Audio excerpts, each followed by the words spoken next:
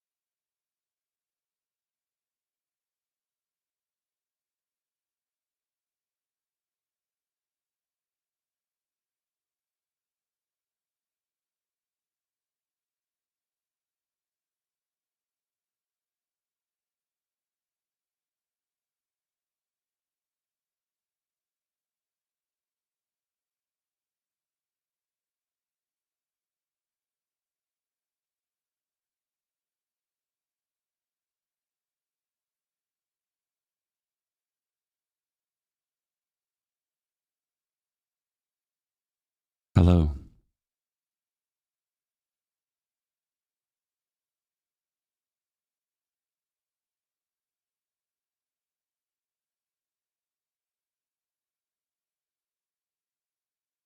Hello.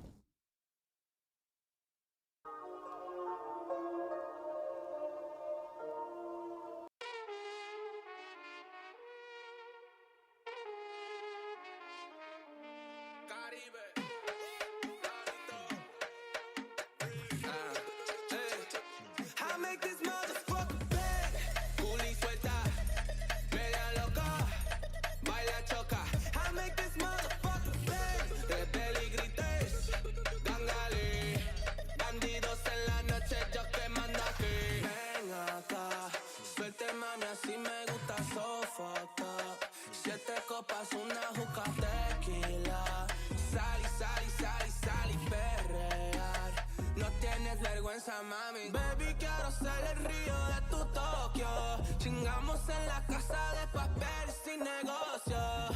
Esta vida nunca se acaba la fiesta. Comiéndote todo el día que se joda esa dieta. I tell that sucker, sucker, sucker, sucker, yeah.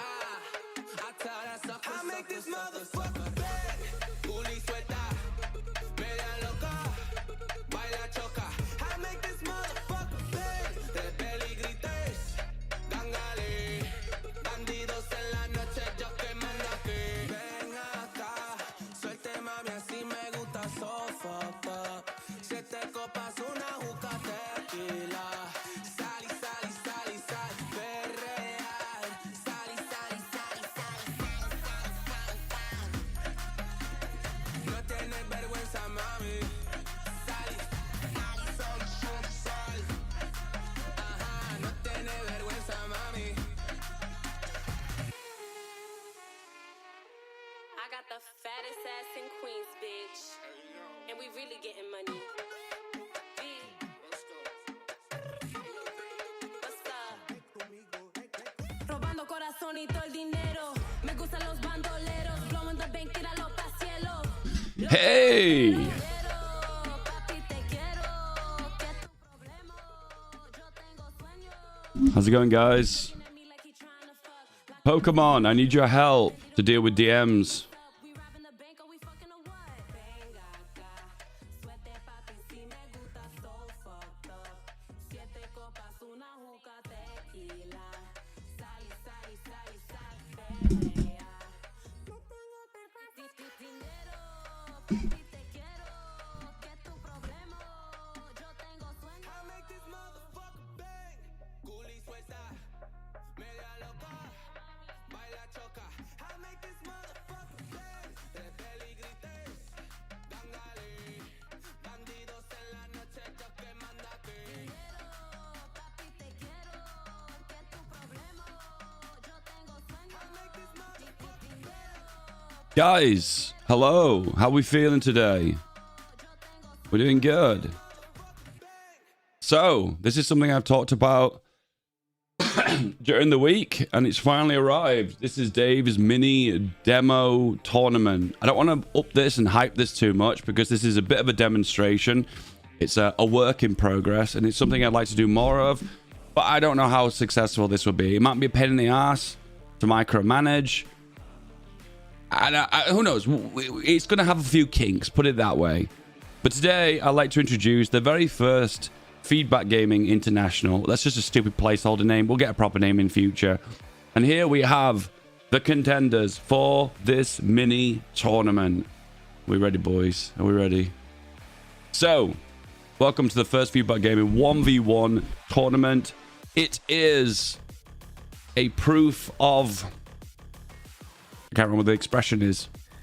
A working demonstration. Put it that way. A prototype. It's a prototype. That's what it is. It's a prototype. Welcome to the very first tournament, and it is a prototype. What is it? So first of all, it will be a 1v1 knockout tournament using the Speed 5 mod.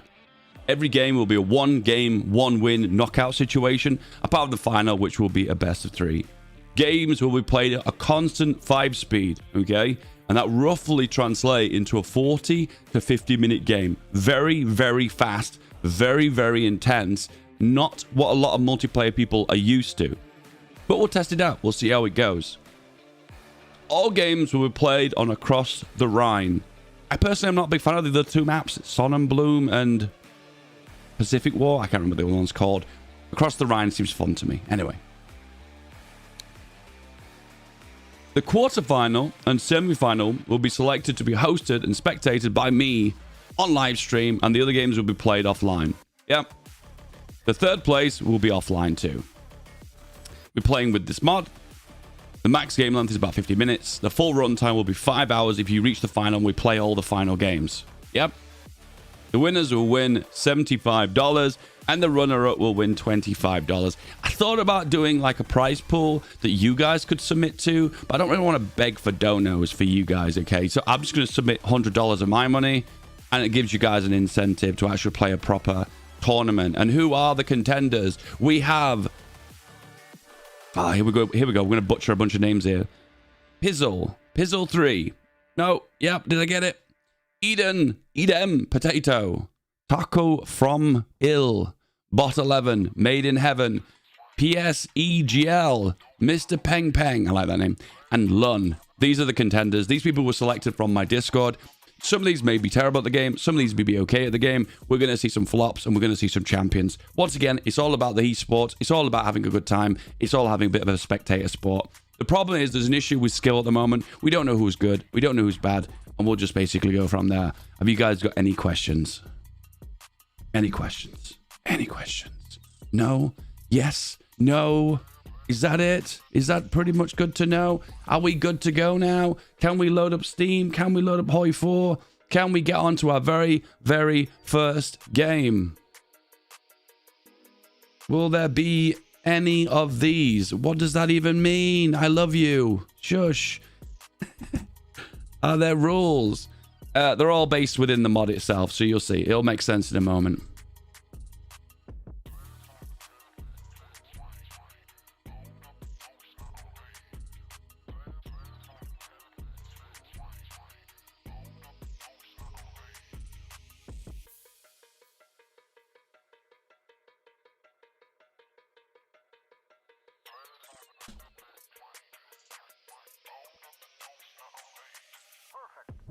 There are going to be a few issues, and one of the issues I've thought of is that if someone hasn't got all the DLC, there might be certain elements of the mod that might be missing. That sucks, but it is what it is, okay? There's not a lot we can do about that.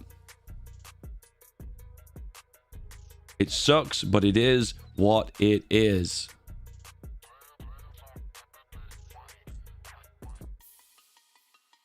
How do you play in the next tournament? You join my Discord and you participate in the MP chat.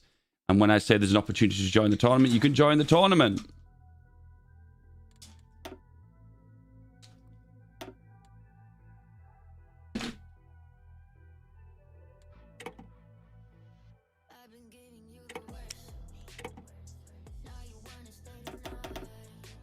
So I want to say this has got nothing to do with Paradox Interactive. This has got nothing to do with Speed 5. This is something I'm arranging personally by myself using the Speed 5 mod.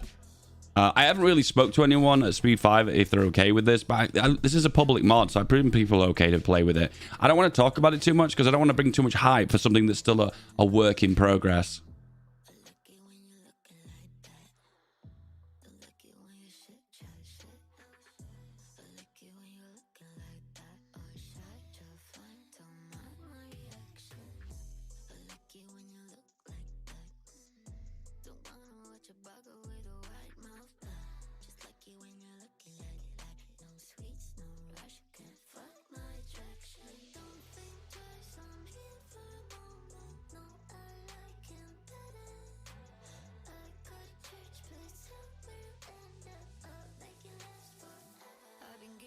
So, the first match we're going to be spectating today is going to be between Pizzle 3 and Edam Potato. Can we do like a poll?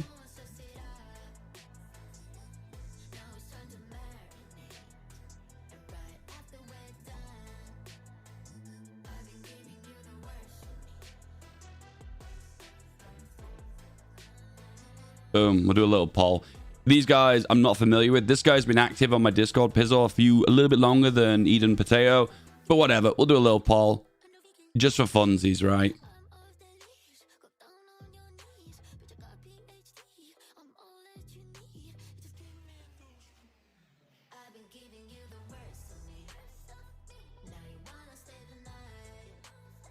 I gave you guys a lot of opportunity to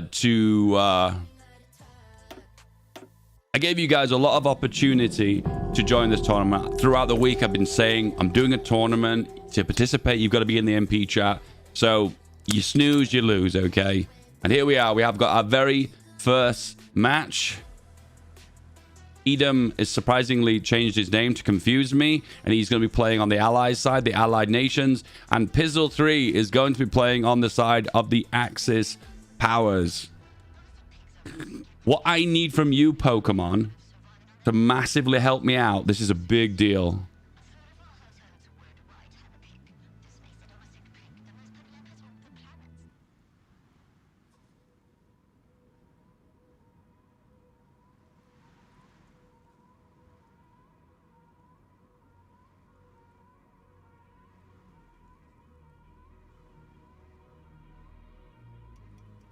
Okay, there's a little of a setup issue here. Just give me a second.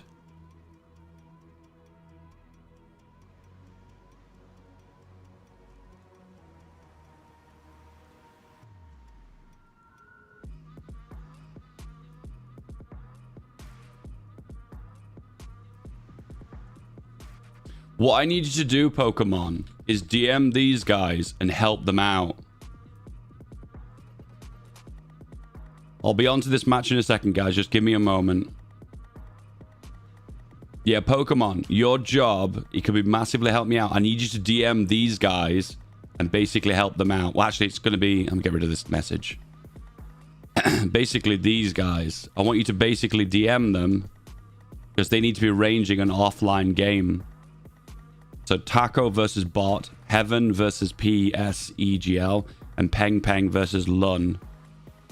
I need you to DM these guys and basically just give them help if they're not getting there and you're not getting anywhere. All they need to do is make a game, host a game using the Speed 5 mod, load up Crossing the Rhine scenario, which is up here at the top. Can't see it now. DM them, just say, do you need any help? I'm here representing feedback for the tournament. And if you need any help, guys, please DM Pokemon. He's going to be our ambassador, MP ambassador.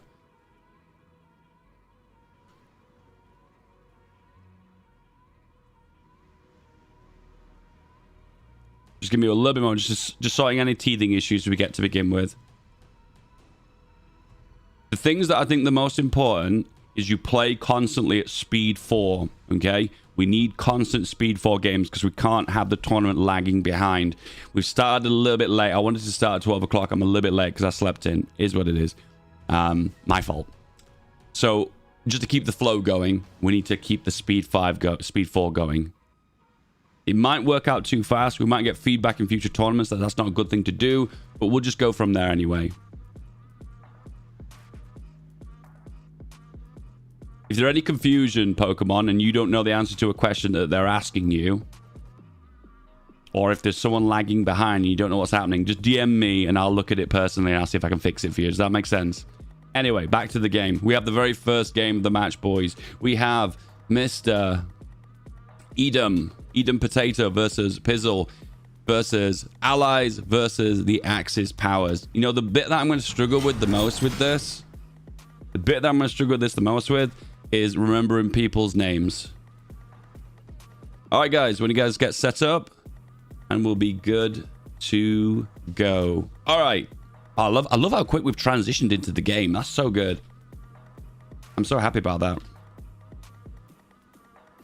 This wouldn't be a tournament without me playing the Red Alert soundtrack, would it? Come on, let's be real. Come on, let's be real.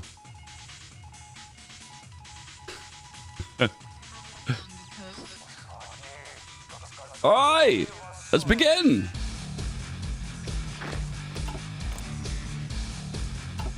So Edam hasn't done anything yet. Looks like Mr. Pizzle is ready.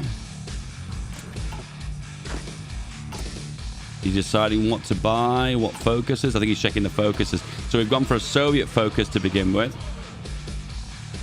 I will give a little bit of a tip for anyone playing this tournament. It seems to be the meta to go for the military factories first. All these right side ones. That seems to be what everyone was doing in the proper tournament. Is one still able to join? No, unfortunately, you are too late, unfortunately. You needed to be in my Discord in the MP chat, which I've been saying like 5 times during the whole week. I gave you guys lots of opportunity to join.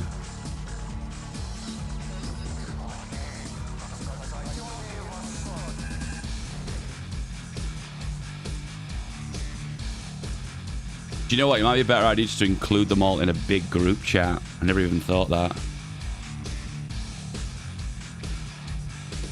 Just 1 second. Sorry, as I said, there's going to be a lot of teething issues with this.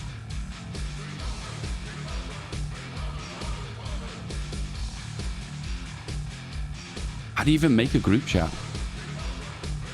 I don't even know how you do it. Oh, you add. You have to add them as friends. Oh, fucking.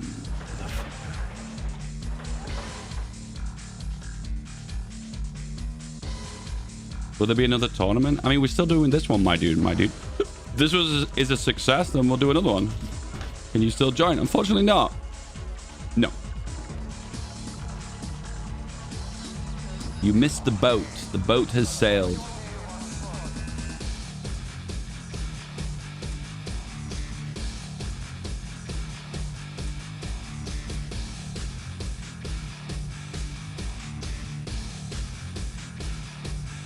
I'm going to be totally honest with you. If you've not got your DMs turned on Discord, this might be really bad for you, because we might be trying to contact you and get hold of you, and it might be a bit of a struggle otherwise. I'll admit, this has been organized at the last minute, so there's going to be issues, but regardless, here we go.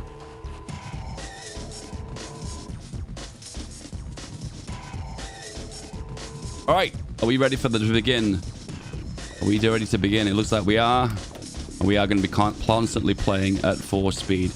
Here we go. If you guys need information about the tournament and everything that it's about, hop into my MP chat on my Discord, and it has a full breakdown of the rules as well as the mod in question.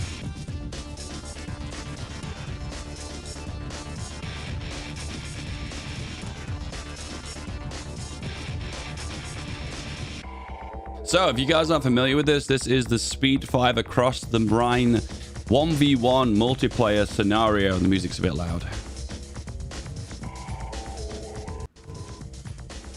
This, I think the biggest concern we're going to have with this tournament at the moment is that because I've never really done one of these before. Well, I kind of have a long time ago, but I had a lot of people helping me. There's just a lot of teething issues I have to deal with to fix problems. There might be lots of problems that crop up. People are going to be upset. It is what it is. But then in future, we'll make better tournaments with the new suggestions that we get. We're basically going to fail, smash our face, knock our teeth out, because we're going to fail so hard. But then when we get up, we'll fix our teeth, get to see a dentist. We'll have the most beautiful teeth in the world because we failed and we have persevered. Does that make sense? No? Okay. All right, so this is how it works. The allies and the Axis powers have a custom focus tree, and this is it. And they get to choose basically to become German, Italians, or Japanese. They've all got bonuses. Some of them spawn equipment. Some of them spawn full divisions. You get the gist of it. Some of them even spawn full navies, like a full navy here with 3 carriers. Pretty OP, right? And then you got the industry ones on the right-hand side. I have said this, and I'll say it again. It does seem to be that the meta is to get the military factories first and then work on your country focus. That seems to be what other players were doing in the official tournament.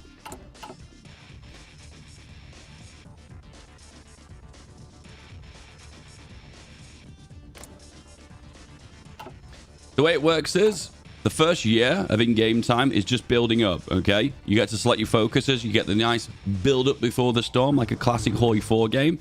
And then both players will declare war on each other. Not only on each other, but also on the League of Neutrality, which is a neutral nation just serving to be a buffer. And then both players will push in, form a front line, and it is a battle for the 3 victory points. We have Holland here in the north.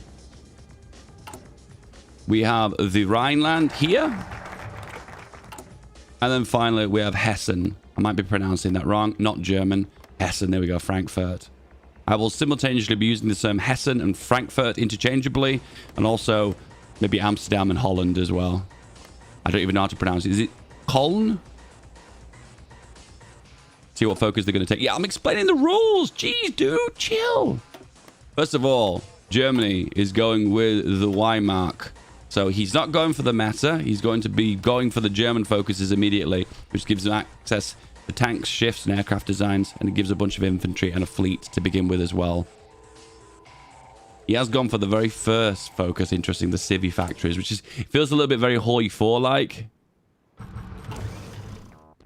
And then the allied player, the Blood and Iron, is the first focus he's going for. Gone for the Soviet Expeditionary Force. So neither of them are kind of playing the meta. That's totally okay. Remember, we've got different skill levels in this tournament. We're going to see different results. It does seem like the Soviet player is going for the... Well, the allied player is going for the Soviet path. It's going to be a bit confusing. The Soviets in France. I don't know. Maybe it will be, maybe it won't. So this gives a lot of XP. So it has the ability to unlock your division templates and whatnot.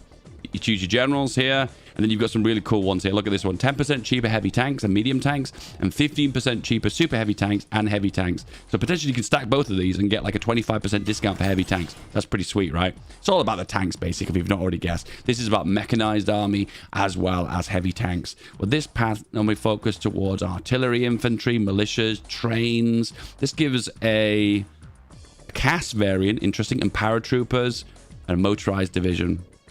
This one's particularly spicy as well. 15% cheaper strategic bombers, tactical bombers, and fighters, which is really good. And then you've got a really good one here. No step back, which screens org. Stronger divisions that are encircled. Consumer goods reduction, recovery rate. Stability is a big one too. Extra attack. Oof, can't complain about that one. How do you play? Unfortunately, it's too late to play. If you want to play for future tournaments, you can join my Discord and click on the MP chat and keep an eye on it in future tournaments. I probably want to do one of these every Sunday. If I can get into a rhythm with it, that'll be really fun. So if you've missed this one, that's cool. There might be another one next Sunday. We'll see, depending how things go.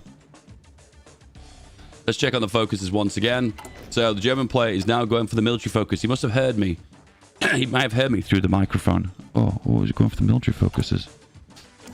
And also, the allied player is going for the industry focuses. They heard me. They must have heard me. And then we'll just go from here. So first of all, the players are going for their original template, which is just infantry.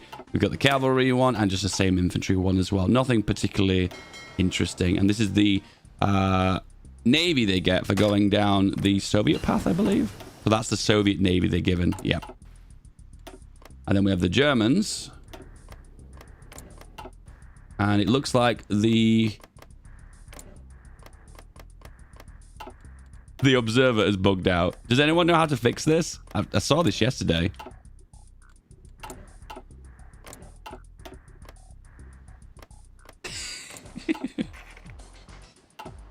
Does anyone know how to fix this with his host? Because this happened yesterday and I don't know how to fix it. Oh, you have to... I'm not in the general view. Shit, that's why. Okay. And the German player is going for the arms, and the division he's got is just basic infantry as well. Standard infantry, standard templates. They've not worked down their focuses further enough to get advantage of some of the more complex templates. Okay, there's not a lot happening right now, so I'm just going to check on my Discord and see if there's anything going on.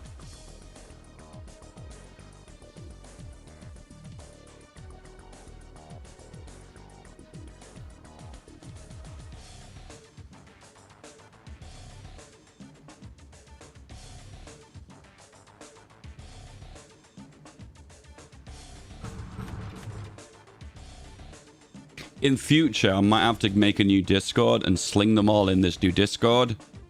Yeah, that probably would be the right thing to do, actually. Yeah, in future, I'll make a new Discord dedicated just for the tournament and have only the members of the tournament in it just to communicate with each other. That probably would be a lot better. Yeah.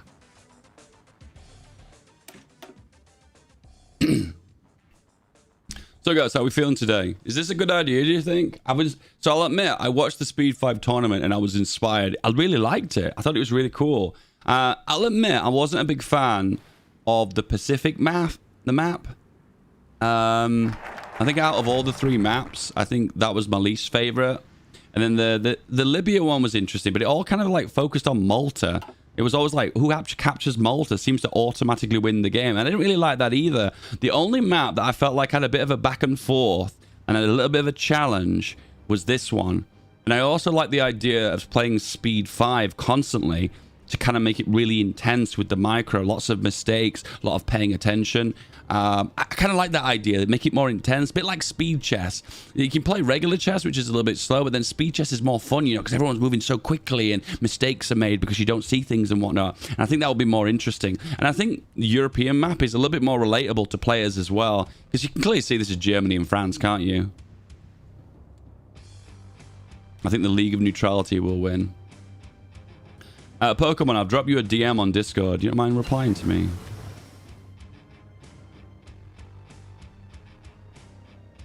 But it's Speed 4. Oh! There's not a lot to report right now, guys. I'm just gonna click here on neutral so no one can cheat. No stream sniping.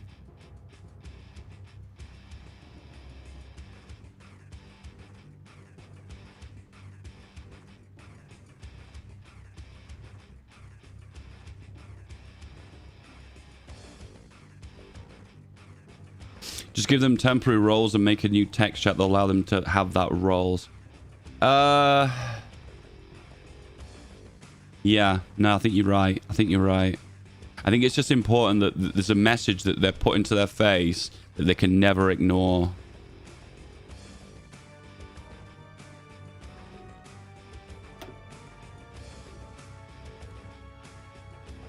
I don't know when it happens, but depending on what path you go down, your nation will change to become that nation. I'm not sure if it's the bottom one. So, for instance, if you go down Arts of Democracy, your nation turns blue as it becomes USA. I think, and then Rule Britannia becomes pink, I think, like UK, and red for the No Step Back. I think. I could be wrong, actually. Love your content. I love you, bro. Thank you so much for joining my stream.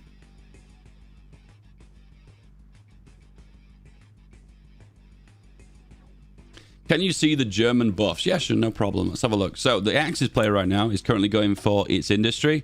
Once again, these military factories early game is going to make a big difference because you build more attention, therefore you can produce more overall. It looks like he's already focusing towards tanks initially. The way most players work is you don't have enough time to produce enough to make a big tank division. It's just not possible. So what you have to do is use your focus tree to get a tank. Well, let's just find a tank in the focus tree. There you go. The 10th Panzer Division. It will spawn a 32 width armor division. Adds technology for a heavy tank chassis and a Panzer IV chassis. And it gives all the bells and whistles so you can make that division, and it will spawn it on the map, and that'll be like your primary tank division. And what you'll tend to find is you'll not really make more of those. You might have time to do that, but it might be quite a late game. But what you'll do is you'll produce tanks to reinforce that one existing division, and that tank will be your sole breadwinner, I guess. He'll be making all the pushes, doing all the forces, doing all the attacks, and doing all the legwork for your infantry on the front line. We have 14 divisions here, exercising. That's what I definitely would recommend. Exercising divisions with low strength is probably not a good idea because they exercise so slow and they take really heavy attrition, so you end up burning a lot of equipment. So I wouldn't usually recommend it. You're training some more divisions as well. The infantry division is just standard. He's not adding any support artillery on or anti-air, which is usually something you would do in single player, but in this map, you don't usually have a lot of time to produce so much. It's not always usually possible.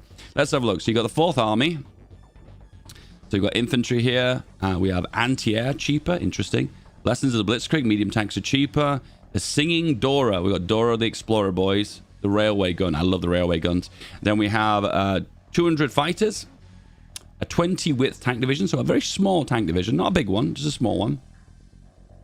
I smell someone eating fish and chips. You've been racist. And then we have a point. Clever Hans, which is...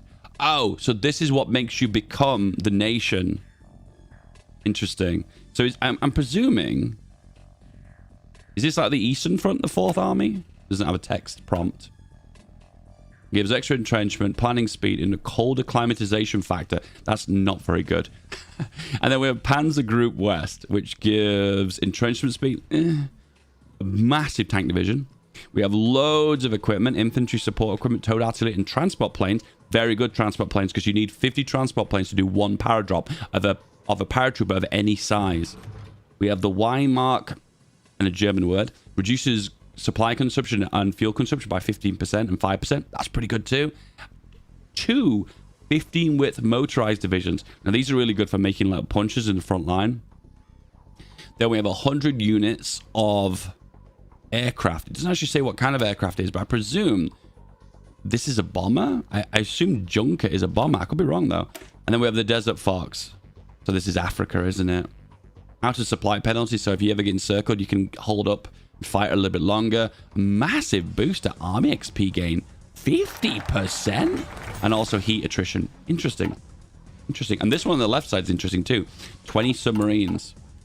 So what we got going on here? So he's gone for the top 3 focuses for the mills. And now he's going for Panzer Elite. Can't remember the rest of the words. Any other divisions? Any other ones? No, just 19 infantry just to hold the front line. One thing that is also quite typical, you saw in a lot of games as well in the Speed 5 tournament, is people spamming out lots of infantry divisions on the front line to, well, initially make lots of infantry equipment, put it that way. I think making a big piggyback of infantry equipment and stockpiling it is useful because at the end of the day, all your equipment, whether it comes down to your garrisons, your tank divisions, your infantry divisions, they all rely on infantry equipment, don't they? So it's important that you do have enough infantry equipment. And you can see he's focusing in... Both players are kind of really broadly making lots of equipment in a lot of different areas, no specific areas. Interesting to see anti-air as well.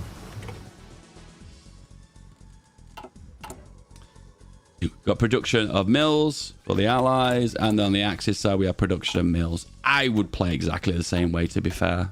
At the end of the day, you want to build up to your limit of mills until you start to run out of resources. Then at that point you'll make civvies, and that's kind of how I play most games these days, apart from when you play a long 1936 to 1939 game, which you tend to make a few civs to begin with to get your economy up and going. Is there a mod on the latest patch? If it is, it made it so that you really get templates and technologies because of he changes his focus, gains various. Paul, I'm not sure what that means. DM me if you know something I don't know. The Ju-87 is a close air support. Interesting. There we go. We'll learn something new. It's not a fighter. It's not a bomber. It's close air support.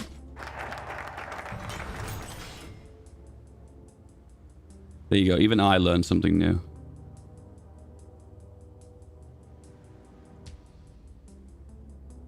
I've heard that they've released Dead Space. There's a remake for Dead Space. I'm really excited about that actually because I love Dead Space. All right, guys. We have 94 days before the declaration of war. And then we get 456 days, so 18 months of game time to decide who holds the victory points. The game can end after the 456 days, and whoever owns a majority of the states is the winner. Or if one player taps out, or if one player capitulates, the game will end early. What doctrines are they doing? That's interesting. So what doctrines have we got? So the Allies have not selected a doctrine, but they have a bonus for Grand Battle Plan. That would be advisable if they did do that. And then land doctrine. The Germans have gone for mobile warfare. Mobile. Mike, we can't hear. What? Can you guys hear my microphone? Can you hear me?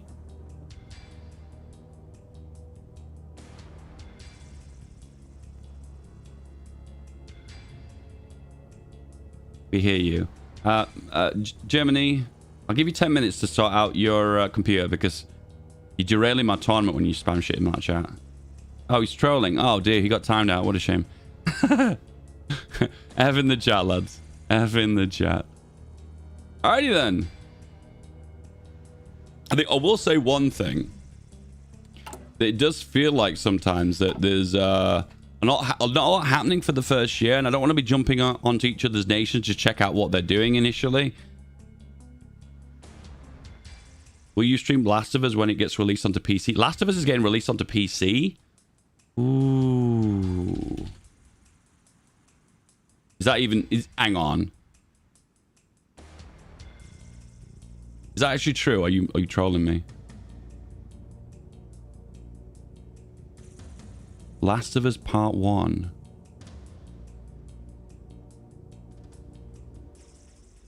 We're coming 3rd of March 2023. Wow. Why did it take them so long to release this on PC? Did they have like a exclusivity agreement with Sony or something? I still haven't watched the TV show too. It looks really good. I have played Last of Us. I played like maybe like 3 or 4 hours of it. I played it on my girlfriend's PS4. And the game is so hard, but it's so good. 51 days, lads. We are counting down. Checking my Discord, see if there's any issues.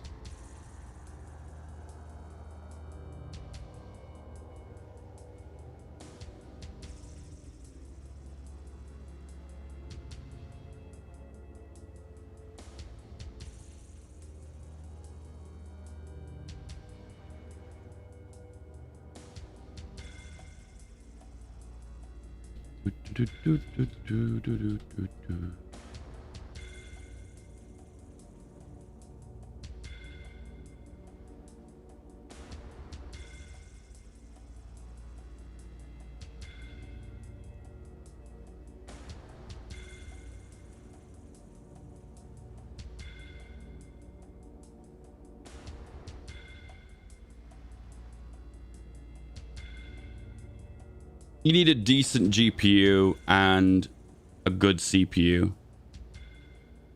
See, the GPU is needed, but a decent one will do. Where if you go for a god tier CPU, you will definitely get better performance. Okay, allied player, what are we up to? So we've got standard divisions, and he's gone for a single battalion of artillery. That's pretty good. So it's got nice, decent soft attack. That's nice to see. So this infantry has got a little bit of punching power. He's researching right now. So he's producing right now. The Heavy Tank 2. That's how it looks. It consists... oh, Churchill boy. Oof. Churchill boy. Got 52% reliability. Loads of machine guns. Radio. And a big gun. The only downside of this tank is it is very pricey. And the reliability is a bit... rubbish. That's the only downside that I will say. Overall, when it comes down to the armor, the breakthrough, and the piercing, it's pretty good. It's pretty good. I think the only concern you'd run into this is when you use this tank for long periods, you will find that a lot of them will burn out from attrition and you'll lose quite a few of them. That's the only downside. So he is going down the path of cheap, heavy tanks. So 15% cheaper heavy tanks with this focus. And he's going for the Stalingrad Tractor Factory, which reduces the cost of tanks by a further 10%, making these babies super, super, super cheap. Come Can we see the breakdown? No, can't get a hover down for a breakdown. No, unfortunately not. Wait, no, wait. No. No.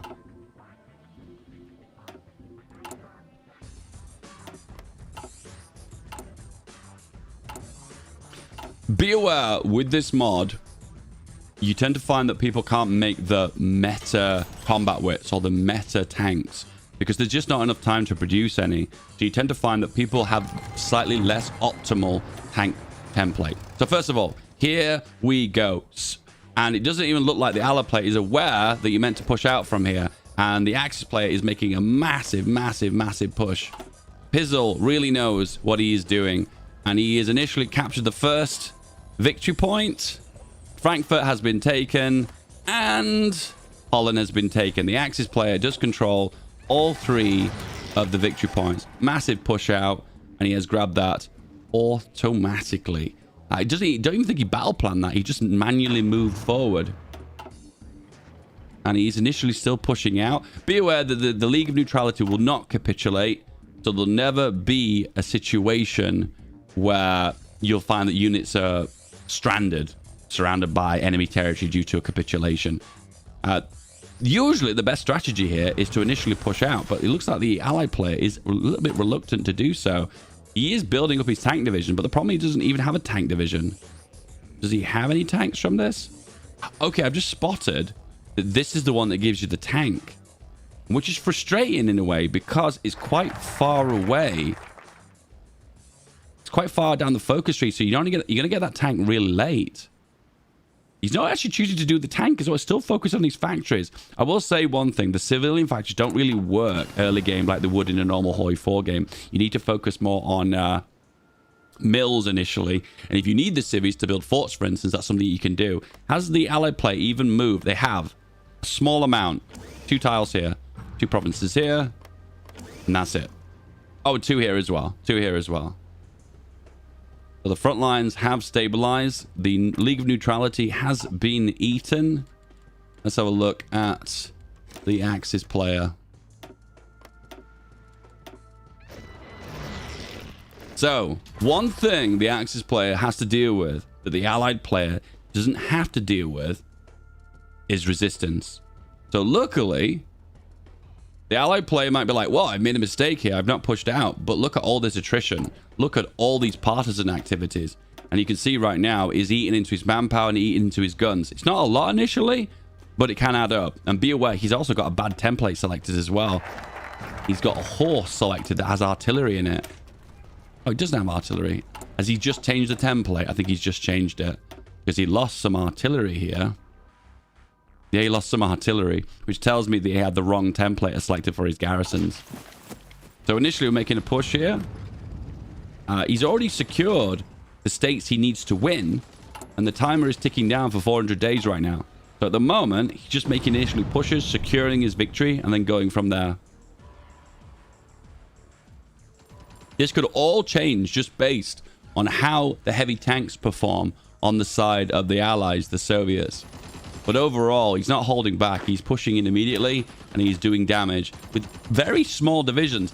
Ooh, I'm not sure I'm a big fan of engineers on small divisions. I feel like they're not cost effective. Engineers on a minimum of 20 width, yeah, that feels cost effective. When the divisions get really small, it doesn't feel that worthwhile. The focus for the Axis player is, I think that's meant to be establish a blocking force. That's a spelling error, right? Establish a blocking force, which basically gives engineer bonus. You know how I feel about engineers, guys. And what else we got going on? So he's got the close air support. He's got the 15 width motorized. He's gone for the equipment. And he has got the 32 width tank division, which is this beastie boy. Let's have a look at it. Oh, Tiger tanks, boys. 110 Panzer tanks. Panzer tanks. Panzer Tiger tanks. And he's not messing around. The minute he gets his tank on the field, he initially starts pushing in immediately. And he does not mess around. In there, immediately doing damage. That's the beauty of getting a tank on the battlefield as early as possible.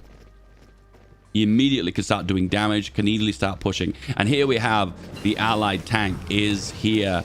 Let's have a look. It is currently not full strength, though. It's 109 mechanized is missing. Is this the one he got through the focus? It's not. This is actually one he's built himself. Let's have a look at the tank. Oh, it's a very small one. He's trying to make his own tank. He doesn't realize that you can get this tank through the focus tree and rely on that one. This is a bad situation. For the next 70 days, while he's waiting for this focus to complete, he's going to be super exposed because this tank will have no attacking power behind it. And he's also having supply problems. He's lacking trains right now. He's not even aware of that. He needs to hit the emergency train button. Is he producing any trains? No, he's not. So he's having supply issues of his own front line. He doesn't have the attack power of his current tank division.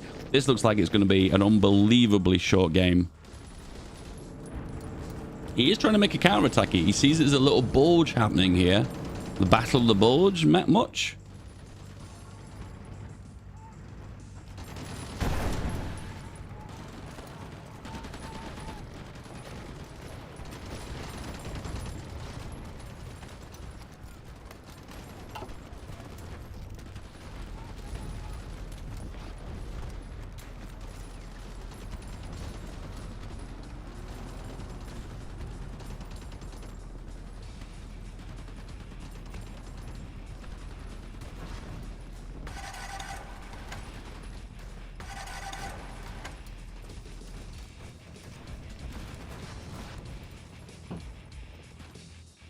Once again, big pushes happening. Encirclement happening in the north. Dear me. He still hasn't got the second tank cores. Division instantly squished. Because once again, he's coming up against a massive tank division with loads of attack power. There's very little he can do. He is using his one tank, though, to defend Paris, which is kind of funny.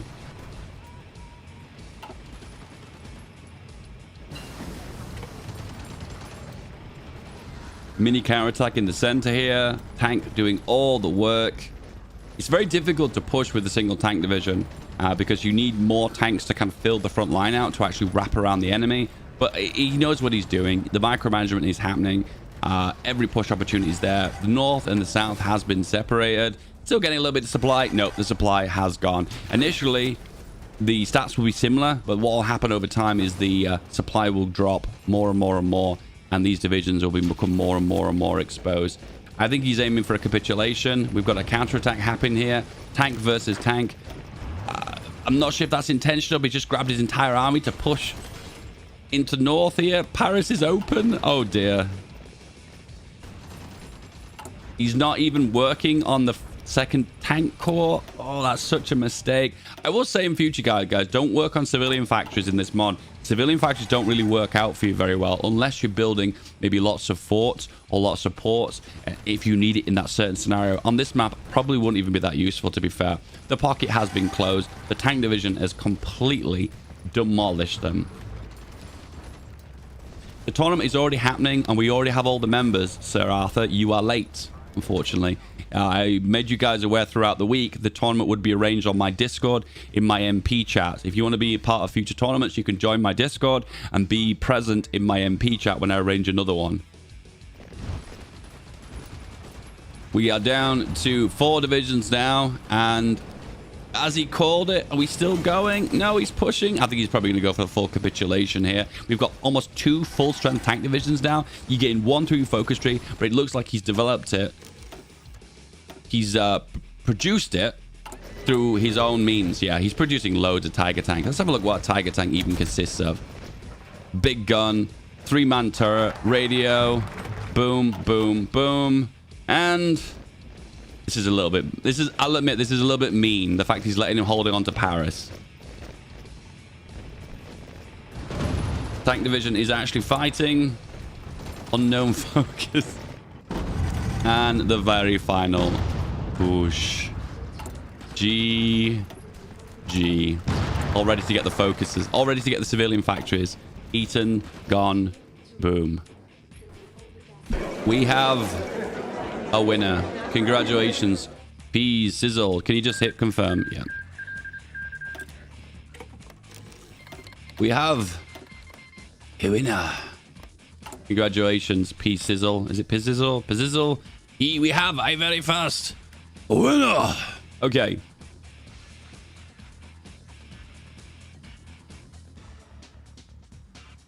Let me just update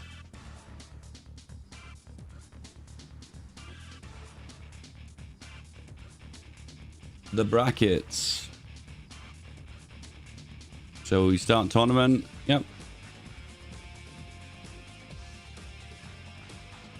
Boom.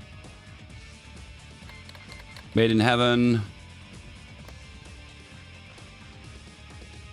Made in Heaven. Lost to PSEGL.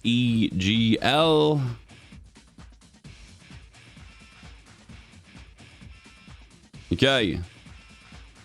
Pokemon, can we get an update on how the other members are doing in their offline games?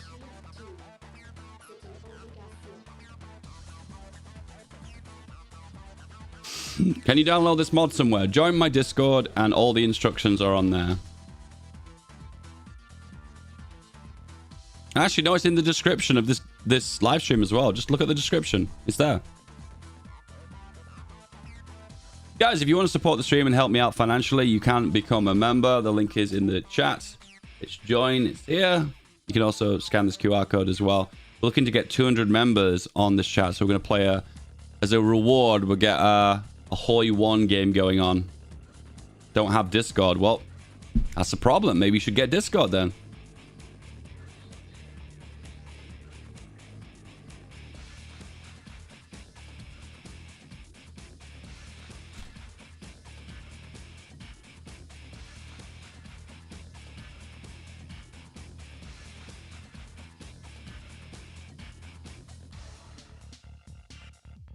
Did not start the month with like 40 members? Yes, yes. I'll admit half of those members are from Gifted though, because some of you guys have been stupid generous. Mr. Peng Peng has won his match. I like his name, Mr. Peng Peng. That's pretty funny.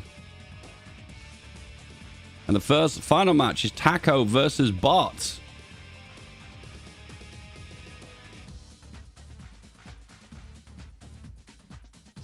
Bot has won. Oh, I love how well this is flowing so far, boys. So, here we are so far. Pizzle won his first game. Eden Pateo has been eliminated. Bot versus Taco. Bot is through. Taco, goodbye. Made in Heaven is dropped. PSEGL is through. Mr. Peng Peng and Lun Peng Peng is through. We now have the semi-finals. We're doing really well for time, boys, to be fair. I'm actually really surprised. The time is going really well. How are we doing for live stream time as well? 52 minutes. Okay, no, I think we're doing all right for time. All right, the match I'm going to be watching next is PSEGL versus Mr. Peng Peng.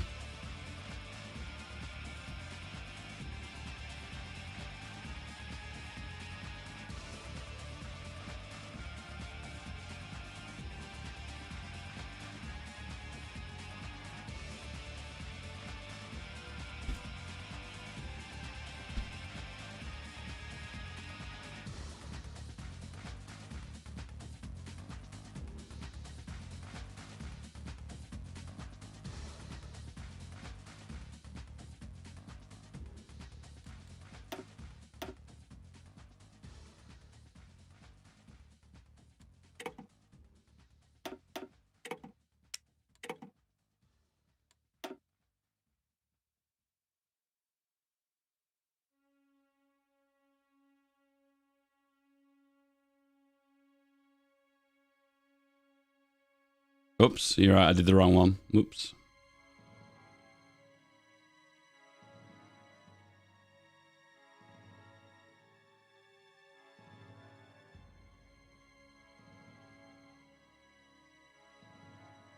I've literally entered the password, but I've forgotten what the password is. I kid you not.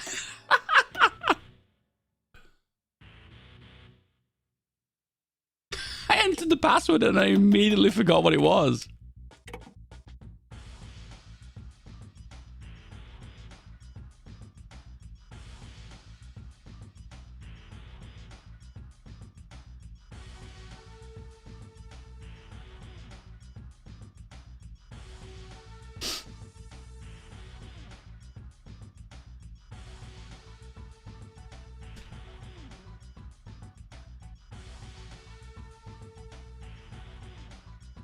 Germany, I don't know how you typing this into my chat is helping your dilemma. Listen, man. Google it. Look into it yourself. Try and figure it out. I have no control of your accounts, dude. I don't know why you're typing that in my chat, my dude. I can't help you.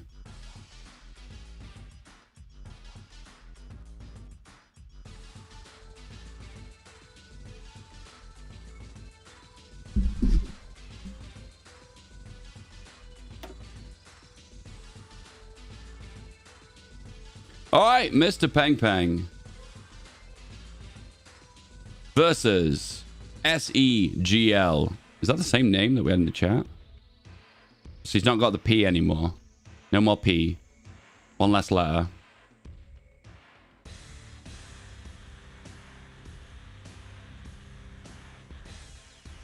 Alrighty then. Are we good to go?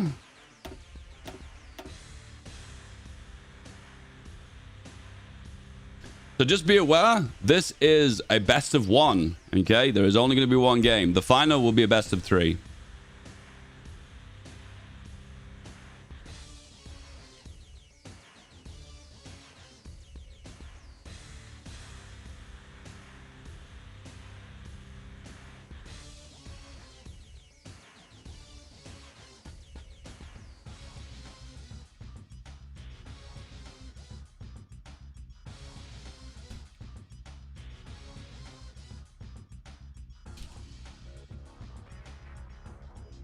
Okay, just a heads up, guys. If you do lose the next match, don't run away because there's a third place runoff for $25. Yeah. So the third place is $25 and the first place is $75. So just be aware of that, okay? Is there a prize pool? Yes, $75 for the win and second place. That doesn't make any sense. What did I just say? That makes no sense. Let me just... I mean, I wrote it down, but I've completely forgot what it is. I didn't sleep very well last night. Forgive me.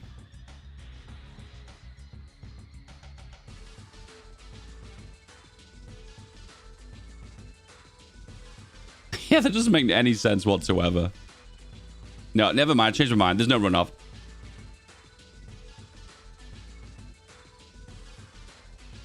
I changed my mind on that one. Sorry, guys. I feel like I should have thought about this ahead of time.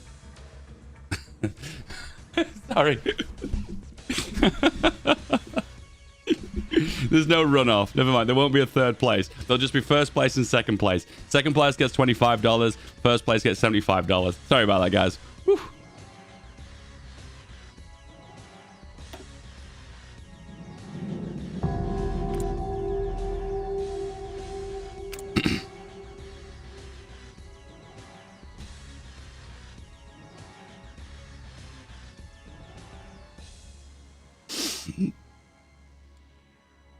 Okay, here we are for the semi-finals, boys. We have 2 victorious boyos playing against each other. So now it is the battle of the victors. We have 1-0 Allied Nations, which is SEGL, versus 1-0 undefeated boyo, Mr. Peng Peng. I love that name. It's great. It's very memorable. Against each other 1v1. First focus, industrialization. First focus is... He's not selected his first focus yet. He's still setting up. We'll give him a bit more time. I thought esports went today, right now. This Pizzle did win. Who are we going to get, guys? Who's going to win? Do we even need to do a poll? Nah, we're not doing the poll balls, so it's not fun. We'll get the guys a little bit while to set up. If I notice both people have not done all their assigned bullshit. Yeah, they're good. That's good. Good to go. Let's go. Here we go.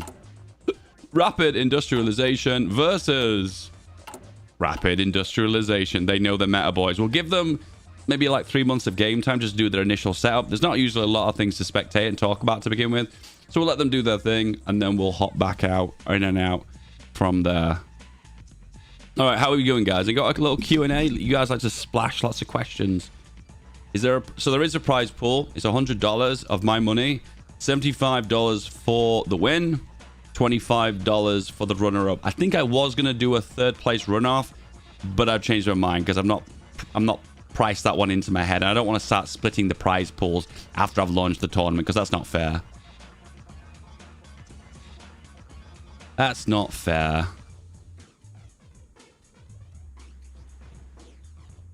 Yeah, I don't think that's very fair to start splitting prize pools after when the tournament's already begun.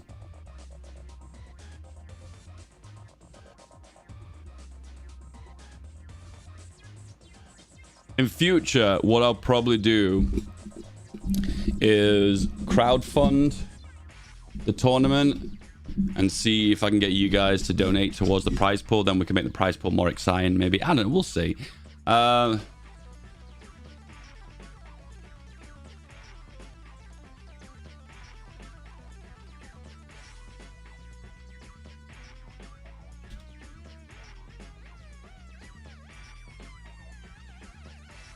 I have 1k hours. Can I join? Unfortunately not. The tournament has already begun. The members have already been selected.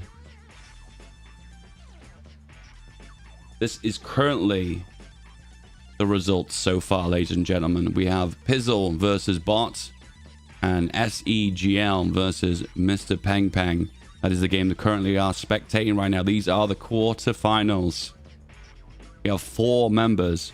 Undefeated, 1-0s.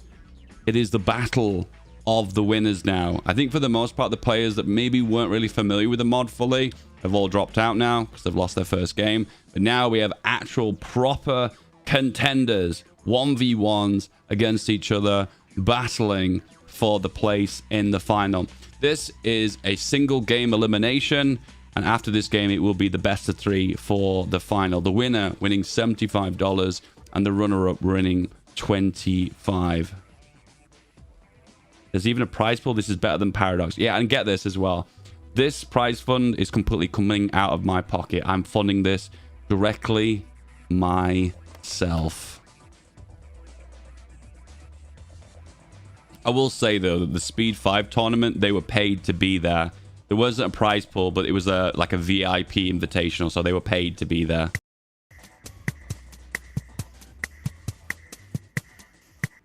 What the hell just happened?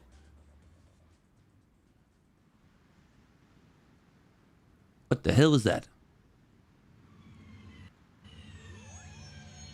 Oh boy. This is a popular song. Paid to be there. Yes. Yes.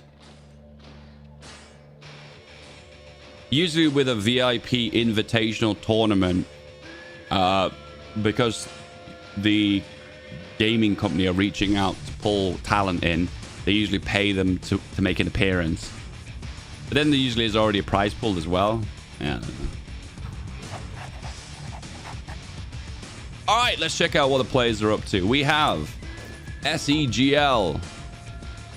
We have a bunch of engineer templates. He's changed the icon to deceive his opponent. This is quite a popular multiplayer tactic to use this. So what you do, the music's a bit loud. What you do is you change the icon to deceive your opponent into believing it maybe is a different template. So what you quite typically will do is change all your infantry into tanks to kind of confuse where the actual tank division is. It's quite sneaky, but hey, it's legit. There's no change to the division itself. Let's have a look at the production. So we're focusing on guns, usually a good thing to do early game. He's focusing on supply immediately. That's really good. Focusing on the trains, working on the motorized, and a little bit in support equipment too, and also convoys. Spread out, a lot of combat equipment being produced, which is kind of interesting. When it comes down to the focuses, though, as predicted, he has gone for the first start rapid industrialization, and he's going for the Soviet Union. Is he going to go for the 5th Guards Tank Army, or is he going to go for the Shock Army? A lot of different tools here, like paratroopers, railway guns, CAS, motorized divisions. Interesting combination of lots of different stuff. Well, the left side is just tanks. You know, it's all about the tanks. Tanks, tanks, tanks, tanks, tanks. This was interesting too. Men of the Lines getting 50% extra recruitable factor. That is actually more effective than you would even think. And it gives free extensive conscription. So this is manpower and tanks. What an interesting combination. When it comes down to doctrines, on the other hand, we've got no selections there. It's a little bit early for that. Next up, we have the Axis powers. What is the production like? Actually, what are the tanks like to begin with? We have the castle with a 10 width infantry. And we have lots and lots of infantry equipment. I did notice in the Speed Fight tournament, it was very common to mass produce infantry equipment at the very start of the game. And then when you've got more of your focuses unlocked, then you start to divide up more of the production. It's kind of get a piggy bank of infantry equipment, and then start to focus on other equipment. Mr. Peng Peng feels like he knows what he's doing, and I'm feeling it. I'm feeling it from him, and he's focusing primarily on the military equipment, which was at the time the meta, and it does seem to be what he's exactly doing. Peng Peng looks like favored in this mini matchup.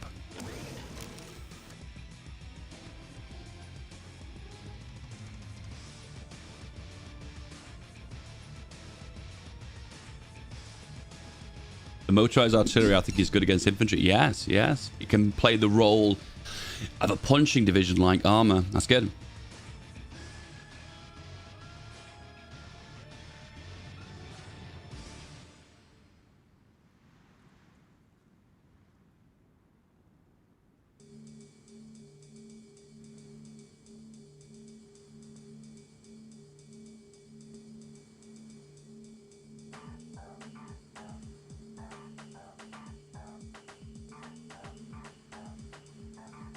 I am repeating myself quite a bit. Maybe I should record a little soundbite. In future, if you want to join these tournaments, I'll be holding them on Sunday at midday UK time. I'm not sure how consistent I will be, but overall, you need to be in my Discord, look in the MP chat, and I will ping in there and select members from my Discord initially. If I don't get enough people, I could do a bigger tournament. I can select people from my YouTube or Twitch chat. You've got to be there to be in it. Unfortunately, the game's already started now, so we will not be selecting any new members for the tournament. Good luck. In future, if you want to join these tournaments, I'll be holding them on Sunday at midday UK time. I'm not sure how consistent I will be, but overall, you need to be in my Discord, look in the MP chat, and I will ping in there and select members from my Discord initially. If I don't get enough people, I could do a bigger tournament. I can select people from my YouTube or Twitch chat. You've got to be there to be in it. Unfortunately, the game's already started now, so we will not be selecting any new members for the tournament. Good luck. Damn, it's like I'm a professional. I'm a professional. So just a little recap. How does it work? Allied nations versus the Axis powers. When the countdown reaches 0, the Allied powers will declare war on the League of Neutrality and the Axis powers, and they will push forward to grab the 3 key victory points. Same applies to the Axis, and the 3 key victory points are Holland. We also have Rhineland, and we also have Frankfurt. If you secure a majority of these 3 states, when the timer elapses, which will be 18 months when after the war is declared, you will be the victor. If you manage to capitulate your opponent, you will also be the victor. If the other player taps out and gives up or has to leave for whatever reason, that also will give you the win for the other player. Do the rules make sense? Do you understand? I believe this was made by Speed5, but I think it was actually developed by Midgeman. But there might have been multiple modders to be making this mod. It's a really good mod though, and I feel like there are some graphics in here that are specifically not in Hoi 4, but they were made by the Hoi 4 devs. Like this icon here, is this actually in the base game? I feel like I've not seen this one before. I could be, you know, I could be totally wrong actually. These could be all icons from base game Hoi 4. I could be wrong. Anyway, so the war starts in 1941. It does. It does. I don't want, guys, I don't really like...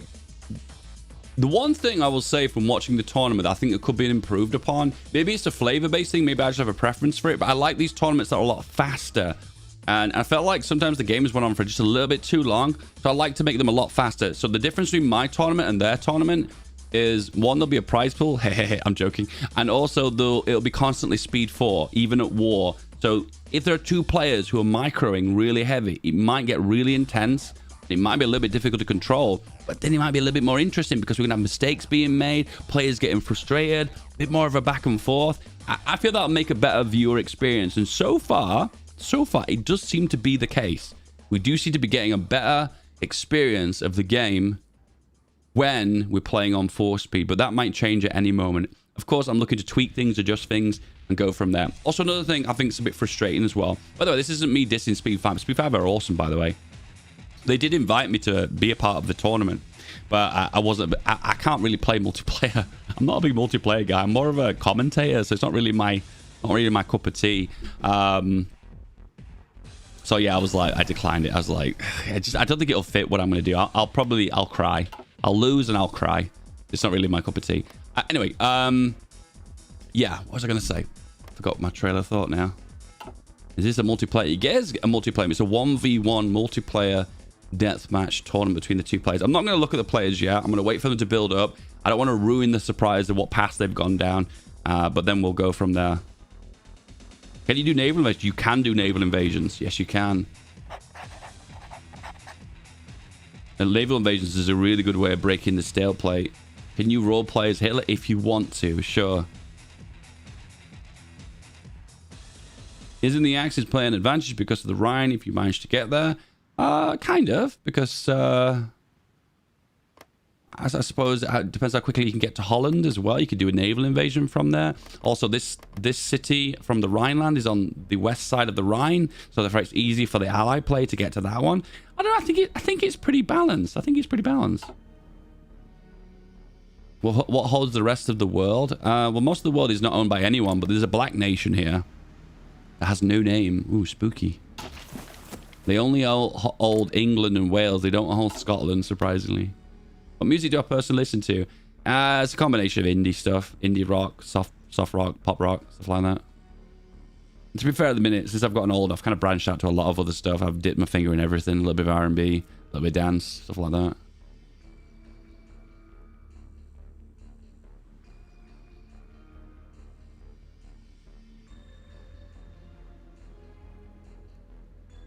It's the Roman Empire.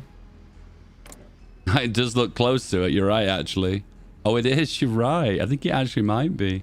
This still doesn't explain why they own Poland. It might be something to do with the way the game's code works. Anyway, let's hop into the Allied nation and see what's going on. So, SEGL has gone for the Soviet path.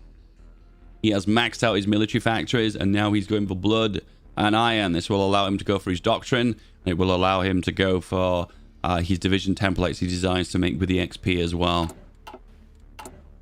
Production, he's spamming out his infantry to get a little bit of a secured front line.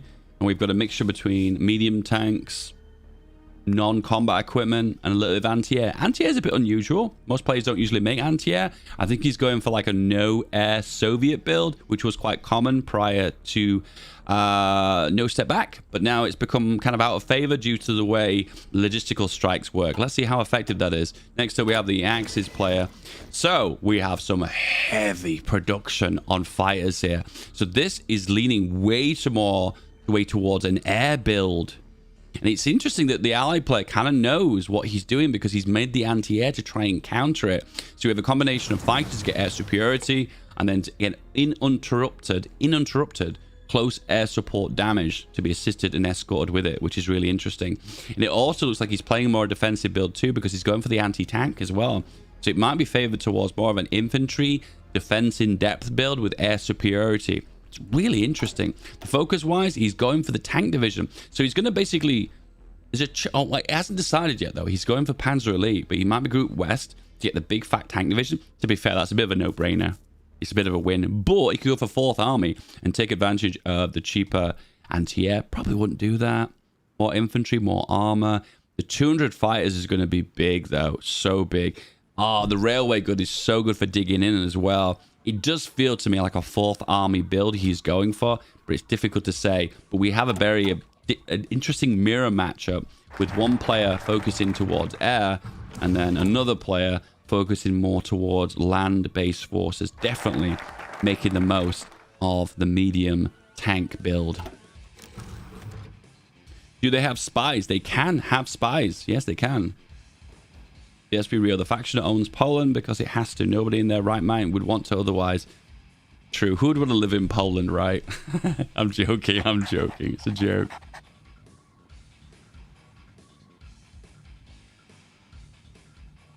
Dave, give me a Hoi 4 challenge.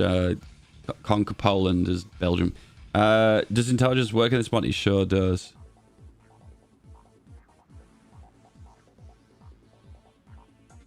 You start with a navy? No, but the first focuses will give you a navy. If you look at the focuses here, let's have a look. The Commonwealth gives you a fleet. Says, and a fleet. US Army, a fleet. And a fleet. So they all give you fleets. Probably the best one, though, is the British fleet. Because you get a fleet with this one. Then also you get the Mediterranean fleet, which adds 2 battleships and an aircraft carrier. The best fleet on the Allies is the British fleet. And the best fleet on the Axis side is the Japanese. A fleet with 3 aircraft carriers. So if you want to get naval supremacy, it's either going to be the Commonwealth, the British Empire, or the Japanese Empire. One of the two.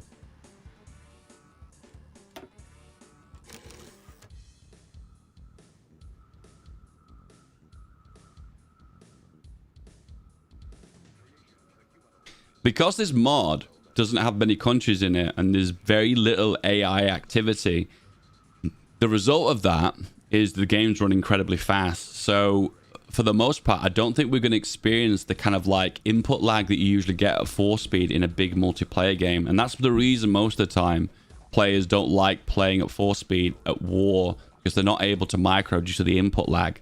But this mod might not even have that problem. I love mods like this, by the way. I love these kind of small scale scenario based mods. And it's surprising that the Hoi 4 community has not developed more of them, particularly the modding scene. I wonder if making the maps for them is quite tricky. Once again, very little modding experience, so I don't really know how it works.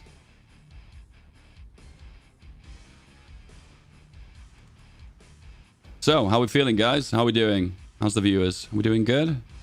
So just to recap what we're doing right now, this is a mini little tournament that FeedBackGaming has arranged with my own prize pool. $75 for the winner, $25 for the runner-up. If you want to be involved in future tournaments, you can join my Discord and look at the MP chat. We're looking to arrange them every Sunday around about midday. Mini tournaments, nice and fast, beginning to end, all in one day, and nice and speedy and quick. Hopefully showing off some really good talent from some awesome players. So we have the undefeated Pizzle versus Bot.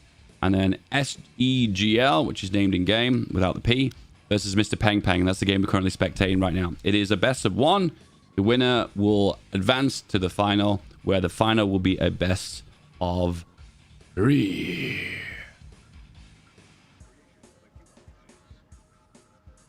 There's a mod for EU4. Sometimes it's called Europa only. Deletes most of the nations in New World. And the game runs like butter with it. Really? Mango, if you could link that in my modding chat, I'd be really curious to play that one, actually. One of my issues with the EU4, I feel like I hate the way it chugs along sometimes. Especially the 3 scenarios, I had to code in ways to remove and add land and nations for each scenario. Wow. Are you one of the developers of this mod? A poll, please? You'd like me to do a poll? Okay, guys, we have 1 month before war is declared. Both nations will declare war on each other, as well as the League of Neutrality. They'll push towards the victory points. The one who controls most victory points at the end of 18 months of combat wartime will be the victor. Or if one nation gets capitulated, or if one nation taps out. I made it for Midgeman. 2 others helped out a bit. Oh, okay. All right, okay. That's cool. That's cool. I wanted to kind of keep this kind of low-key, by the way. I didn't want to, like... I was tempted to DM Midgeman and say, I'm doing my little mini tournament. Are you okay to do it? But I'm like, this is a public mod, so they're sure they're going to be okay with this. And I didn't want to make too much publicity about it because it's kind of a bit of a test run, and there's probably going to be lots of teething problems. And I didn't want to run into... problems and embarrass myself, so I kept it all kind of low-key. I'm actually surprised you made your way here. How did you find this live stream? How did you find this? How did you get here? I'll give you one thing, my dude. You're incredibly talented. This mod is fantastic. It is really, really good. The one that blows my mind the most is the balancing aspect. I feel like maybe it's you, maybe it's the team, maybe it's Midgeman, but you guys have done a fantastic job of balancing this. I would have thought the Hoi 4 mechanics would make the game incredibly difficult to balance. Anyway, the Allied nation is working on Steel Mountains. He is going for the heavy tank build. Has he got any other divisions? No, he's working his own tank, though.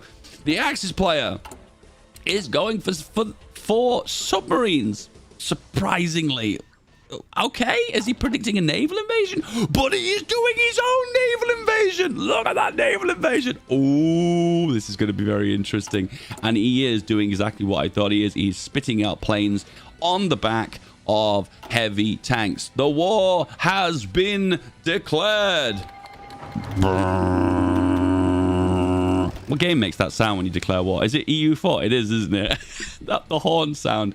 So initially, straight away, motorized division pushing for Holland initially, has secured it. Next one, grabbing the Rhineland with the heavy tank, and it does look like Hessen has been secured by the Axis. We are literally seeing a German blitzkrieg, a recreation of that. However, it does look like the air superiority element is going to be a big deal here. What's going to happen is the entrenchment and the air is going to make a very big difference to the Allies. So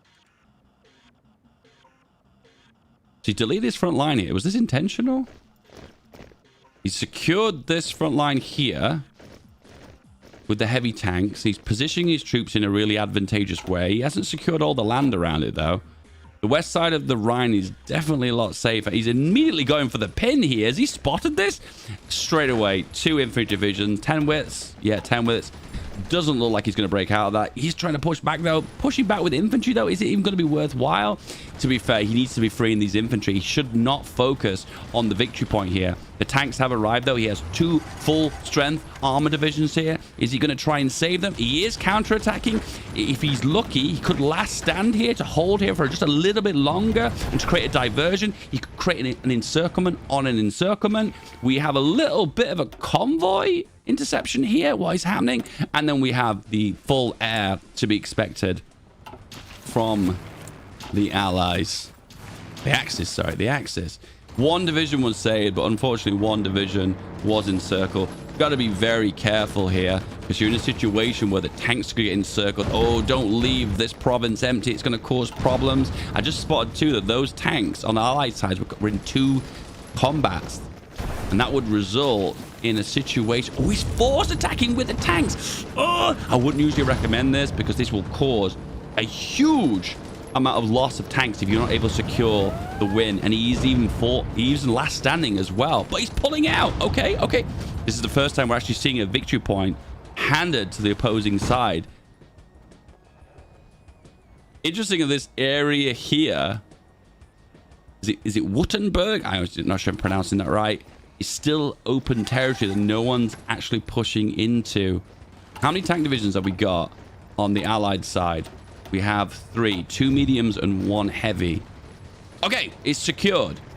The Allies now control 1 of the 3 victory points. So it is slightly now Axis favored. Now the Axis player now just needs to desperately dig in. It's interesting he's making a little push in the center here. Now this would be a really great time for the Axis player to go down the civilian factories and then use those civvies to build forts in the 2 victory points that he needs to hold on to. Hold Frankfurt and also hold down to Amsterdam and secure those regions and play and dig in and turtle for the long game. But it doesn't look like he's actually selected a national focus. Maybe that's intentional. Oh no, he's going for supplies from the sky. Is he potentially using paratroopers? He could. Oh, but it gives you so much free equipment. That's really good. That's really good. That will help you out so much in the long run. Meanwhile, the Allies has not selected a focus. That could be intentional because some of these advisors are really good. They're only 50 political power and they give you all geniuses, which is amazing, right? I mean, he's got a genius for recovery rate, armor, and infantry. So every infantry and tank division has some amazing attacking potential. This front line here, the very southern bit, doesn't really see a lot of activity. It feels like maybe there should be a victory point here as well. But because of the 3 victory points are all tucked together in the north, this area doesn't see a lot of action. But you do see a little bit of a push and pull happening sometimes in this region of, well, players not defending it and therefore counterattacking. The Allied player is just like, you know what, I'm not even going to bother holding on to this region. But it could cause problems late game if he's going to push into here and just cause a diversion. Anyway, combat is happening in the north here. It looks like the Axis player did make a push, made an encirclement. We have tank-on-tank battles here. 1 division has been encircled. That's 2 divisions down for the Allied player. Tank battle here. The Tiger tank, doesn't look like a tiger, versus The medium, what does it consist of? Medium Soviet A-20s. That's the tank that was used really early in the war, wasn't it? I see that the Alex's play is taking advantage of last stand. That's really good. Because remember, he's defending at the end of the day. But by the looks of things, there's lots of gaps happening in this front line here. Oh, he's done exactly what I thought he was. The Axis player is actually pushing forward. This is not looking good for the Allied player. Sure, he's got tanks. Sure, he's got attack potential. But when you've got heavy air on the side of the Axis, it's very hard to make breakthroughs. And with the lack of infantry divisions on the front line, there's going to be so many gaps. It's going to be so difficult. Is 400 for equipment worth that much? That is huge, dude. You have no idea. You've not played this mod. Trust me, that's huge. Next up, we're trading more infantry, which is always good. Thickening that front line, building a more of an entrenchment, still spitting out the fighters. Lost quite a bit of cast, probably due to the Allies' anti-air capabilities. He's gone for the standard infantry, which he has 14 of those. He probably needs more than 14. That's not enough to hold the front line. And he is going for another push here with the motorized division. Motorized consists of just motorized and a recon. Interesting. And another infantry division has been eaten. Is he even able to save this? It's such a good defensive position too, because you've got forests here, you've got rivers wrapped around. I don't think this is going to be easy to save. I think this division is done. Dot Tonk. This is the classic Tommy K dot before the division name. It's a special formula that gives the division extra magical attack abilities that no one will ever mention or talk about. Oh, we have a huge push through the south. This is big. This is big because, once again, you're not really going to secure any real land with this. But what this does is it makes you pull divisions off the top and pull them southwards, and it creates a situation where you have to kind of play a little bit more desperately. Ooh, there's a good push happening here. Oh, encirclement potential coming. One division is open. Oh, that's a free encirclement for the Allies, and then another division down for the Allies. And it looks like another division down by the Allies as well in the north. Right now, all 3 victory points are being held by the Germans, and the Germans too are pushing super hard into the Allies with absolutely huge gaps in the front line. When you've not got infantry holding the front line and you just got tanks down here, you are in a massive 1v1 encirclement potential situation, and losing these tanks will be devastating. If these 3 tanks that are being used by the Allies right now get encircled, it is over. It is done.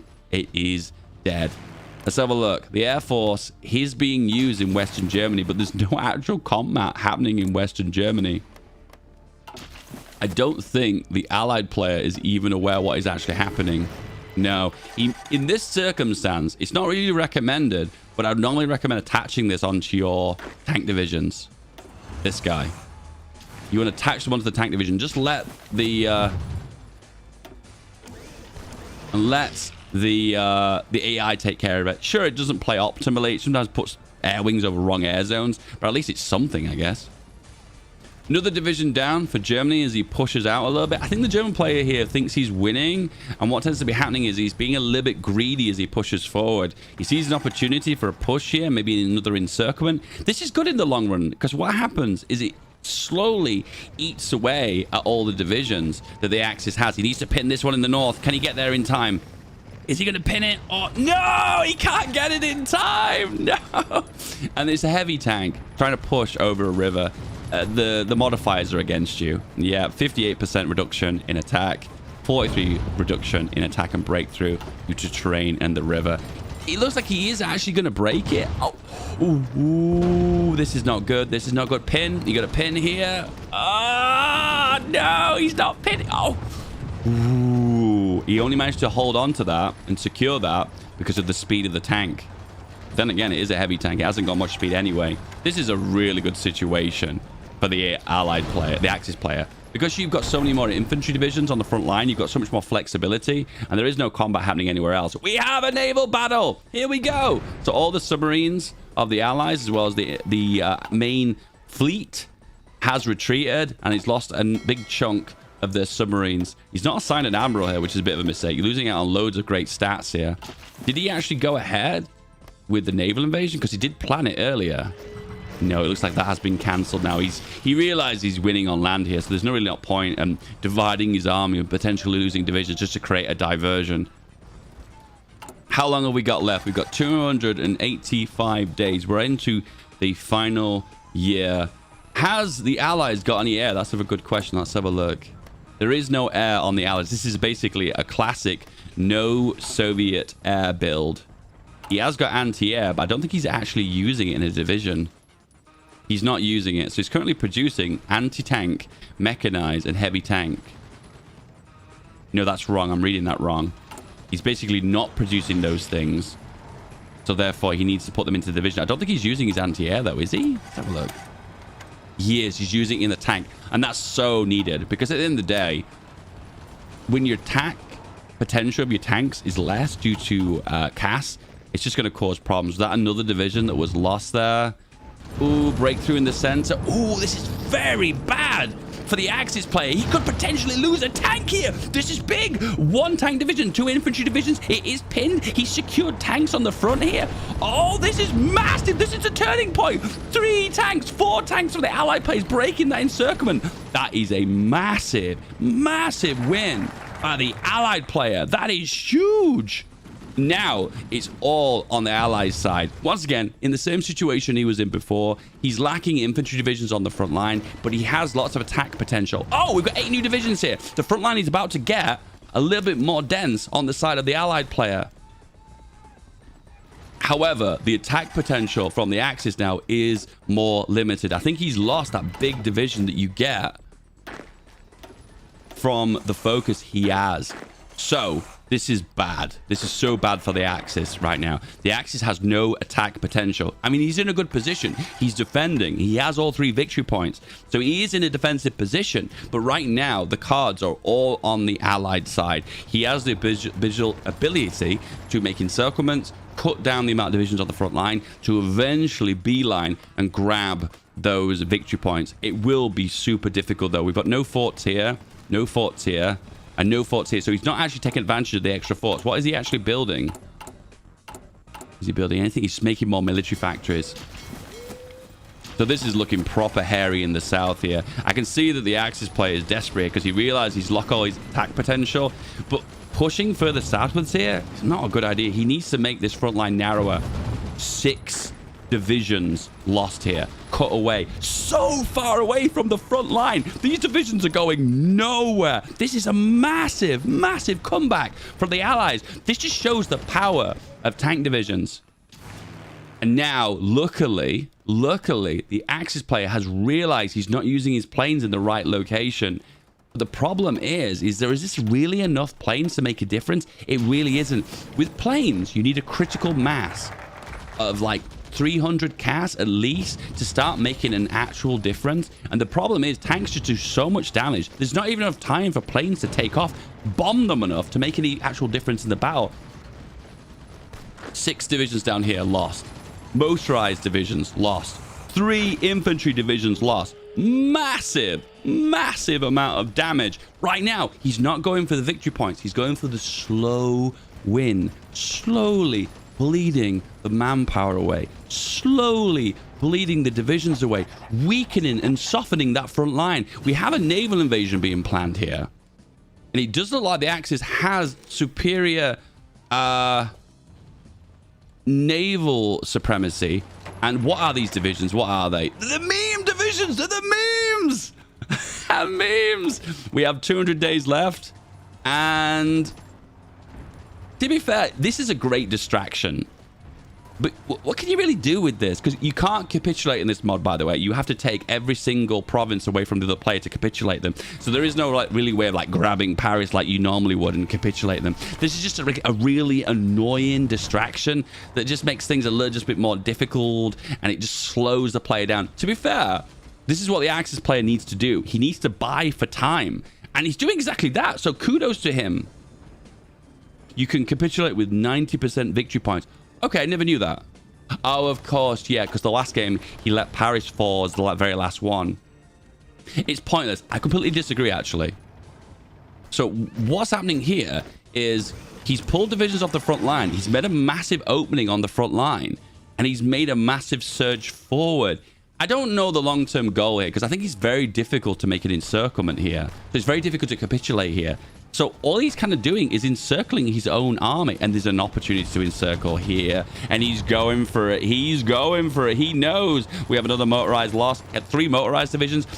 One of them's down here. One of them was put down here. Third one is here. He's going for the capitulation. I don't think it's going to happen, though. Oh, no, it could actually happen. Oh, and Paris has been retaken. Okay. All right. I didn't actually know that you could capitulate in this game. I thought it was like a whole province thing, because the last game I saw, he took Paris last, and Paris is where all the victory points are.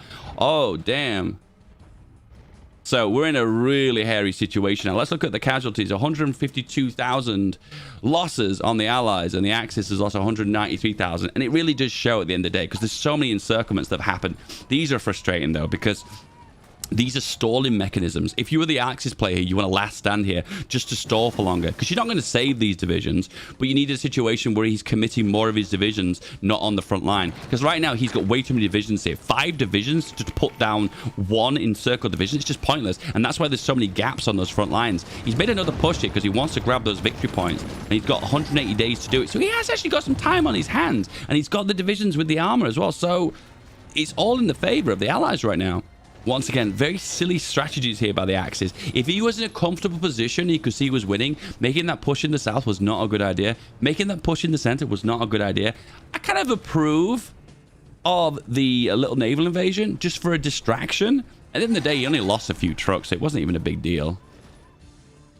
And you can also see that the capital of France now is Le Havre. Le Havre? Not French. GG. Only one encirclement that's not been closed. It's this one in the south. To be fair, does he even need to do this one anymore? It will be a bit frustrating if he forgets about it and he pushes and joins the front line again. We've got another encirclement in the north here. He is pushing towards Holland. I'll admit now, things are getting a bit hairy because time is against him. He's only got like 4 or 5 months to capture 2 victory points. I think for the most part, capturing Rhineland is a possibility. Frankfurt's going to be hard. And Holland, it's going to be another hard one again. Once again, pushing into these urban tiles across big rivers is so hard. You have to get a big encirclement all the way around the back to actually be able to potentially capture these areas. But right now, we've seen lots of mistakes on the outside of the Axis. So there is a potential for more mistakes to happen and then more issues to happen. So another division down. He's really struggling to break this one here. Is there a reason why?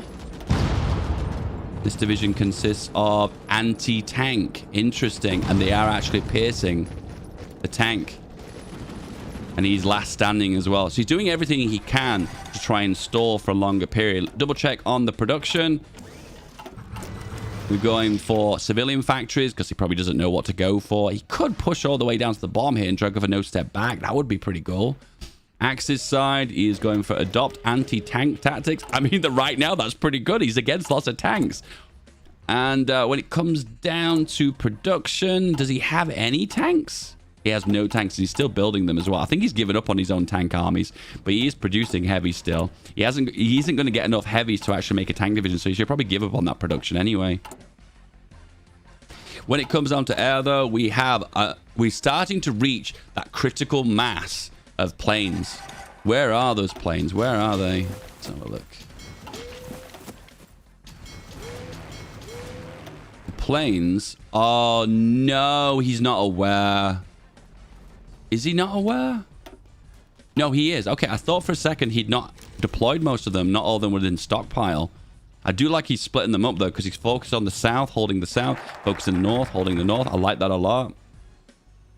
I think the big battleground is going to be in Benelux to try and push for Rhineland. That's where all the action is going to be.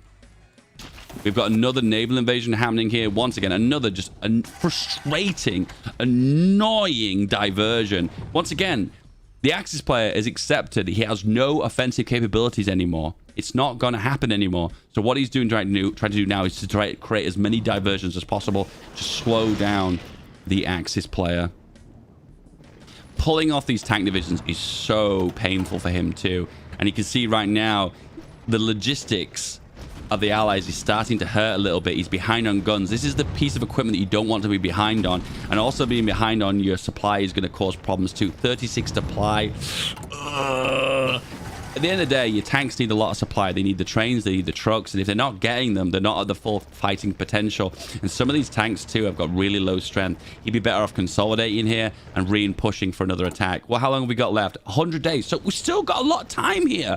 And we've seen lots of pushes and breakthroughs in the center. We have a more solid front line from the Axis and the Allies. Right now, there are no gaps, no shenanigans that are possible. Everything is going to come down to raw firepower now, using the attack potential to push.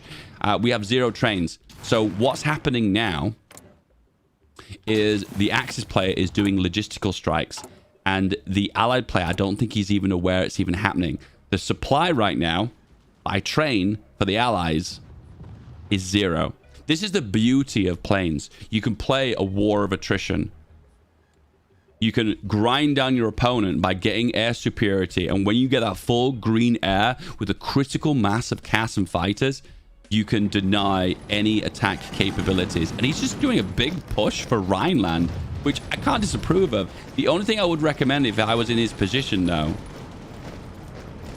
is to try and focus on encirclements, little mini encirclements of the infantry, just to stress that front line and make it thinner so you've got more attack capabilities. He's unable to close this pocket here, which just leaves him in a really bad situation. But luckily, he's pushing into the right areas. He looks to me like he's trying to push for Holland and push for Rhineland, but look at that supply. These tanks have no fighting capabilities in these terrains. We're going to get a massive 50% penalty to breakthrough and 20% to attack, which defeats the purpose in the day. You want breakthrough and you want attack for your tanks. If you're unable to do that, you're going to be in a bad way. So he has made a push here. I heard, was that a last stand or a force attack? He's pushing with his entirety of his front line here. I wouldn't recommend that. And he's, once again, he's making some micro mistakes here because he's lost another infantry division. This push is great and everything, but you're just creating a traffic jam. He needs to push out a little bit more broadly. I would have probably aimed for these provinces here, the foresty region, and made a push towards the river and secured this region. This is a really great place to make encirclements. The last standing, though, of the Axis player is fantastic. I'm loving how the Axis player is playing a defensive build and trying his absolute best to hold on to the land he got. I suppose the advantage started right at the beginning of the game where he captured all 3 victory points, and that has not changed for the entirety of the game, apart from one brief moment where the Rhineland changed hands and then the Axis made a big push. Right now, it's been a defensive game with the Axis holding the points and the Allies making all the plays and all the pushes. Right now, there are no trains for the Allies. And I don't think he's even aware this has even happened. No, I don't think he's even aware, because he would be assigning more mills into his trains if he was aware. Ooh, that's such a bad situation. We have 2 months left. Maybe a possibility of grabbing under the victory point, but grabbing 2 is going to be so difficult. He's catched up with his guns, but once again, the trains are so far behind. Does he have the ability to commandeer civilian trains? He doesn't, so there's no emergency give me trains button, but he is pushing in the center here. Okay, he's maybe heard me and he's pushing forward. Oh, there's such a good opportunity for an encirclement here. He's gonna last stand. He's got a last stand here. Oh, there's a gap in the center. Is he aware of this? Oh, I knew that was gonna happen. I saw that. I foreshadowed that moment, and he's last standing. Okay, I'll be real though, in this situation it's gonna be really difficult for him to close this pocket, because this is going to break and it's going to open up again. He needs to push for this one here at the top of Rhineland. Oh, but he's retreating in here. Eventually, what's going to happen, last stand will expire. And then I suppose he's not really going to have any ability to hold ground. But is he? Oh, he's got anti-tank on here. So he is at... Oh, no. There is no anti-tank. No, it's just artillery. So how is he piercing these? How? Oh, that's 1 tank down. It is a bridge too far. And that is another tank gone. Boom. Helmets in the air. And we're down now to 1 tank division for the Allies. He has 34 days, just over a month to go. It is a partial piercing by the looks of things on that tank. And all the fighting capabilities of the allies are gone. The biggest element that lost this game was the relentless logistical strikes. He's logistical striked until he's got no trains, then he's catting him to death. Casting himself over and over and over again. That's not to say that the allied player didn't make some really great encirclements, but sadly, if you've got no supply and the enemy has full air superiority, what are you going to do? We've got a new tank on the field here, full strength one. It is unfortunately a greenie, so it probably doesn't really have that much fighting capabilities. Supply on the front line is red. What are you going to do? You've got no supply. What can you do? And once again, you want to take advantage of motorized priority. That's the only thing you can do. And he's just doing a hero push. He's just pushing. He's just going for it. He realizes this is the end of the game. He's got 15 days to grab 2 victory points. He maybe could potentially grab one of them. I don't know, but he's trying. The south is looking a little bit compromised, but then the snake has been denied again. And then we're into the final 12 days. We have had 2 players against each other here that have played incredibly well. We've had a great back and forth. There was a moment when half of the infantry divisions on the Axis side were encircled. I did think things were going to turn around, but unable to consolidate on that victory is the hardest part. What's the Senzu quote? Something like, when you win, you must continue to win. Something like that. Is that I may have got Senzu mixed up with Donald Trump. Who knows? We just keep winning, and the winner is the Axis. Congratulations, Mr. Peng Peng. You are the winner. We have an Axis win, boys. Axis win. Mr. Peng Peng is through to the final round. Consolidations to SEGL. You have been eliminated. GG.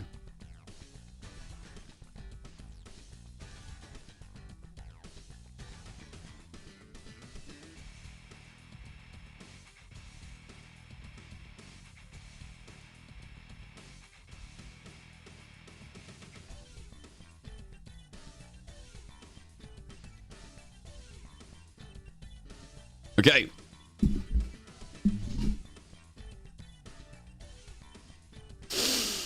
Just hearing what happened in the other semi-final game between Pizzle and Bot. Bot is saying that he got the win here.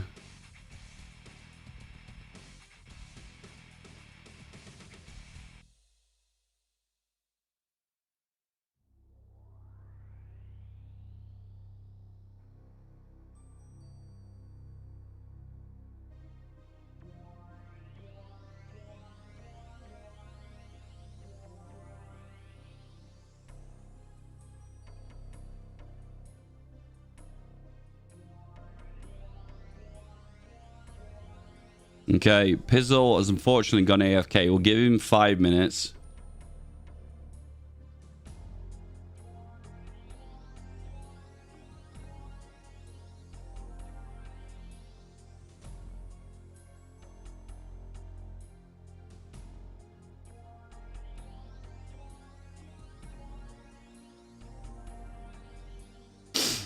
It does look like Bot won that last game, but we just need a confirmation from Pizzle.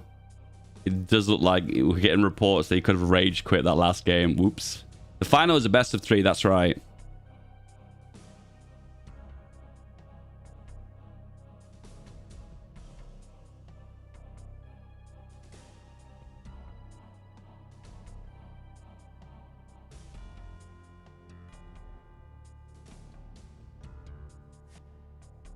So, I'm banned from the Discord.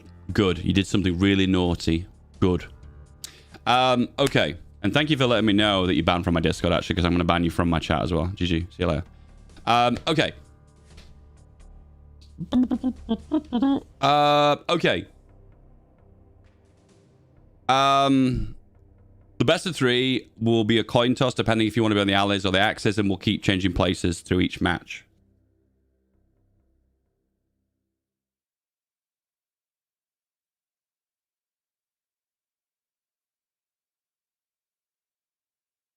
Okay, it looks like Pizzle has unfortunately forfeited.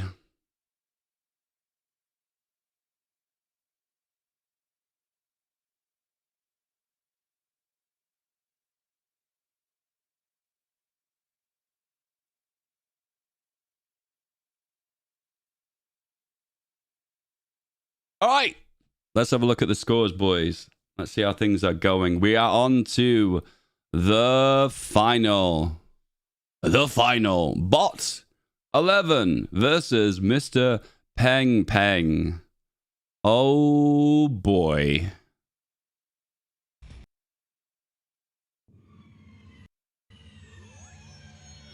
The clash of the Titans. Bot 11 misses Mr. Peng Peng. Okay. I'm going to ask bot 11, heads or tails?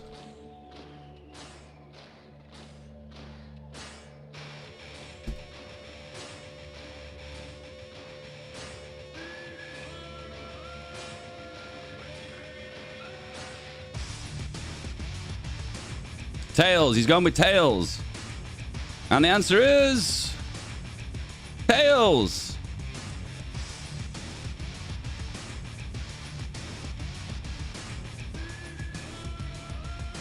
Tails has it. Do you want to be allies or Axis?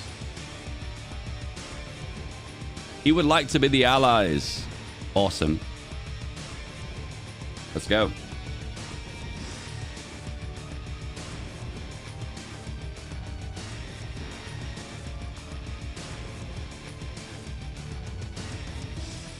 Guys, I'm really happy how smooth this tournament's going so far. This has actually blown me away. I'm really, really happy how well this is going.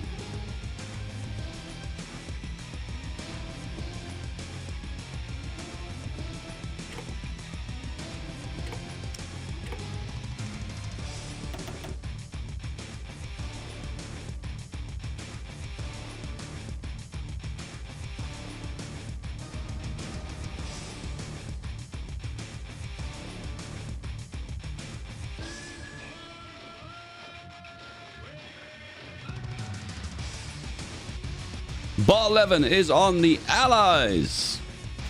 Mr. Peng Peng is on the Axis. The conclusion of this game will result in a switch between the two players. Do we force them to switch or do we ask them if they want to switch? That should be a better one, shouldn't I? I should really ask Mr. Peng Peng if he wants to swap, shouldn't I? That's the right thing to do.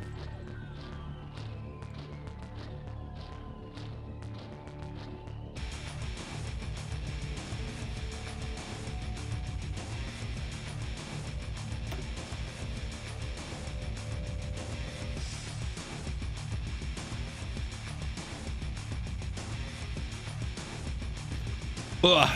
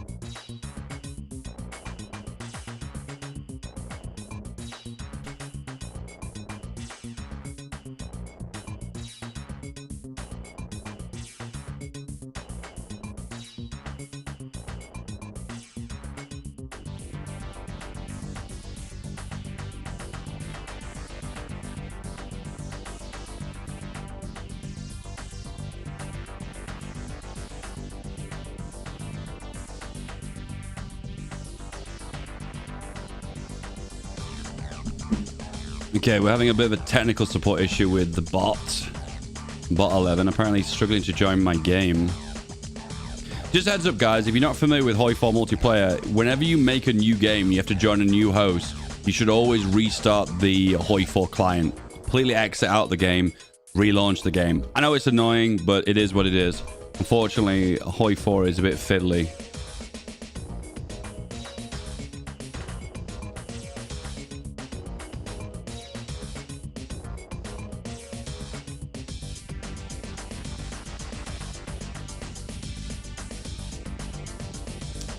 Oh, this is going to be anticlimactic if we can't get bot 11 to join the game. That's going to be anticlimactic, isn't it?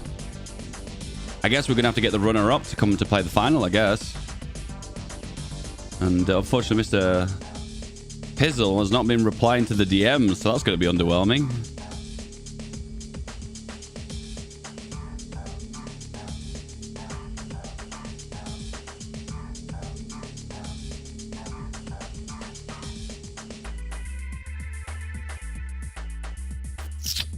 Right, guys, we are setting up for the final. It's going to be a best of 3. We have got Mr. Peng Peng, which will be on the Axis, and the coin flip has been decided by bot 11. He would like to play the Allies.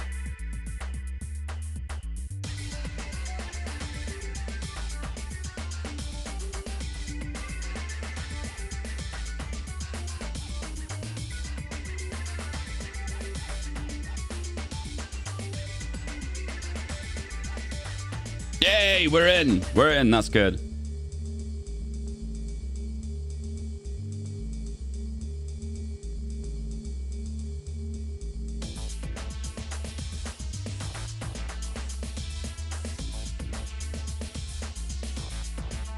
We have the final.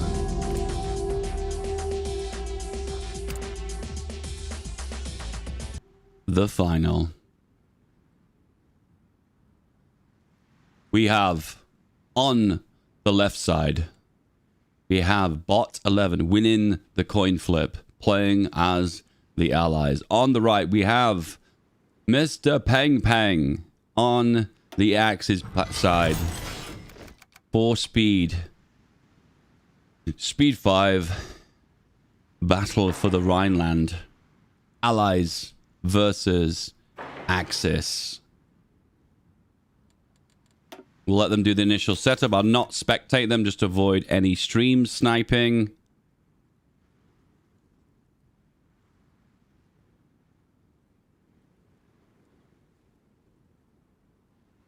The winner of this tournament will win $75. The runner-up will win $25. So we are presented with 2-0. 2 wins, 0 losses for Mr. Peng Peng, as well as bot 11. Yeah, vote for the bot because he's a bot, apparently. He's definitely going to win. He's a bot. AI bots to rule the world, right? Of the games we have seen so far, have they not seen any Axis wins?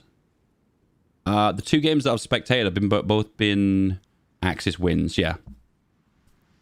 Hoi4 Esports.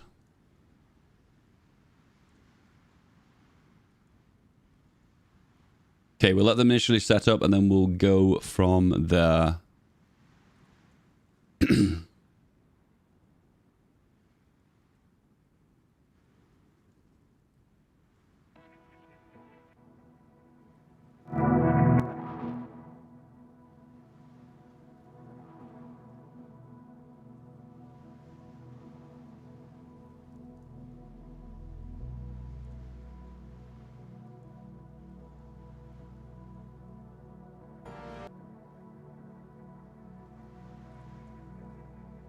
All right, gents, how we feeling? We're doing good? Just check if the players are ready. Yes. And yes. Off we go. Off we go. Just a recap of the rules, lads.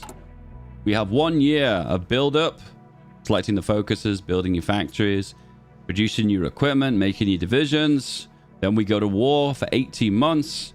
And whoever controls the most victory points, which consists of Holland, Rhineland, and Hessen, will be the victor.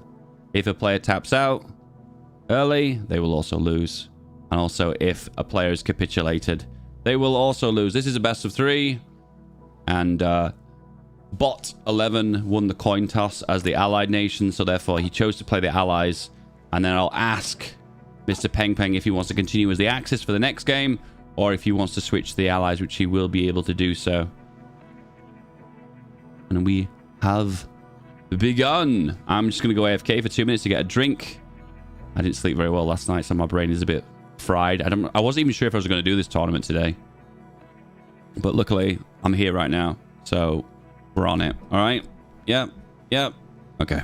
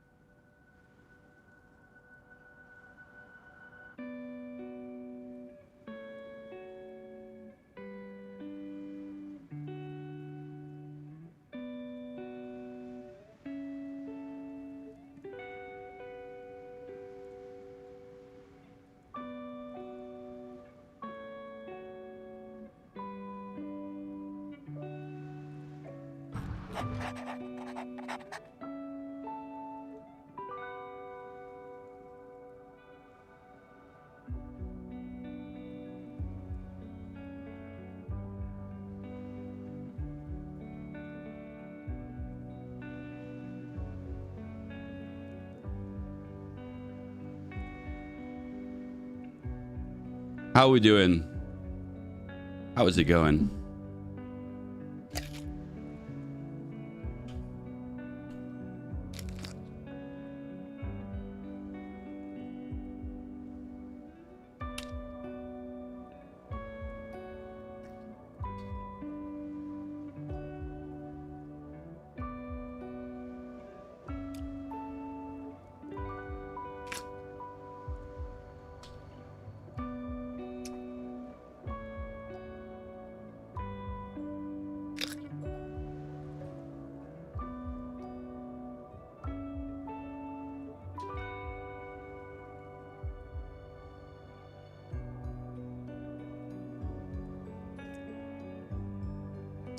How we doing, lads?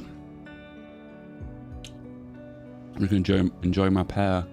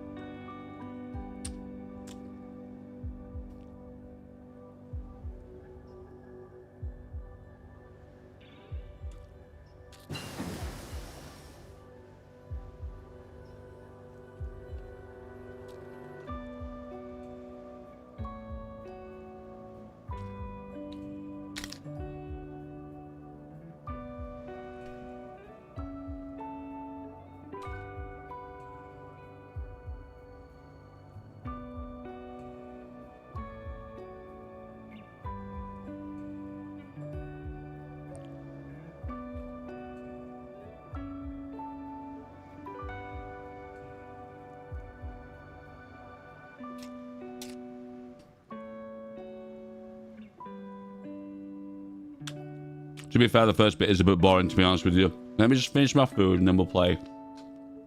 I could either go AFK and not start the game and eat, or eat when the first part of the game when nothing's happening.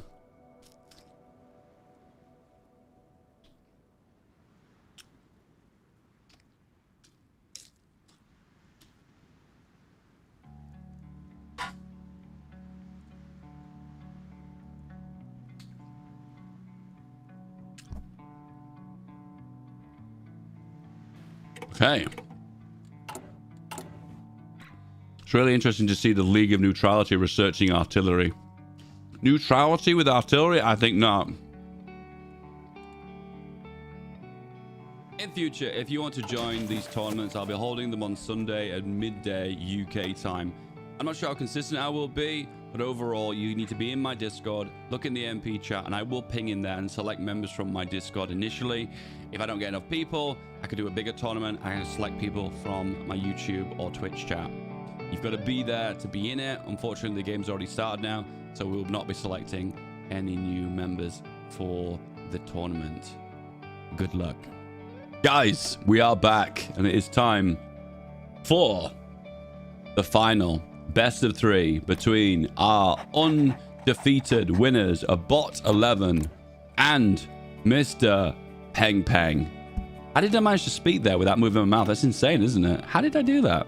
Anyway, so first of all, Bot 11, what is he doing? First of all, focusing on the industry. He's going for civilian factories first.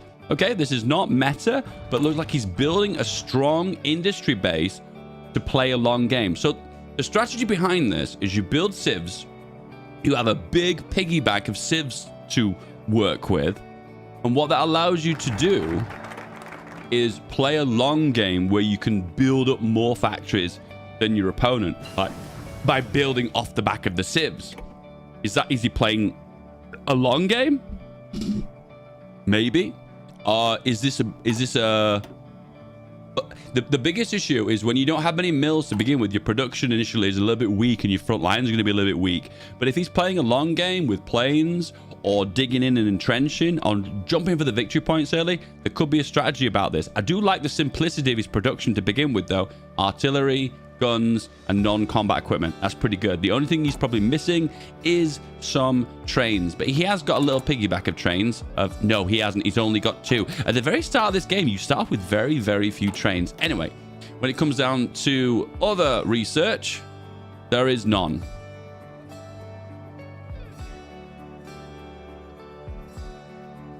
Okay, this music, it does not fit.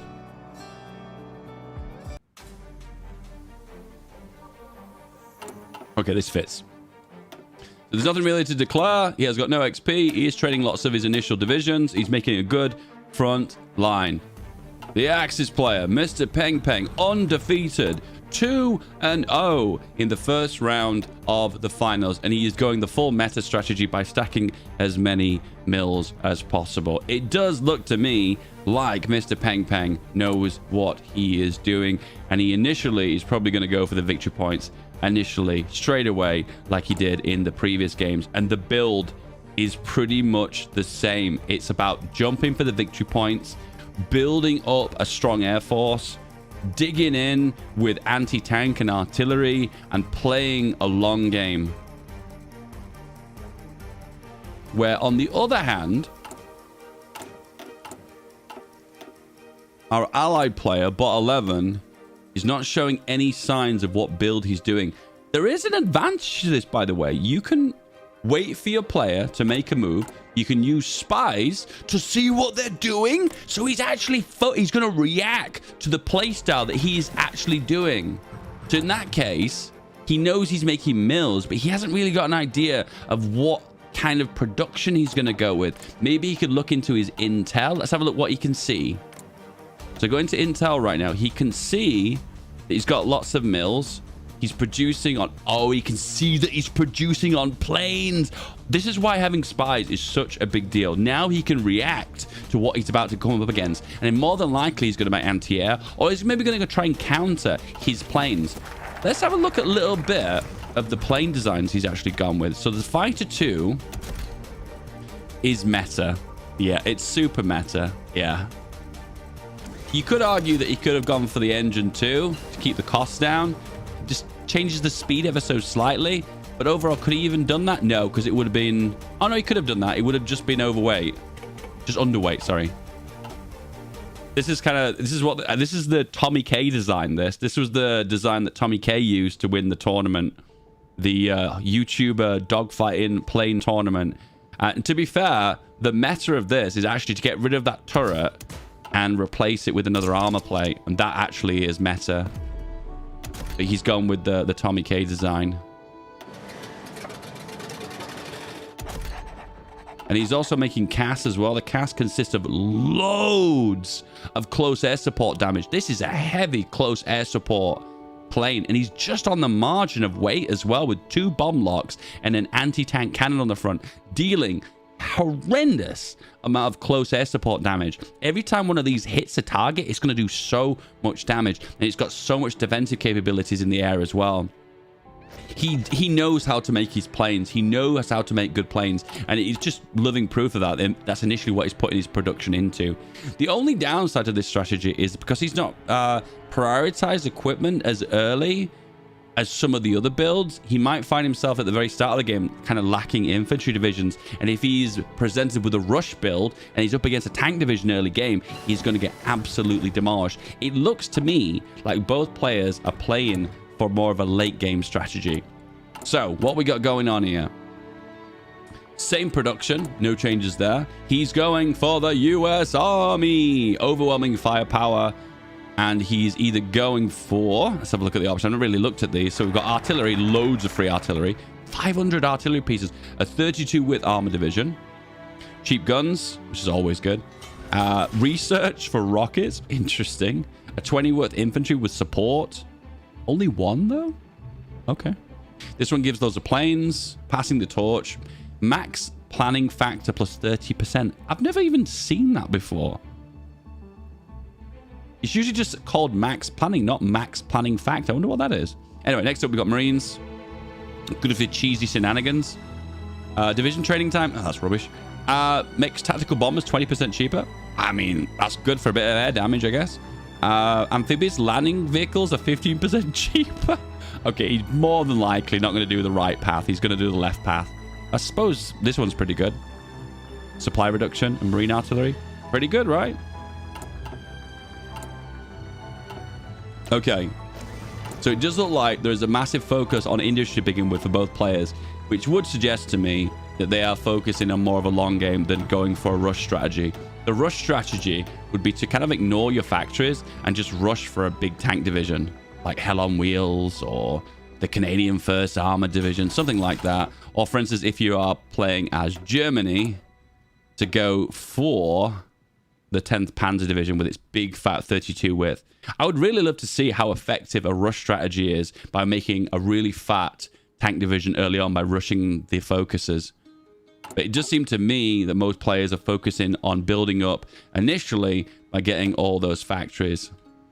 Let's look at the factories. So 66 factories for the Allied player, 23 on mills, 38 on civs, 38 civs. Where on the Axis side, we have 36 on mills and 17 on civies. So once again, if this game lasts and goes the full length, there's going to be a big advantage for industry late game for the Allies due to those early civilian factories making and producing military factories. Panzer Elite is done. The 4th Army is done. He is going for the right path. Okay. That's an unusual one because that 32 width tank division is usually the winner. This is more a defensive here because you've got planes, you've got a smaller tank division, you've got infantry, you've got anti-air that's cheaper. The railway guns are always useful too, and the planes are really useful. To be fair, the right path of 4th Army feels more geared towards a plane build, which kind of makes sense because that's what he has actually gone for.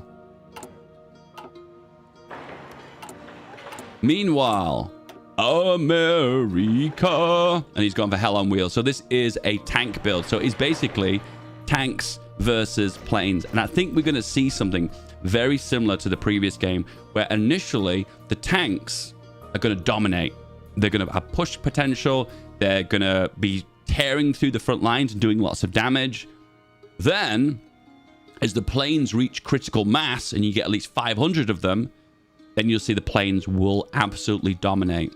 The only fear here is if the allied player doesn't take care of his train production. He's already behind on trains. I'm not even sure if he's aware of that.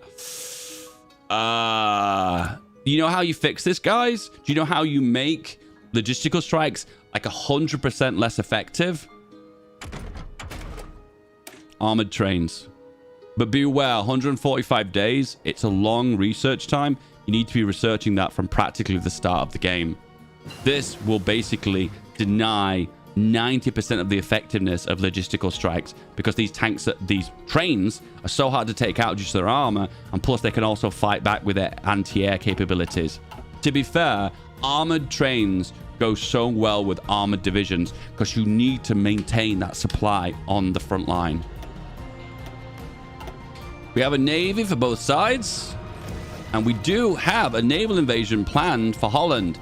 He probably thinks to himself, we're not going to be able to grab Holland as quickly because the Allies are slightly closer to Holland than the Axis. However, Frankfurt is closer to the Axis. See, I think that's for the most part why this map is quite fairly balanced. To be fair, if you want to rush these 3 victory points, it actually favors the Allies more because you can rush for Holland and you can also rush for Rhineland, where Frankfurt is more leaning towards the Axis. 51 days until the war has been declared. Smoke and ashes. So much artillery for free that makes your life so much easier for the Allies. And he is behind by 600 pieces. So going for this focus will take care of that full deficit. Let's have a look at the division. So he's got 10 of these, which consists of 1 battalion of artillery. Once again, engineers, it's good for entrenchment, I guess. If you just secure the victory points and puts a few of these on the victory points, they're going to hold so firm due to so much entrenchment. And the soft attack's going to go a long way as well. Meanwhile, he's got 8 of these. Whoa! Big boys! Okay. Okay. I was expecting kind of a tank build, but he's going like super artillery on the ground. Oh, he's still not aware of his trains.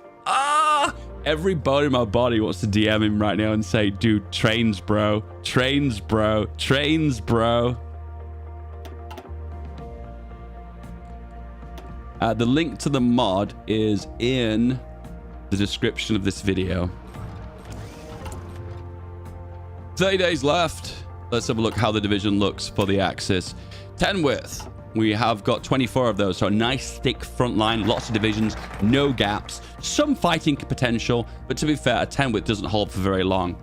So it's gonna be like a wall of paper, a Japanese wall, shall we say. And then we have the 7.2s, classic 7.2s, good old 7.2s, right? Still meta, right? 20 width with anti-tank potential. So I know the purpose of this tank. This tank is to hold victory points. You get the victory points, you hold on to them, you use this to deny those tank pushers. Deny them. Hello, Fatal. And with this 20 width will provide that defensive measure, and also any infantry attacking will be denied by the so much soft attack. Just the ability to pierce a tank division will slow down that tank division. Don't get me wrong, anti-tank for the most part doesn't deny tanks' ability to push. They still will break those anti-tank divisions. However, it will slow them down by like 50, 60, even 70% if they're able to pierce them and hit them with a hard attack. Next up, we have one of these divisions. I think this is the one he gets to his focus. It is a big fat one. Really good defensively. Nice, the fact that it's got a little bit of anti-air too, which gives it more piercing. Always going to be handy. And also, he's got one of these divisions. I think it's one of these before France invasion style divisions.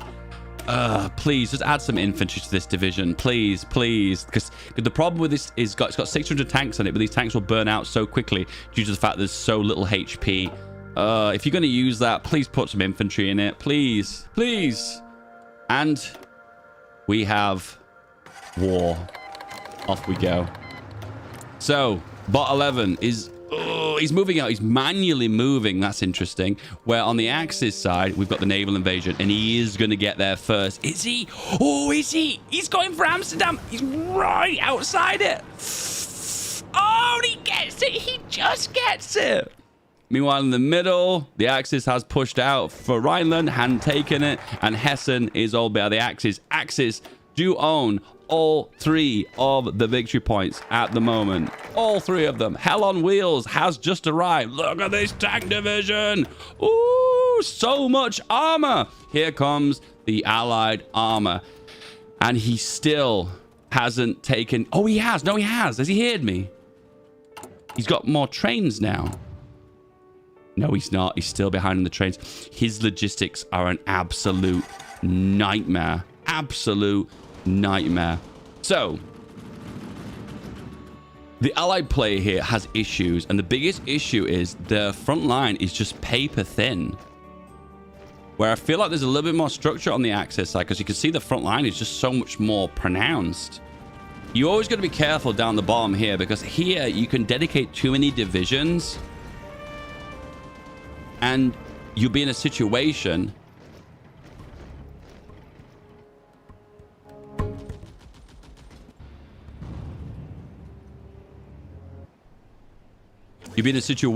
where there'll be divisions that are not really doing anything. I feel like now it's slightly Axis favored due to the fact there's so many divisions out there.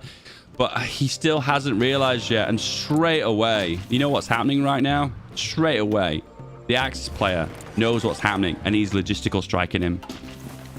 Do you know those handful of trains that the Allies had now? Well, they've all gone. There's no supply, and he hasn't realized yet. He's not twigged on yet. Why have I not got any supply? He's activated motorized priority, but he's like, he must be rubbing his head right now. He's like really confused. Like, why do I have 0 supply for my entire army? So right now he's pushing, but look at the penalty. 26% for breakthrough. He's not going to be able to break this. It's not going to be possible. And the reason why, there's just no supply. Mr. Peng Peng is definitely favored. He's last standing. He's making strategic pushes here. He's even got railway artillery that he's not even using. No, it is going now. It is going. And he's pushing it to the front line right where... Oh, this is perfect. Using the railway artillery right where the enemy tanks are to deny them that breakthrough. It's so good. It's so good.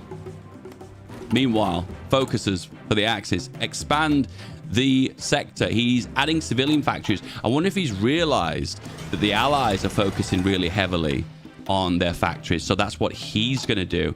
84 factories for the Allies. 61 for the Axis. So there is a massive factory difference where the Allies are massively favored. But once again, I'll say it again, I'll say it again, I'll say it again. If he does not sort out his logistics, sort out his supplier problems, this game is going nowhere. His attack capabilities here are 0.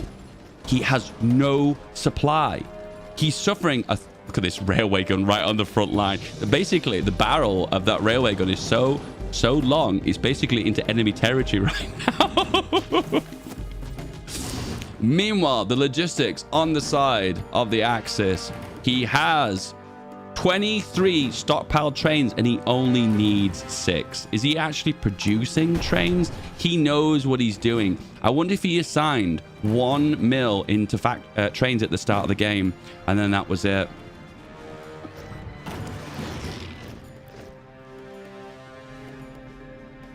Did the Axis do their industry focus, or did they go for extra army units? The Axis did mills first, and Allies did civs first. This is super brave. Once again, when you're in a position like this, where you've got a slightly more defensive build, more of an Air Force-based build, you're going to focus more towards defending. But look at this. He's pushing forward. The Axis player is so ballsy. He's like in such an advantageous situation. He's like, fuck it. I'm still going to push anyway. I don't care.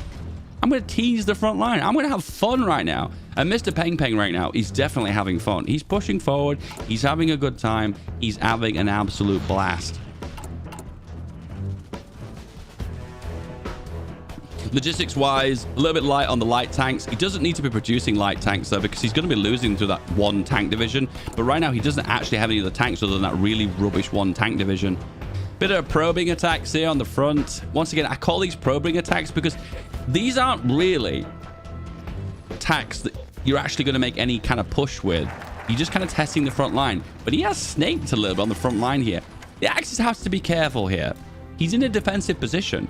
If he pushes forward and loses 1, 2, 3 infantry divisions, that's going to hurt the structure of this front line and will hold back his ability to actually hold the front.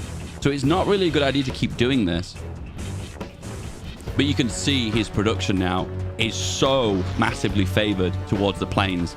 And once again, as we see in the previous game,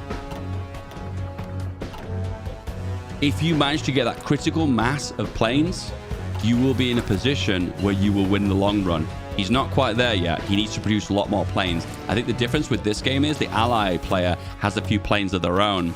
And with that in mind, they're denying a little bit of that logistical strike capabilities and close air support capabilities. What you want to do is you want to max out your logistical strikes, destroy all their trains, which they've already done that. And then at that point, start close air supporting. At that point, they will never be able to push. No supply, green air, close air support damage. They will not be able to push. And I'm screaming right now. I'm screaming at the screen. Bar 11. Bar 11. You have no trains. You have no trains. And this is so favored to all the Axis right now. The Axis supplies are on point. Their logistics are on point. They're making critical masses of planes, everything. And they've got all 3 of the victory points secured as well. So right now, everything is in the favor of the Axis. The only thing that isn't in the favor of the Axis is if he does stupid stuff like this. And he's just lost a division for no real reason. He shouldn't have done that. Okay, okay. The Rhineland is now open.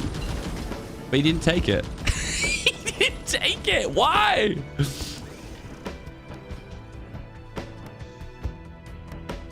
What's always a good thing to do too is judge whether this front line here is going to be longer or short depending on this front line, because sometimes it's a good idea to retreat, to consolidate your forces, to have them on a point where you can concentrate more of your divisions.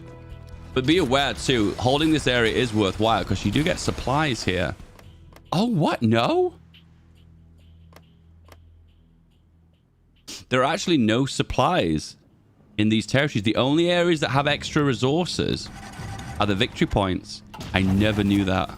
Wow. So holding this land is totally pointless. You're going to experience attrition. And to be fair, when it comes down to the land that they're holding, it's quite even. 1, 2, 3, 4, 5, 6 versus 1, 2, 3, 4, 5, 6, 7. So the allies are taking the blunt of the attrition, but they don't have a single victory point to stand on. Not a single one.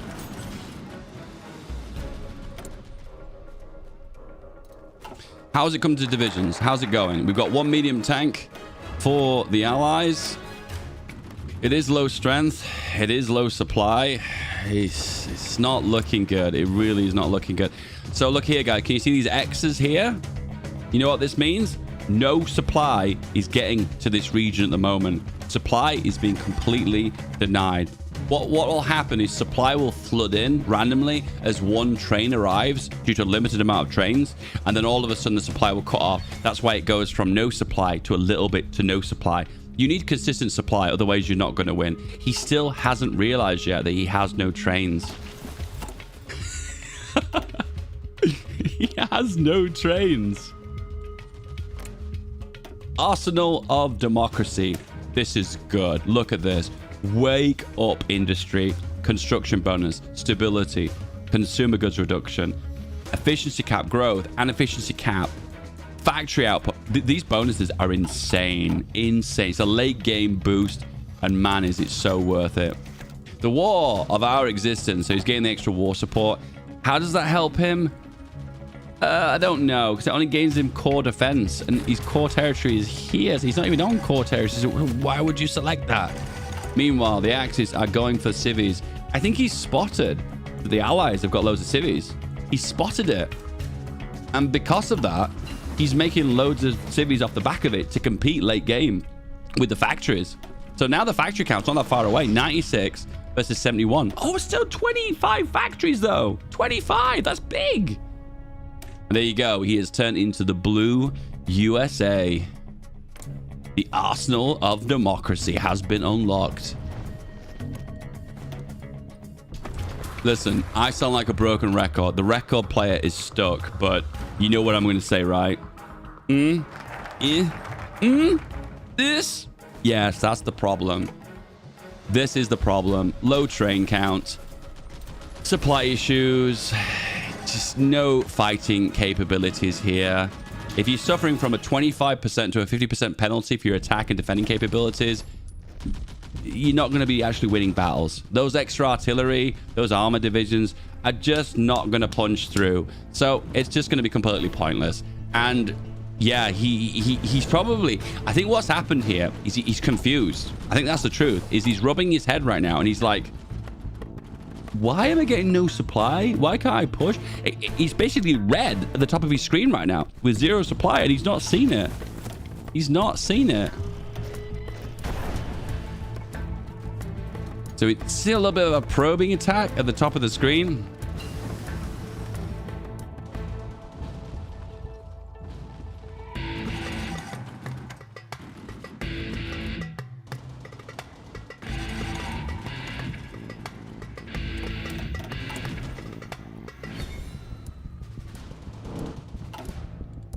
So, meanwhile, on the Axis side, he's had 1 mil into trains for the entire game. See how much production efficiency is built into it? This is the beauty of this. You only really need to assign loads of military factories into something if you're behind. At the end of the day, if you're producing it at the very start of the game, it's not even a big deal.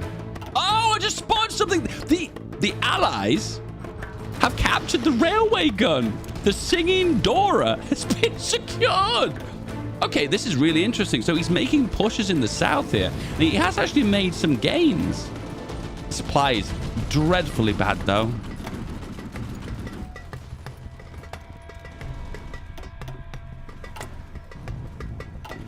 Oh, he's spotted that he's low on trains. But he's not assigned any mills to... Oh, no. I suppose what he's done here is he's put it to the top of the production queue. So when he builds the mills and he's not building mills. To be honest with you, making those extra civvies at the start of the game is great and everything. But if you're not going to be constantly making military packages off the back of it, what's the point? What's the point?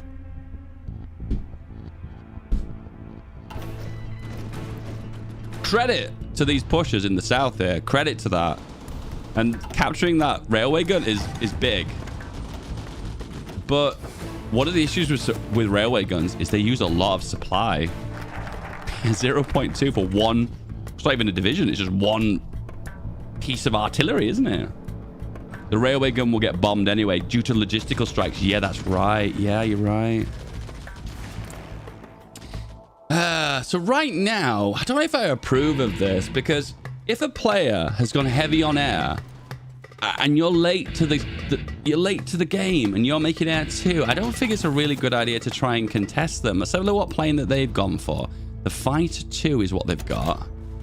It's meta. Okay, so this is a slightly better design than the Axis plane, and the CAS is decent as well. It's interesting he's gone for non-strategic materials. Do you know what? I support this decision, because what this is it's making cheap, mass-produced CAS, and it's not really focusing too much on dogfighting. I mean, to be fair, you can make lots of these if you've got air superiority, but he doesn't. How is the battle in the air going? Let's have a look. So it does look like... This is so hard to read because they've got the exact same model, so it's so confusing. So these are the Allied planes, right? Yep. And it looks like they are trading more effectively. They are trading more effectively. That's what I mean. He's basically got a more meta aircraft. Hence the reason why the trades are so much more advantageous. How long we got left? 200 days. We're into the final year now, lads.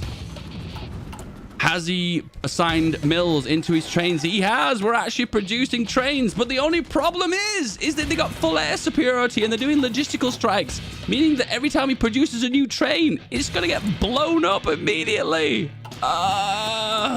He needs armored trains. Okay, Axis. Appoint Clever Hans.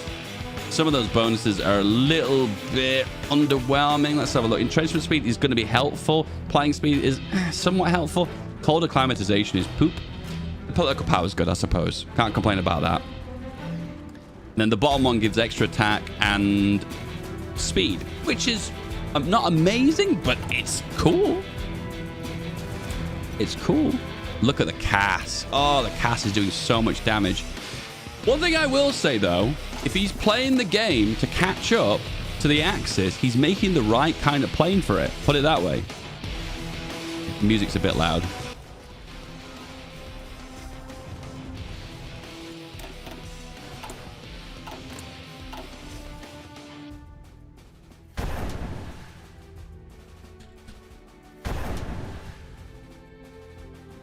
Okay, so we have another push in the north. Once again, very small probing attacks. It's looking good for him, though. But the Axis player is aware of it. And he is last standing. It's going to be a hard one to break. Because if we look really closely, we'll be breaking a small river into urban. And a large river into urban. You can get a good surround on it with attacking from 3 provinces.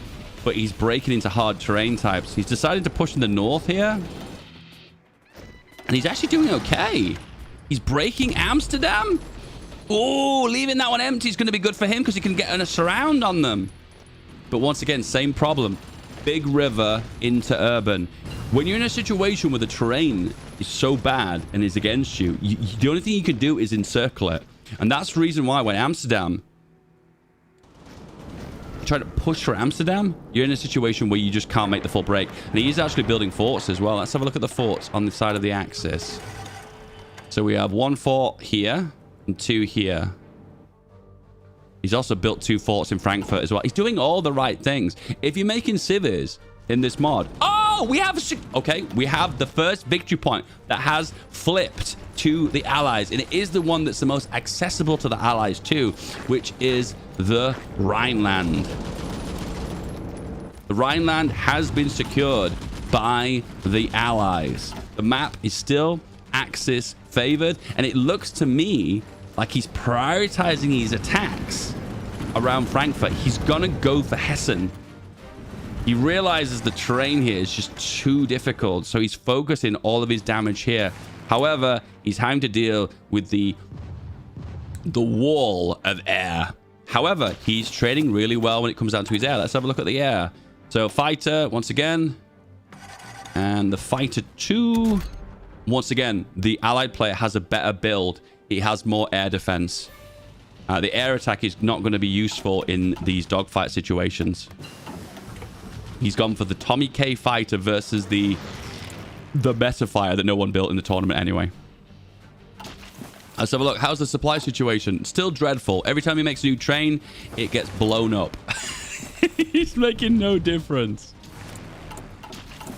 At this point in the game, he hasn't got enough time to make armored trains, I don't think. 145 days. And that's the reason why you need to make armored trains for the start of the game. If you're doing a ground-based build with armor and focusing on doing damage early and having attack power on the ground, you need anti-air, support anti-air, and you also need armored trains because you need to be able to deny logistical strikes, and you need to way of chipping away at that Cass as well. It's not going to deny the air. You can still get critical mass on the air. However, it will slow him down massively. This is going to be difficult now because we're denied by this massive river. He does have the Hague, though. So the easiest push throughout this entirety of this front line is actually from the Hague west of Amsterdam, pushing into a 0-4. And it's plains, too. So this is the easiest push to make.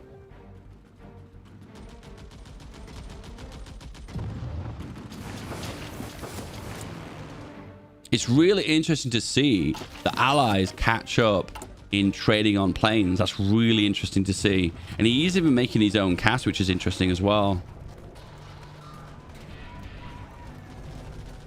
One thing that players are not taking advantage of that's slightly disappointing me is they've got a fleet, but they can take advantage of landing support. This is a little bit of knowledge you might not be aware of, but naval and invasion support in a region cause you to do shore bombardment for all adjacent tiles. So for instance, if this army here was on naval invasion support, and you move from here to here, attacking back and forth, you will gain the shore bombardment modifier.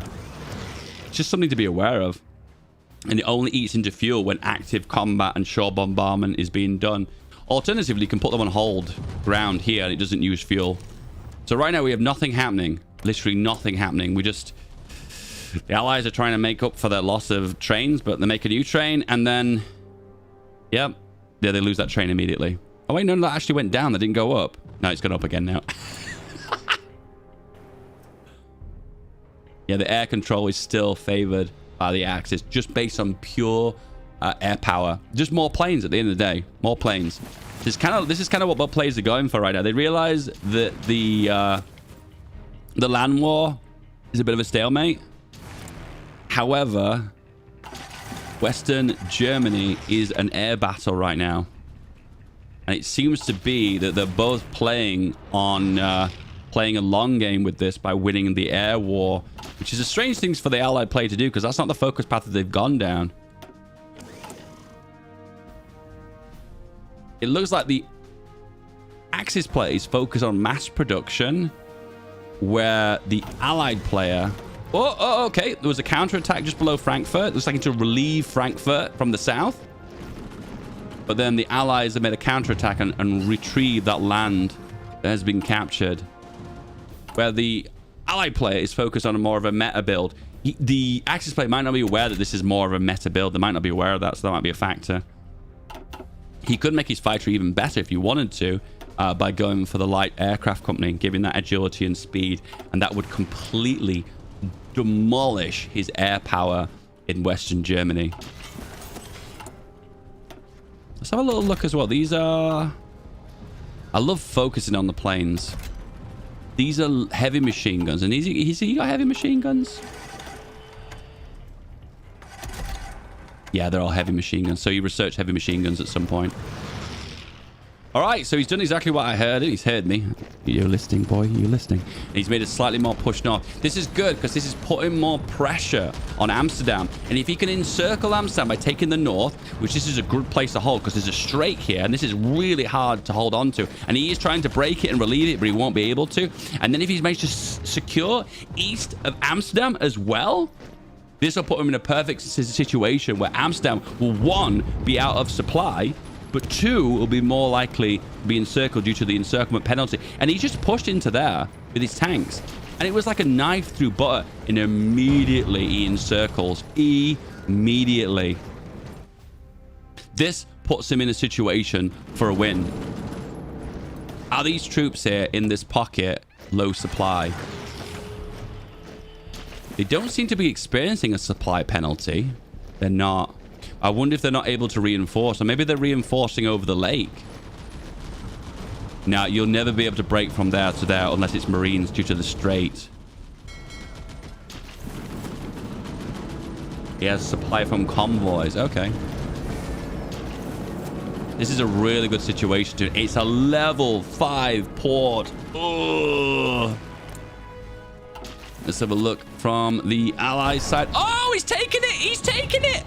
I never thought that was going to be a thing. We have an Allied advantage. And how many days have we got left?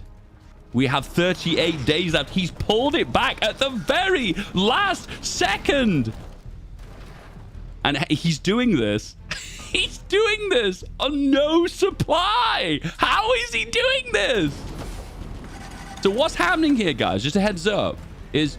Oh my god, a beautiful push here. The north is now open. By the way, guys, if you ever play a game of Hoi 4 and you're the Allies and you push from the lowlands, this northwest part of Germany is the perfect encirclement territory. It's all plains. Just push in, sweep in, grab a port, encircle, and that's exactly what he's doing. He's making a push, and this is devastating.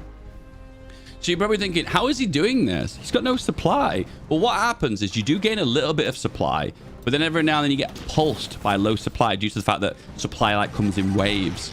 So he initially probably didn't do very well. I didn't think he was going to break that. That's why I wasn't looking at it. But then I looked again and he broke it. So I was like, okay, I guess supply arrived. And he's actually getting supply back now. And he's actually still 29 trains behind.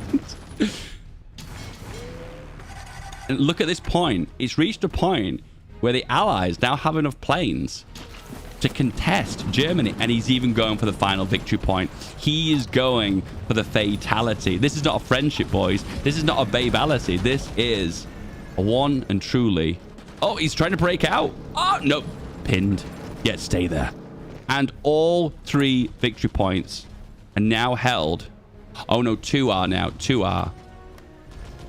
Oh, I see what happened then. I lost that. I got confused. So, in the confusion and Amsterdam being secured, the German player pushed to secure the Rhine. And that was the Allied players re-pushing back into the Rhine to secure that victory point. We have 5 days left.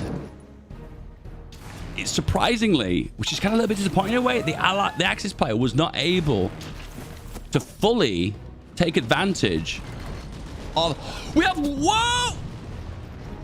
Okay. That's an Allied win. At the very last second, the Axis player was trying to land behind Amsterdam to secure it. The very last day. Unfortunately, that is an Axis win. And congratulations, Mr. Peng Peng. You are a very first winner of the best of 3.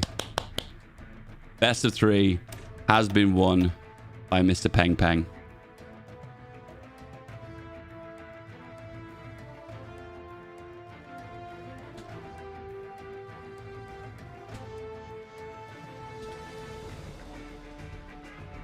Hang on, what? No. No, it wasn't the Peng Peng. It was Allies that won. Sorry, I'm sorry. Sorry, I'm dumb. I'm messaging Mr. Peng Peng because I'm telling him if he wants to play his Axis.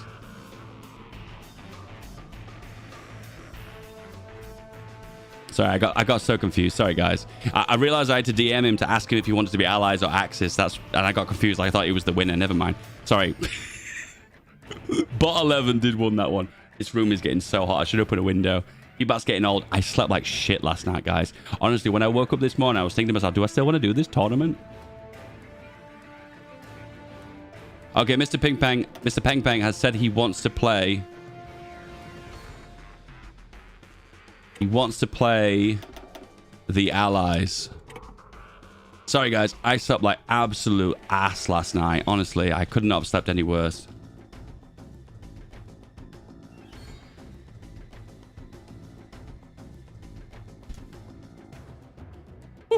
Yeah, it's the best of 3. It is the best of 3. Sorry, guys. I slept like absolute ass last night. My brain is all fried right now. That's the reason why I'm like stumbling on my words. Yeah, Bot 11 did win that game. It was a bit of a clutch game. He pulled it back at the very last second. My brain. Mr. Peng Peng has chose to no longer play as the Axis. Now he's going to play as the Allies. He didn't capture Amsterdam. That's right. No, I just said it wrong. I just said it wrong. It's a rigged tournament. Shut up.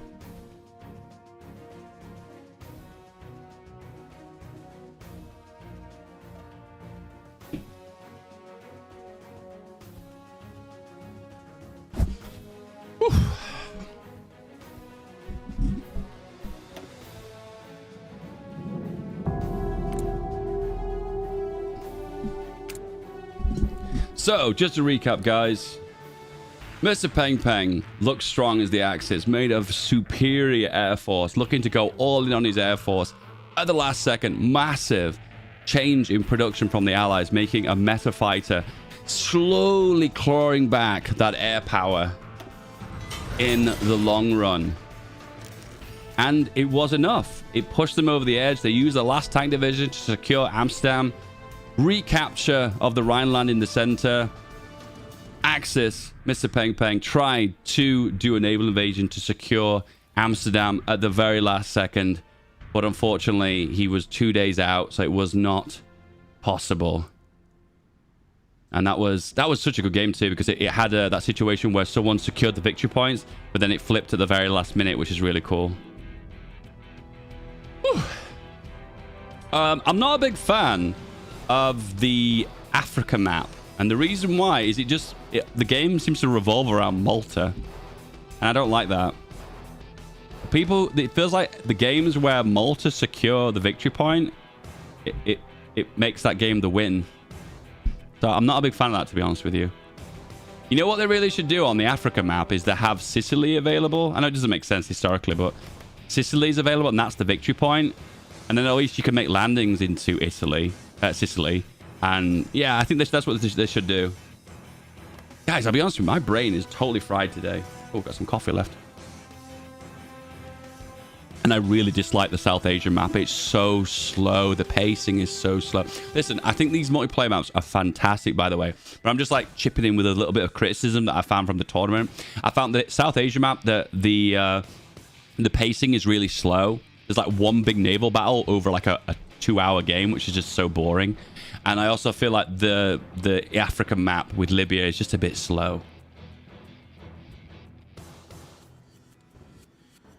Anyway, what do we got going on, boys? We have, on the Allied side, Mr. Peng Peng. Is it Mr. Peng Peng? Yes, Mr. Peng Peng. Taking his first W. He's focusing on his industry. He was playing the Axis in the last game. Tried to grab Amsterdam at the last minute. Unfortunately, was not possible. And on the Axis side, we have Bot 11 focusing also on rapid industrialization. And managed to get his next win. Undefeated Bot 11. What a lad. What a Chad.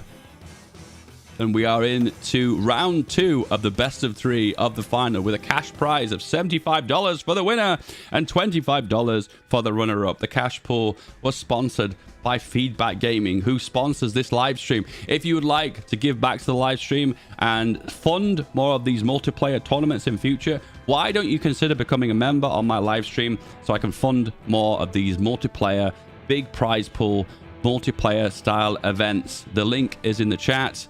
And you can cancel it at any time, and it will massively help me out. Okay, 5-speed. Here we go. Off we go.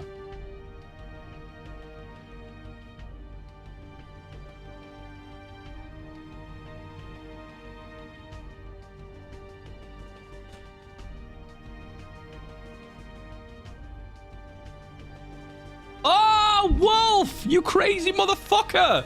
You motherfucker! You... Oh, my God. My channel is single-handedly being propped up by Wolf's Paul.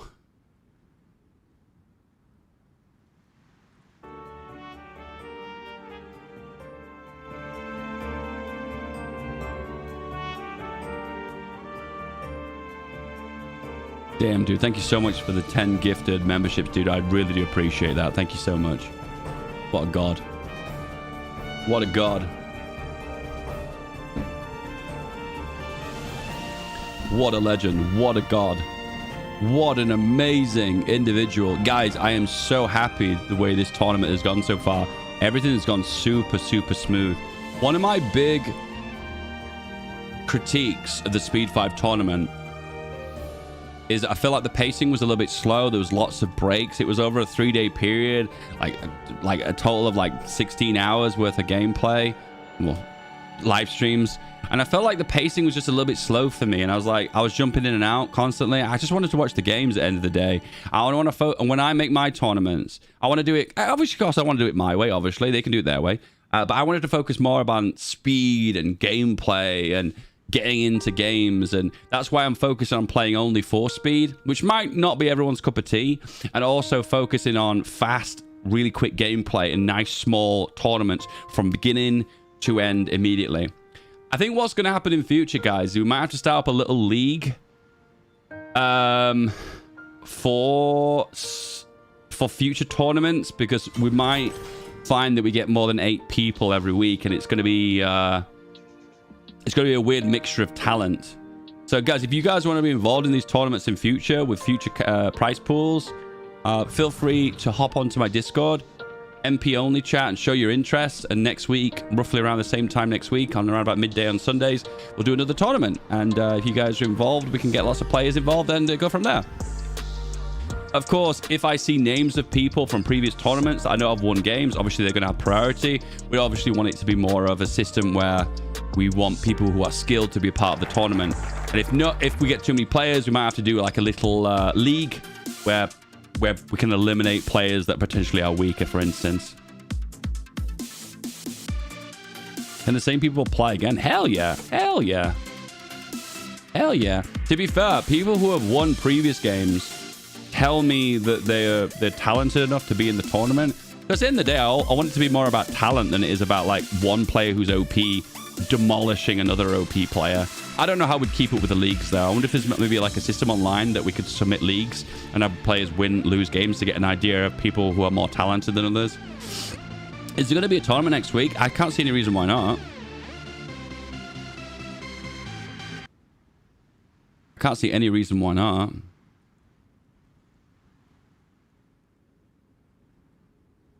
Thank you so much, Wolf's Paul, for the very generous 10 gifted. What a lad. What an amazing human being. Thank you so much, dude. Honestly, I appreciate that. Thank you for the Bitcoin donation. The gift of crypto.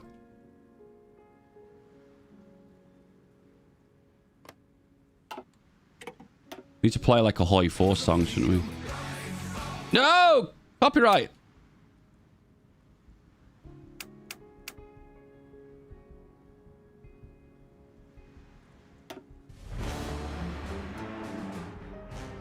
Bum bum bum bum bum bum bum bum bum bum. We'll play the Hoi 4 music now.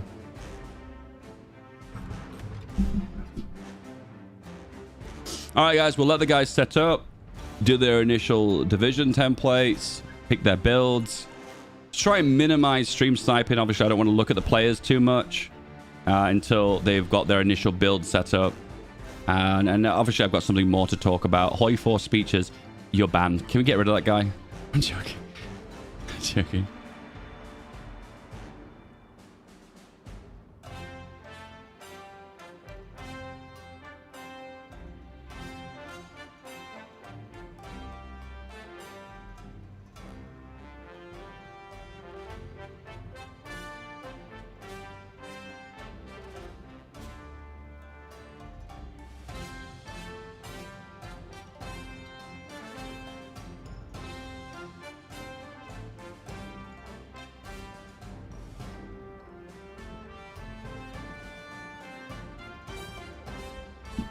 Speeches are always copyrighted. Are they?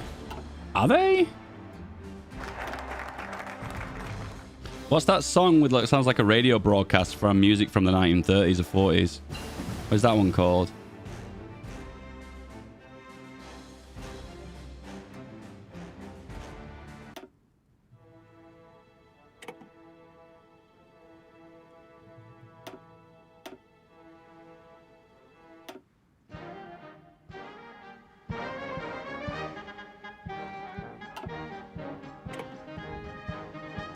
Right. Sure, this will go to game 3. Maybe, maybe not. I was actually blown away by having no supply, how effective your armies were, to be totally honest with you. I think it shows when you don't have like big templates, how very little supply you actually use. Glen to Glen, that's the one I was thinking of.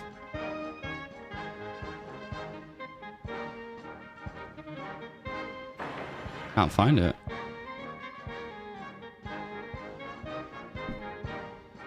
I can't find that song. I don't know where it is.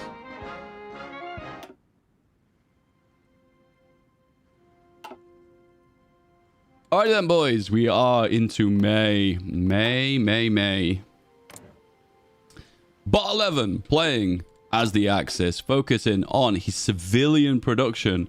He's doing the same thing he did on the previous game, which surprisingly... it blew me away. I was actually surprised how much industry he was able to get out by going for civvies early. He's actually playing like a traditional Hoi 4 game, but he's basically making loads of mills. Bot 11 this time has learned his lesson. He's actually making trains. He's making a decent amount of trucks as well, so he's going to basically have actually supply priority, which is always good to see. Focusing massively on mill production and pumping out those infantry divisions. This might not seem like a lot of production, but when you build production efficiency up, you're going to be pumping out a load of trains, and you have more trains than you will actually need. Is he making armored trains? But no, he's going for improved medium chassis. Interesting. Interesting. It makes me wonder where he's going, because some of these paths unlock that technology for you.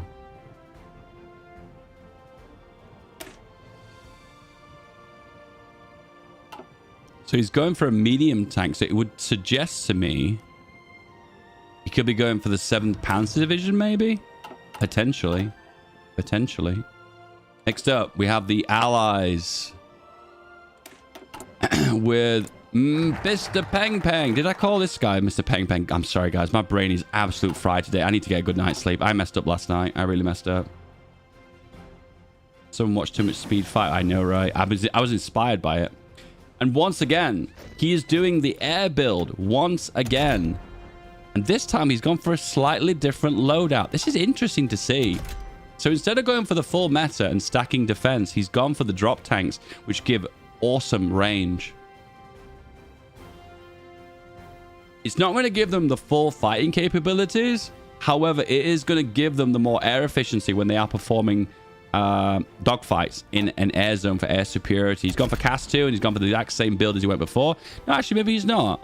I think he went for armor last time. Now he's gone for drop tanks. Interesting. It's a bit of an expensive cast. I would prefer more of a cheaper one. But overall, hey, he's going to go for the air build again, once again. He has gone for the mills. So he's playing exactly the same way he played before. Nice. Yeah, I think that's the most difficult part of this. The first 6 months, nothing's happening. There's nothing really to say. You just kind of like chill back and just wait for everything to happen. You get a bypass focus like if you tech yourself into a mod? I have no idea. I don't think so. I wouldn't say no on that one. I don't think you do. Efficiency over quality? Yeah, it looks that way. Yeah, it looks that way. It does look that way.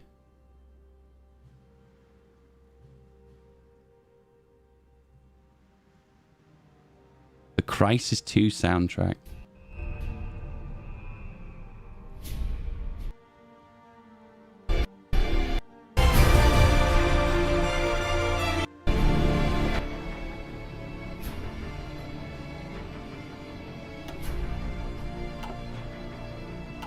This is really intense. This feels like music to like build up to a an epic battle, doesn't it?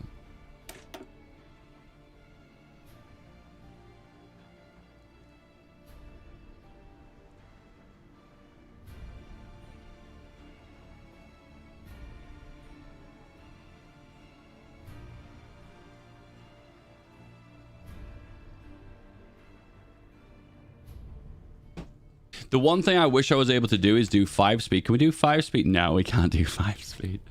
If we could do 5-speed for the first 12 months, that would be so much more fun because it needs to get to the action a lot quicker, don't we? The path that really interests me the most, the one that like tickles my fancy the most, is the Allied Soviet path. The ability to make tanks, heavy tanks, 25% cheaper is amazing. Free advanced heavy tank is just insane. Free population, that is insane. Gets the free tank, which is always good. And also no step back. I suppose the only downside of this path is you get no air, no anti-air capabilities, and you need armored trains, you need support AA. I like this path a lot, this one with the tanks. But I suck at micro in tanks, so I'd be rubbish at that path. It would have the firepower. I don't think I'd be able to break stuff. Get some good CNC Command and Conquer music, maybe.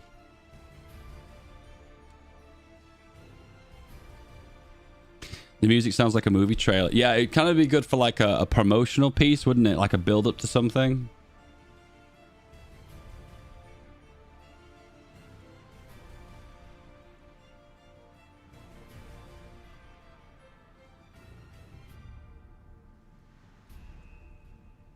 I realize I'm streaming at 1080p as well. I don't usually do that. I usually stream at 1440p. So this stream's going to look like shit. 147 days left, boys. We're almost heading towards the war. Tanks are overrated. Debatable. What do we got? So, he has actually heard me. He's going for the Soviet Expeditionary Force, which gives you 3 infantry divisions and your aircraft. He's focused on the mills from there. Production-wise, he is focusing heavily on the planes once again. Interesting, because the plane path for the Soviets is the right path. It makes me think he's going to go for the 3rd Shock Army. which gives armored trains. Armored trains is so good. It's so good. Armored trains now is almost like one of the most #1 things I research in most Hoi 4 games now, because armored trains are just so good. And the minute you can start producing them early on, the better. Next up, we've got the Wehrmacht for the Germans with the improved medium chassis. And it's consisting of lots of cannons, machine guns, 3-man turret, a medium cannon. That's interesting because it's got piercing potential. But it's not heavily armored. It's focused towards speed. A fast medium tank. I like this. It's a little bit different. He is producing his trains once again, getting the production sufficiency up. He will reach a certain point where he'll be producing maybe about 2 of these a month, so it will become worthwhile. But initially, the production efficiency is not there, so it's not lacking. Look at all this electronic as well as industrial tech. He's gone for the spies too. That's always a good move to do. I think getting spies early on is just such a big deal. I think that's something you should do from the get-go in every single game. Military. Political power, consumer goods. These guys only cost 50, so this guy will pay himself back in 6 months. I could be wrong about that. I think it's 6 months. I could be wrong. I think it's 6 months for every 50 political power. I could be wrong about that one. I could be wrong. He's also got for the air experience guy, so he can make his meta fighter. Has he got any fighters? Has he made a fighter? Don't think so. No, these are the ones that the game give him, and they're not very good. No. No. Tanks have breakthrough but no attack. Let's have a look at that. I guess it's lacking armor and breakthrough. That's the only issue. I feel like tanks don't serve their purpose if they're not getting enough breakthrough and armor, because I feel like that's the purpose of a tank, you know, at the end of the day. It kind of feels a bit strange to me that you would make a tank that doesn't have that. But hey, this is what he's making. This is what he wants to do. He wants to focus on speed. So that tells me he may be rushing the victory points. It might be one of those classic strategies. Rush the victory points. Hold, defend, defend, defend, defend. Camp, camp, camp. Turtle, turtle, turtle. That might be the strategy long term. Panzer Elite. He is here. One day. What is he going to go for? Is it the Panzer Group West? Or is it the 4th Army? He is going to go for the 4th Army, which is a focus towards infantry, equipment, and air power of the Luftwaffe, with also a railway gun behind it as well, which does suggest more of a long game. But he's not even focusing on the planes. So I guess he's mixing between an armor, strong tank on the ground, but then with a little bit of air capabilities that he's got through his focus tree, I guess. He's gone for the Mark 1. What's gone on here? He's added a radio onto it. Interesting. That's probably giving him like... That's giving him 5.5 breakthrough. I do not think that's worth it. That's the reason why I'm not a big fan of radio at the very start of the game. Because I think some of the extra bonuses you get from it are so small, it's not worth the production cost. Now, where you get into the advanced radio late game, the bonuses are kind of more worth it, you know? At the end of the day, it doesn't add a fixed amount of breakthrough. It adds a percentage boost. So it kind of makes you think, is it worth it early game? I don't know. It's up to you. I personally think it's not. Armored trains! He's done it, boys! He has definitely got anti-logistical strike capabilities. And he has gone for the 5th Guard Tank Army. The OP heavy tank path. And it looks like he's rushing. He's going for the 5th Mechanized. And he's going to go for the 2nd Tank Corps, which gives him access to tank divisions super early on. And he's going to have them before the war. He is going to have them before the war. We've not seen this before. He's rushing those big, fat, mechanized and tank divisions to have them at the very start of the war. This is something we have not seen. Usually it's more about a camping, attrition strategy, but this time he's going to go for a heavy, hard-hitting division to begin with to do damage immediately. Strike hard, strike fast, GG, no re, get the F out. And we're almost soon. We're at 1st of November. We have 2 months left. 60 days, lads. The mechanized division. This is it. And it's beautiful. It's got so high hardness. 68% hardness. So even though the fighting power of this tank may be slightly limited due to its overall size, the amount of damage that can be dealt to it, to infantry, is limited unless they have anti-tank capabilities. It's a very interesting division. This is the best division for holding a victory point because mechanized are fantastic at defense, but it's got entrenchment too from the engineers, and it's also got anti-tank capabilities from the tank and armor. Okay, the armor is a little bit lacking, I'll admit that, but when this division sits on, let's say, Amsterdam or Köln, I'm not sure if I'm pronouncing it right, Köln and Frankfurt, it can dig in, it can entrench, and that division, it will not be moved. Well, unless you get the encirclement, unless you get air superiority, unless you get enough firepower and enough divisions, you can eventually break him. And he is doing exactly what I thought. So he's getting those two big, hard-hitting, speedy, mechanized armor, high hardness divisions out to do the damage immediately. And then more than likely, I would take a guess off the back of this, he's going to go for heavy tank production. ×2 heavy tank cost reduction for heavy tank models. Interesting. But then he also gains the heavy tank chassis off the back of that as well. That's insane. That is insane. He's gone for the light air company, which was different from his previous game. He's not modified his plane to take advantage of the bonuses you get from the air wing. All he needs to do is make one little change, like remove a bomb lock. Sorry, not that, it's just a cast. Remove a machine gun and add it on again, and then you get that 10% bonus to speed and agility onto this plane. This plane is good. This plane is good. I'm really...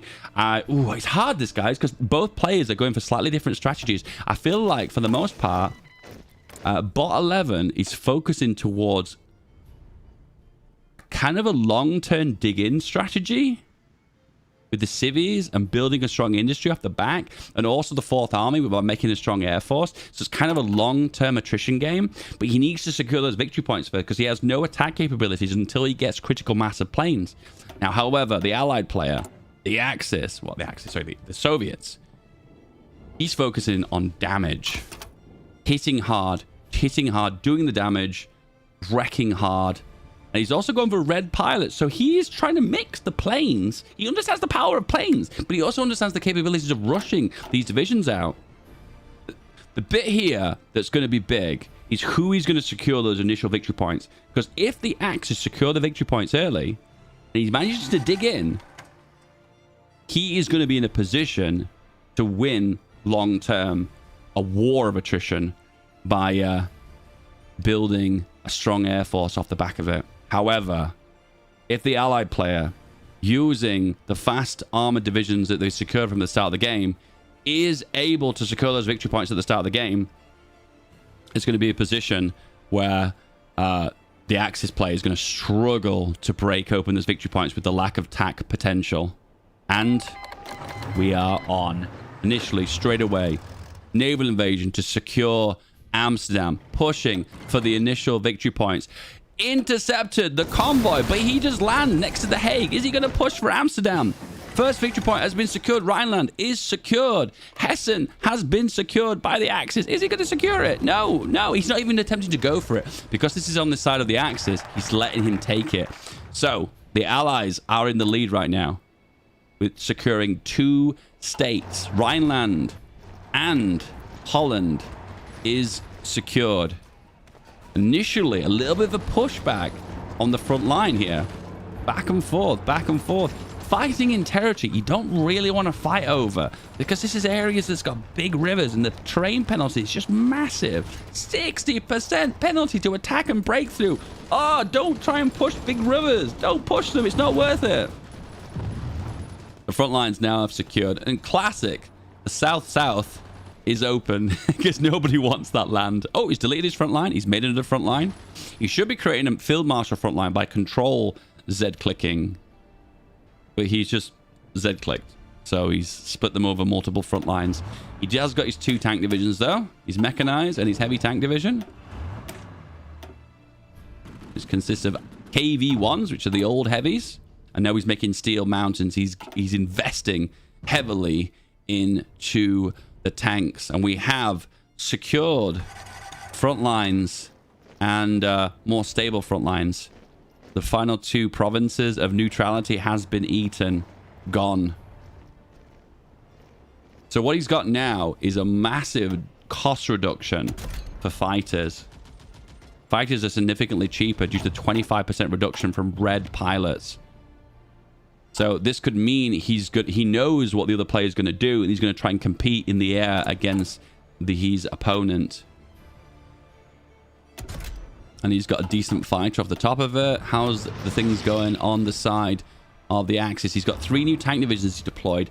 Guys, do not do this. Don't deploy divisions when you're missing a huge amount of the equipment. To be fair, he hasn't got enough equipment for 1 more tank division, never mind 3. He shouldn't be doing this. The 7th Panzer Division has arrived. The little wee boy that desperately needs infantry because it's going to bleed all of his tank divisions. Furious fighting happening just north of the Rhineland, pushing back and forth, taking advantage of the extra tanker capabilities that the Soviets have right now. The Allies have the ability to do damage with their armor divisions due to the fact that they've gone for those early armor divisions. Straight away, having issues with logistics on the Allied side. Let's have a look. What's happening? Low on trains. Yeah, massively low on trains. Is there any train production happening? A little bit. He needs to assign way more mills into this. He's going to have running into issues with supply again, but does he even care? From the last game, we've noticed you can actually get away with having low supply, and it's not even a big deal. Trying to secure north here. This is a perfect location for encirclement, pushing all the way to the North Sea and then locking these divisions in place.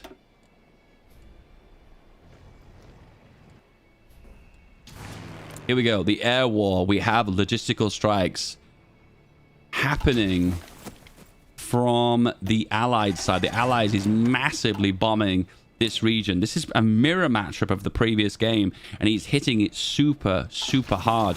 And can't tell what's happening. Is it going to be... So what happens is when you go for logistical strikes and also close air support, it will prioritize close air support if there's combat happening. And if there's no combat happening, it will do logistical strikes. So Cass is happening now as he pushes over the Rhine. I do not approve of this once again. Pushing over the Rhine in this situation, it's difficult. But hey, listen, it's working. So we can't complain. He is in a winning situation right now, but he has got mainly attack-based divisions. He can't really afford his opponent building enough critical mass of air to take a long win, drawn-out win. So he's pushing for the win over and over again. He doesn't even care about securing the victory point long-term. He's just pushing for the win, the win, the win. And he's in a good position to do it as well, because at the moment, the Axis play does not have any really good tank divisions. It says he's got 4. If we look really closely, we've got 1 here that's basically lost all of its light tank because it's that one that has no infantry in it. And then we have 3 below 50% strength tank divisions. So he's low on tanks by 2,000 and 4,000 behind on lights. Those tank divisions have no attack capabilities. He's using them here, and he's thinking he's going to be able to contest the Soviet allied tanks, but he just can't. Right now, every time they arrive in the front line, they get absolutely smushed. I've just got this image in my brain of Soviet big fat tanks just blasting and tearing through those little wee Panzer boys as it tears through that front line.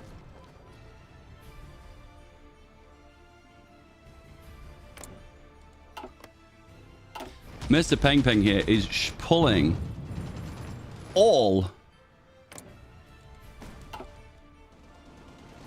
he's got into this game to deliver a knockout blow. He's not giving one opportunity for his opponent to fight back.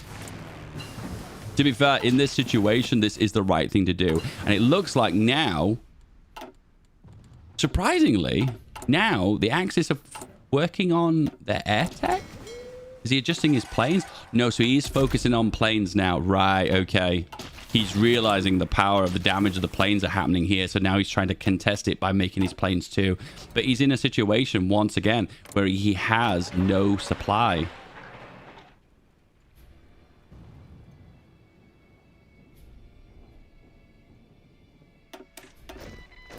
The mod is in the description below. This is round 1 of a best of 3 of the finals of the FeedBackGaming International. That's an awful name. I'll think of a better name in future. Appoint Clever Hans. And on the Allied side, he is going for no focus. But he is taking advantage of cheaper tanks, more pop, cheaper tanks, and cheaper planes. Mass production, Soviet side is definitely a thing. And, you know, I'm worried about this in a way because I get it. He's trying to consolidate the win. I get that, and credit to him for that. However, this is dangerous because he's pushing so deep into enemy territory.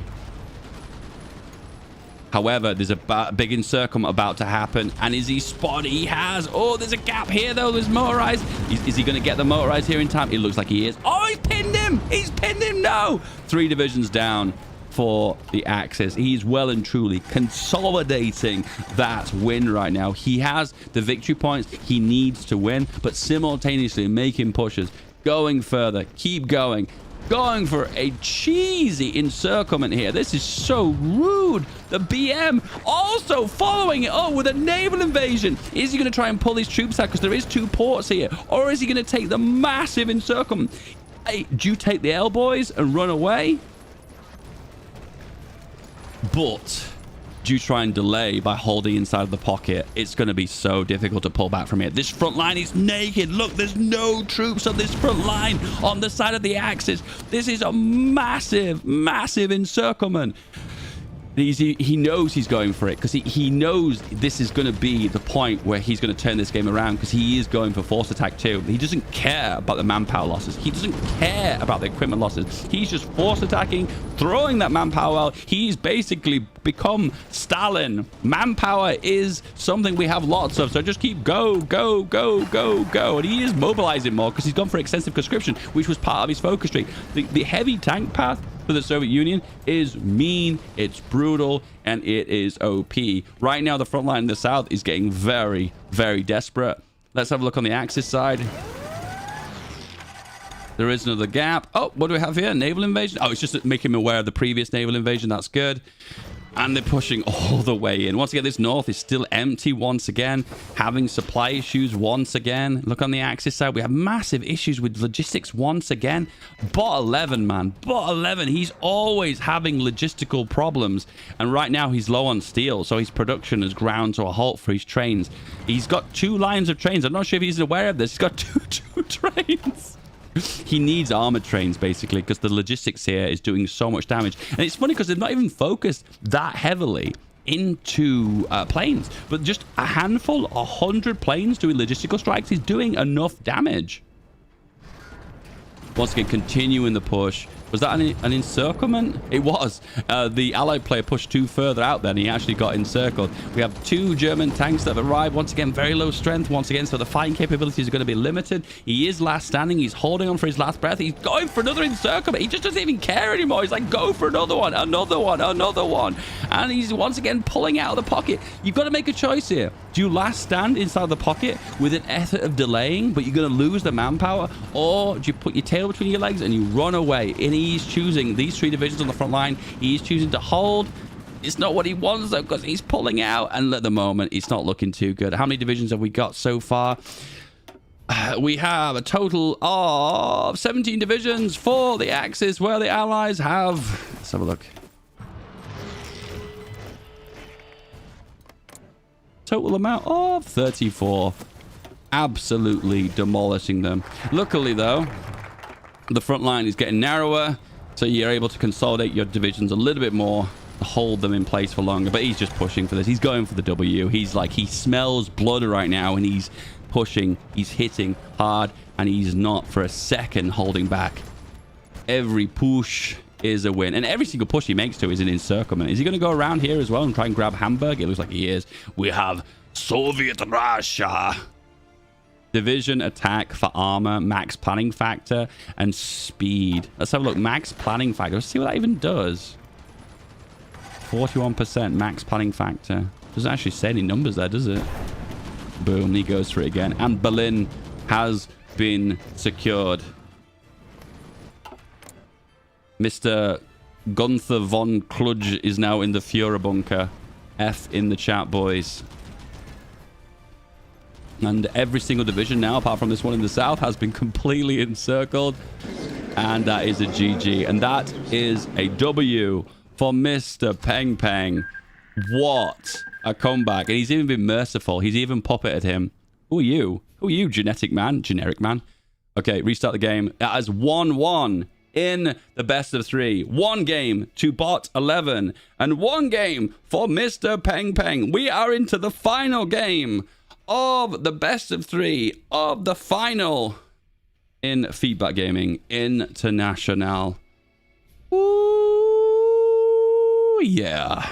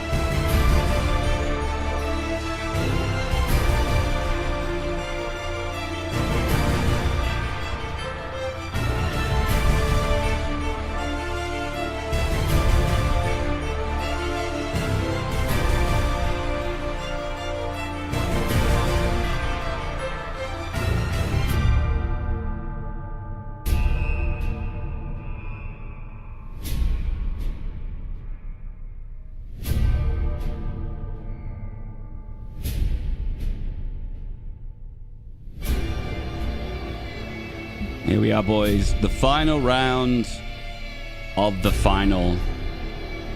To find out the champion of the Feedback Gaming mini Sunday tournament for a cash prize of $75. 25 $25 for the runner-up. So we've got 2 winners here, boys.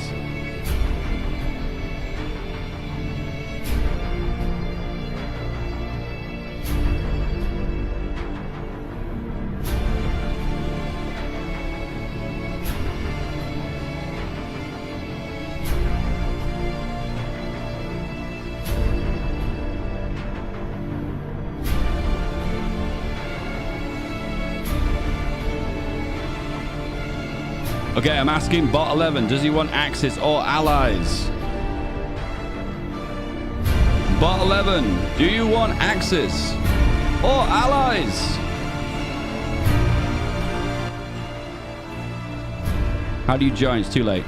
In future, if you want to join these tournaments, I'll be holding them on Sunday at midday UK time. I'm not sure how consistent I will be, but overall, you need to be in my Discord, look in the MP chat, and I will ping in there and select members from my Discord initially. If I don't get enough people, I could do a bigger tournament. I can select people from my YouTube or Twitch chat. You've got to be there to be in it. Unfortunately, the game's already started now, so we will not be selecting any new members for the tournament. Good luck. Wow, he does such a good job at that, isn't he? My goodness, he's such a good lad. The mod that we're currently playing is in the description of this video.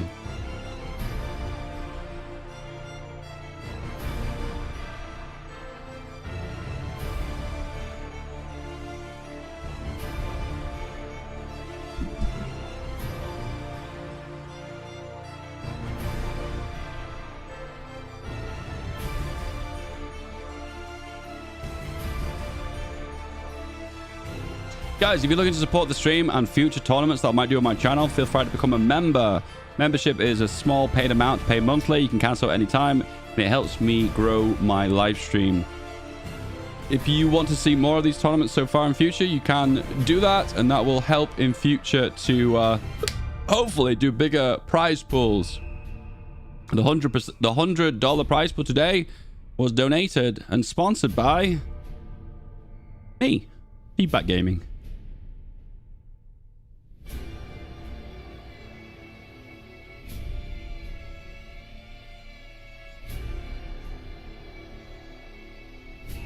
Do bot 1.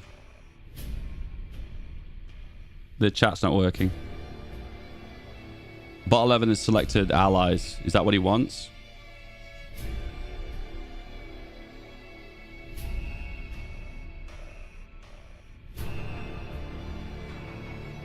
For some reason the chat doesn't work. Oh, there we go. It doesn't work. I don't want to start the game. I need to ask bot 11 if he wants to be allies or Axis. I need to know he's the right side. Okay. All right, here we go. This is the final round of the final part of the Feedback Gaming International Tournament to win $75. We have bot 11 on the Allied Nations, and the Axis powers is Mr. Peng Peng. The last game was a complete and utter stomp. I kid you not. It wasn't even clutch. It wasn't a tight one. The Allied Soviet divisions initially made a push and completely stomped the Axis powers. The Axis tanks were practically non-existent, but when they were on the battlefield, they were so low strength they had no fighting capabilities, and the Soviet tanks absolutely steamrolled them. The Axis did also make some planes, but they never really showed action, and there weren't really enough of them to make an impact. It was a complete and utter stomp. This is the final. Off we go. All right, lads.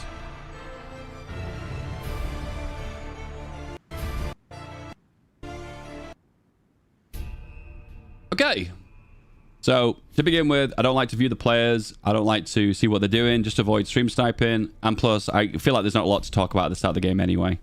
But apart from that, guys, how are we all feeling today? How are we all doing? We could do a mini Q&A if you want. There should be a $1 bonus for victory by capitulation. No. Will the next event will be crowdfunded? Maybe. I don't know. If the prize pool gets big enough, I'd offer people who came third place some money as well.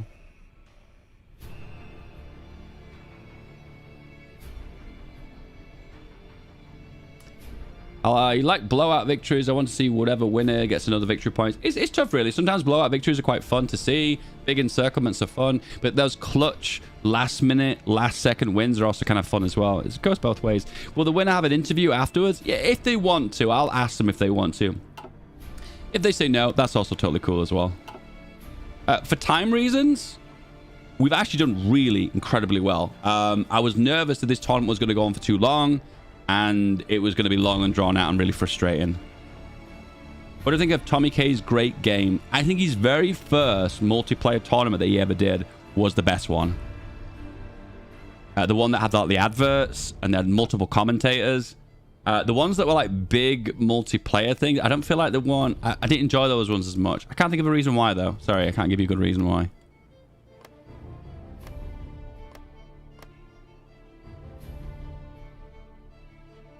I feel like the 1v1 tournaments are so much more interesting, but I will say the Barbarossa map that they used got a bit boring pretty quickly because it was just too micro-intensive and it was kind of dull. And was it 7D? Was it 7D?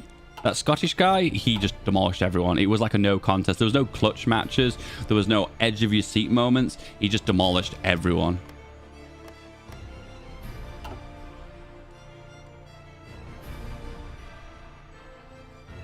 Yeah, it'd be really cool if I could do 5-speed at the start of the game just to cut out this boring setup phase, because the boring setup phase is a bit poop. Any other questions, guys? Anything you'd like to ask me? Yeah, I think this initial setup phase is just a little bit dull. I feel like with StarCraft tournaments, there's a lot to talk about at the very start of the game. The first minute is like nothing happening, but then after that, it's like constantly like, what are they doing? What are they up to?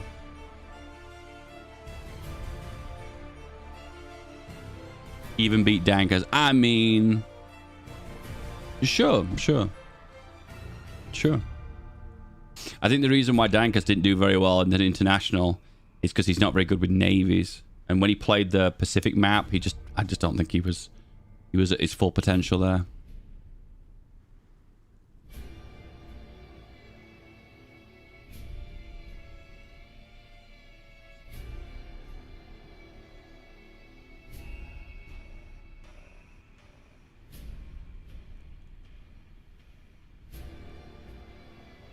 Iconic pictures from World War II. Damn.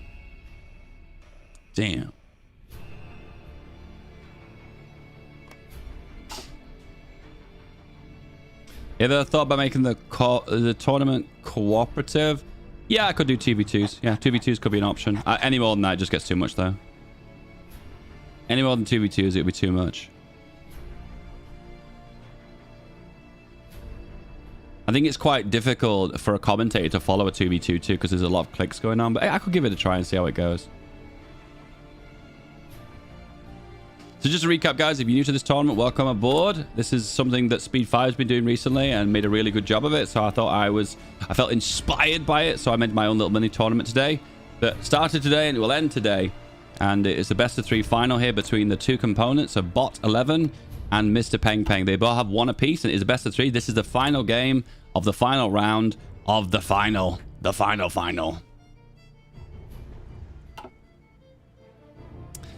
The victory is at the end of the first year. The Allied nations will declare war on the Axis powers and vice versa, and also a war against the League of Neutrality. They must push for their victory points, which is Holland, Rhineland, and Hessen. And if you secure 2 out of the 3, or all 3, the majority, you will win when the timer elapses after 18 months of in-game wartime. If you capitulate your opponent or the opponent gives up, that's also another victory condition. May the best man win. 2v2 is higher quality matches. I think I disagree because I think sometimes one player will be doing all the micro, one player doing all the meta, all the macro stuff, and the macro stuff is not as fun and interesting. But once again, maybe, I don't know.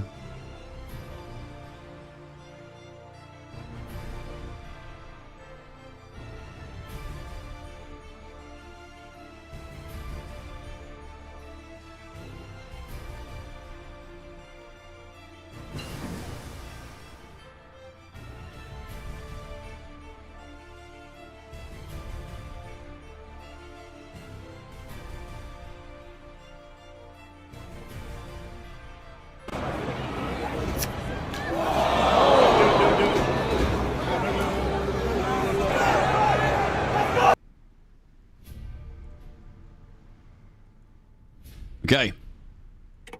It's really interesting to see the League of Neutrality making research. I think that's pretty funny. League of Neutrality makes troops? No, it doesn't. Got guns, though. Yeah, it's got guns. This tournament was so fast. That's the idea behind it. I want it to be fast. I want it to be over in one day. I don't want this kind of like, oh, we've got a final we need to do the next day. I don't want that. I want it all to be done and wrapped up in one day. And that's the idea behind it. I think I'll be reluctant to make it 16 players instead of 8 because I just think that'll be too many. I don't know. We'll see. We'll see. Anyway, first of all, look at the Axis player. What have we got going on here? Exercising our troops on the front line. We have 14 divisions focusing primarily on guns. That's a safe thing to do.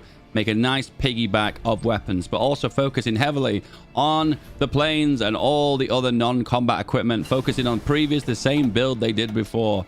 Again. Meanwhile, on the Allies, we have focus on non-combat equipment and trains, artillery, and motorized, focusing on improved heavy tank. Looks like he's doing the same thing he did before. No, he's not. It's changed sides, isn't it? So bot 1 is now, so it can't do the same thing as before. But he is focusing quite heavily on ground stuff. Not a lot to say on that. Coming to military factories. Once again, there's not much to talk about at the very start of the game. Once again, there's not really much I can say. You know what would be kind of interesting if these first focuses here. No, that wouldn't make any sense. Maybe make these focuses half as long, so they're 35-day focuses, maybe. Just so you can speed through them a lot quicker, just to get this part out of the way. Maybe, I don't know. Research-wise, construction, funnily enough, playing the long game. Both focused on military factories this time, though. Oh, that's interesting. So there's no one going for the civvies. So by the looks of things, they've noticed that the quick rush strategies, the knockout blow strategies, seem to be more effective. So they're going for that for both of them. Probably because the Allies rolled the Axis so easily in the previous game. He doesn't want that to happen again, and he's going for the all-in immediately by going for mills, pushing for the easy production, and also probably maybe pushing for the big fat divisions as well. Are we going to see another Soviet Allied player again? I don't know. Let's see. Yes, this is the final of the best of 3. The final game. There will be no more games after this. This is the final.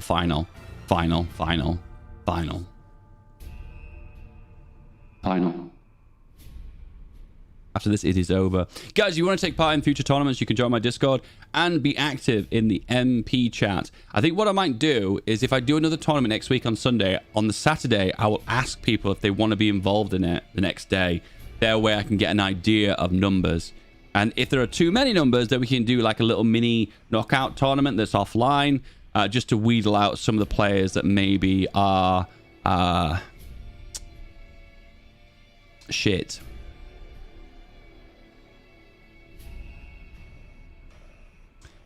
Sad I was too late earlier. Make sure you've got your notifications turned on Discord, guys. I pinged twice into my MP chat today at an hour before the tournament was about to begin. So I gave you guys loads of time. I let you guys know what was going on. So I made sure that you were in the know, in the loop. You guys are like a little bit like OCD. You're like, oh, I can't have my notifications on. Oh, it'll upset me. Guys, having notifications on will make you aware of events happening and cool things coming up. Turn off your notifications on servers you don't want to know about notifications on. And of course, on Feedback Gaming, find about new videos for Feedback Gaming. Find about tournaments in future. Find about other exciting giveaways on my Discord. Make sure you've got notifications turned on. You have 1K notifications on your Discord. That means you are not micromanaging your Discord correctly. You need to be right-clicking on Discords, going into notification settings and turning off notifications for servers you are not interested in. You are a fool if you are doing that. A fool. What time is it for me? It's 4 p.m. 4 p.m.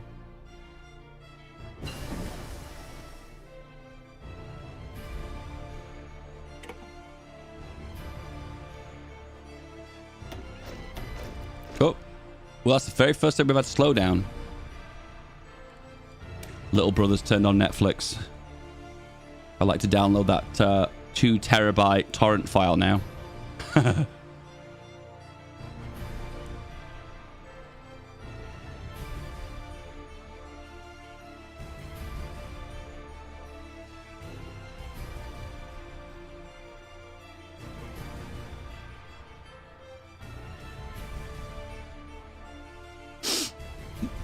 Live in the Azores. Oh, shit.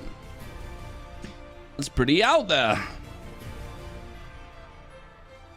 That's pretty out there.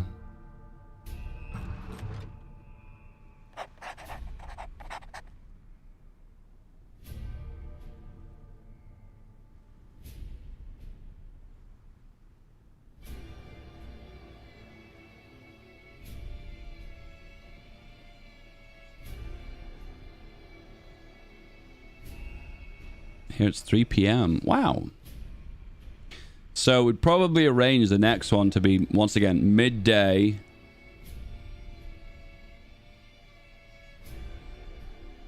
Midday on Sunday. Once again, I keep saying maybe because I can't make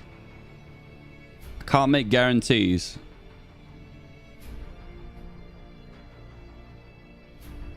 Because once again, real life happens sometimes and I might not be able to do it. I'll let you guys know on the previous Saturday, the day before on Saturday, if it's possible that I can actually do it.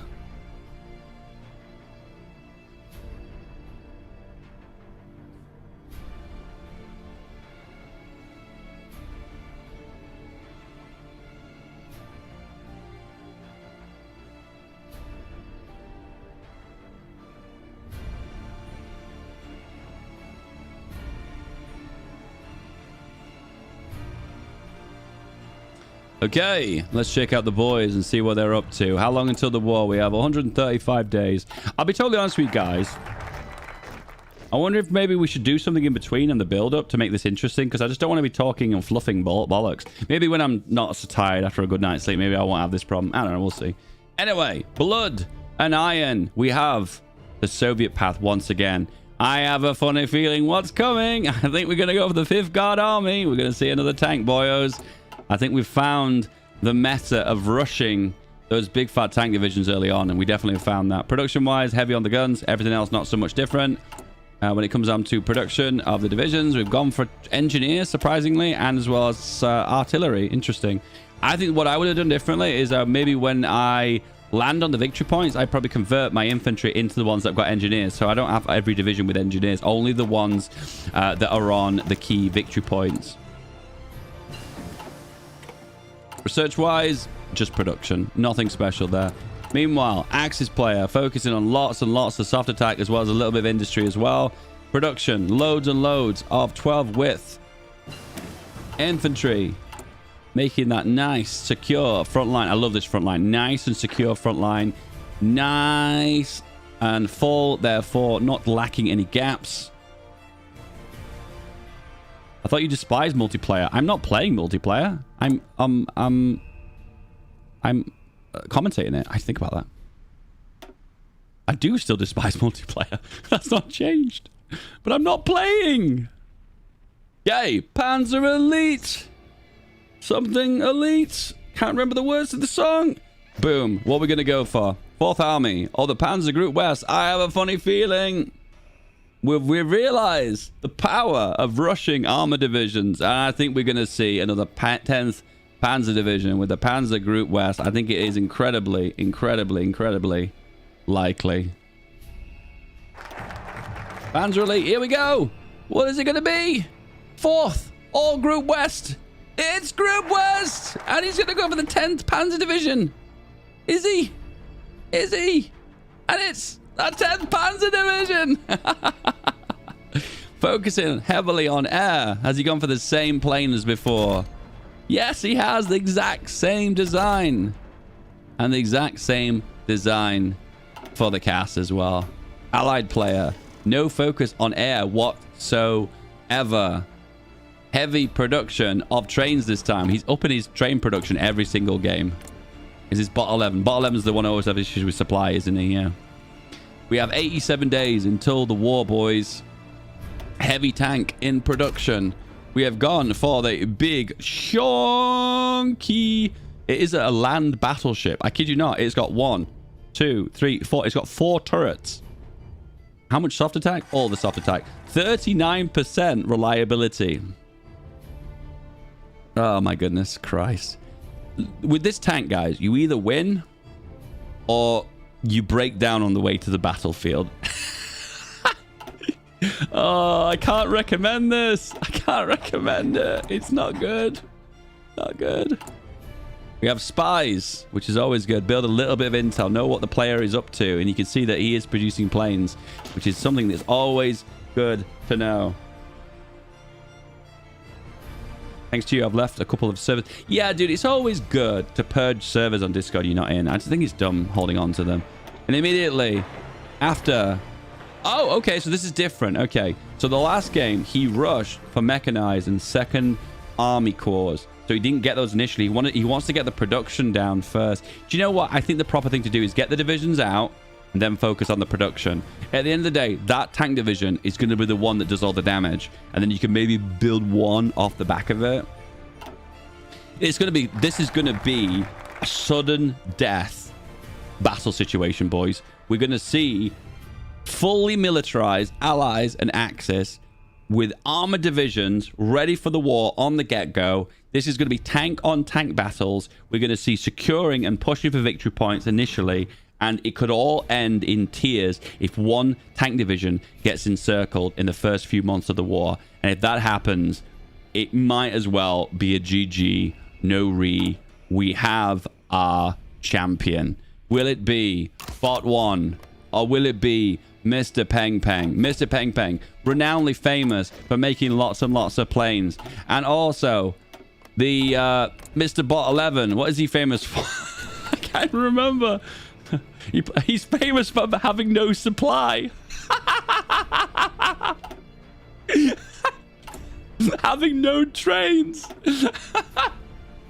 Who's going to win, boys? Comment in the chat below. Is it going to be Bot 11 or is it Mr. Peng Peng? Please comment in the chat now. Spam it in the chat. Let me know who you want to win. Is it going to be plane spam or is it going to be Mr. No Trains?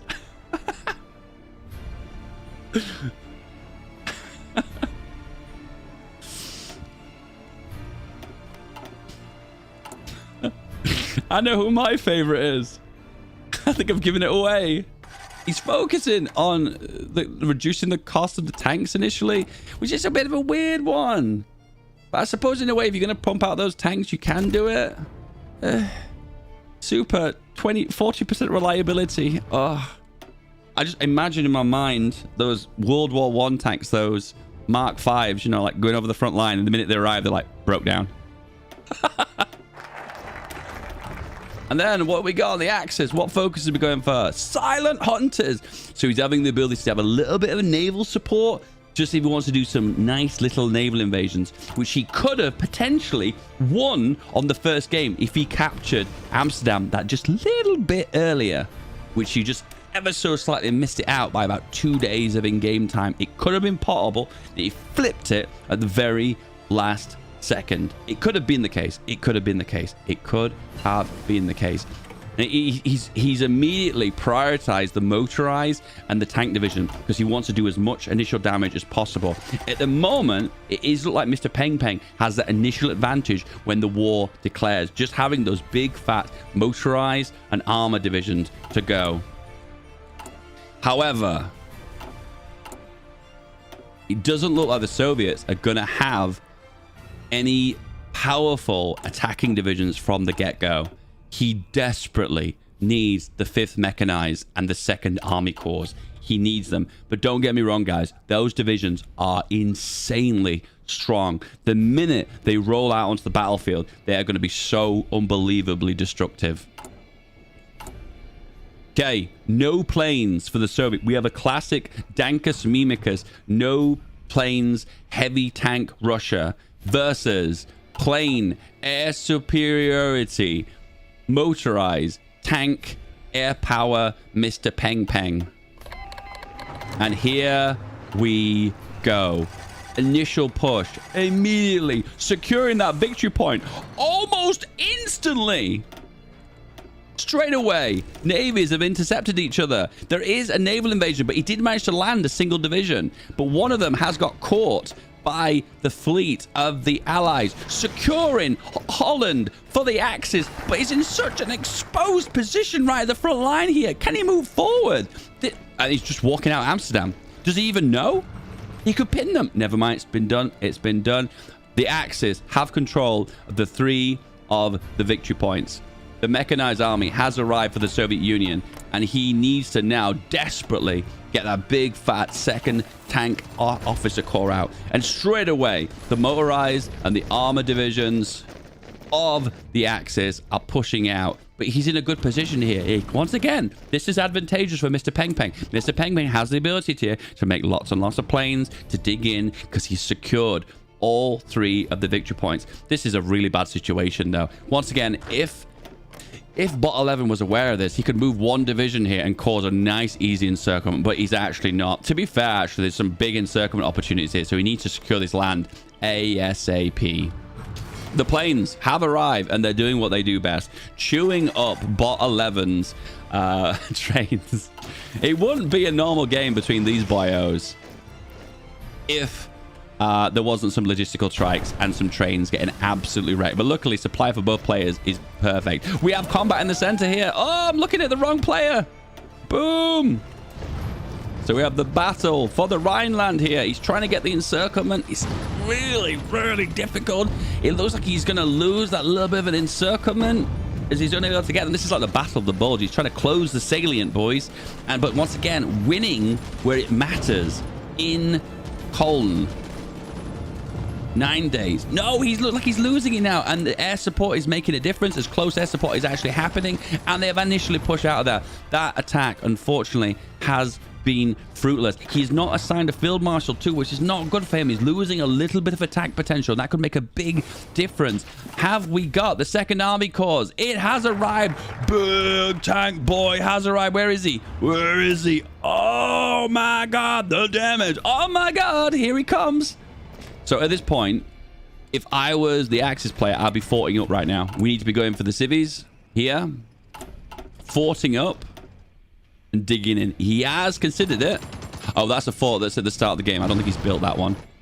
But once again, this is a spot he was in before. He needs to secure the Hague. The Hague is a great defensive position. It's behind a big river, and it's urban too. But leaving the Hague open allows him to be counterattacked in this region. He needs to secure the Hague. And he's just walked out of there. But there's action happening in the center here. He's trying to break out from the Rhineland. I'm not sure if I approve of this. I get it. He's got the firepower early game, and I approve of that. But you're winning right now. You control all 3 victory points. Why don't you sit on your win? And at the top of that, you are actually making lots and lots of planes off the back of this as well. You have got the dominant air force. So why are you choosing to push and risk your front lines? He's so ballsy. He's so going. The supply really isn't in his favor, though. Oh, no, it is. He's still in good supply. What's the supply like? He's only a tiny little bit low supply. 15% of his breakthrough is being lost. It's not that bad, but it's a bad place to push. He's trying to push over a river into plains. It's not going to work for him. Ideally, the place to push is going to be probably here, from urban to here. But this river's unbreakable. Rivers are just so hard to push when it comes down to heavy tanks. We have a slight advantage of Mr. Peng Peng here as he secured the 3 victory points. However, we've not seen the full tank action yet from bot 11. These tanks here, what's the point of them? There's just no point of them. He needs to lead one of them and just consolidate them and then use this tank to do all the firepower. He's moving one southwards here. What is he trying to do? I think he's got this assigned on the front line. He needs to have this on a separate general. You can see he's trying to push in here, but then he's left that northern one open. Oh, and he's going to spot that, and he's going to move down. The heavy tank chassis has been complete. Is he going to make a heavy tank off the back of it? The advanced heavy tank destroyer. Look at this baby. Oh, yeah. Improved radio. Damn. Counterattacking here, looking to close a pocket. There seems to be a lack of divisions for the allies at the moment. Because look, every front line has 1 division on it. And there's some gaps too, which isn't going to be good. Because at the end of the day, it just means Mr. Peng Peng on the axis can just move forward and make easy encirclement. It's just going to be a piece of piss for him. Production-wise, we're behind on heavy tanks, and we're working on everything else, but luckily we still have trains. Luckily, bot 11 has only improved his train game after 3 games.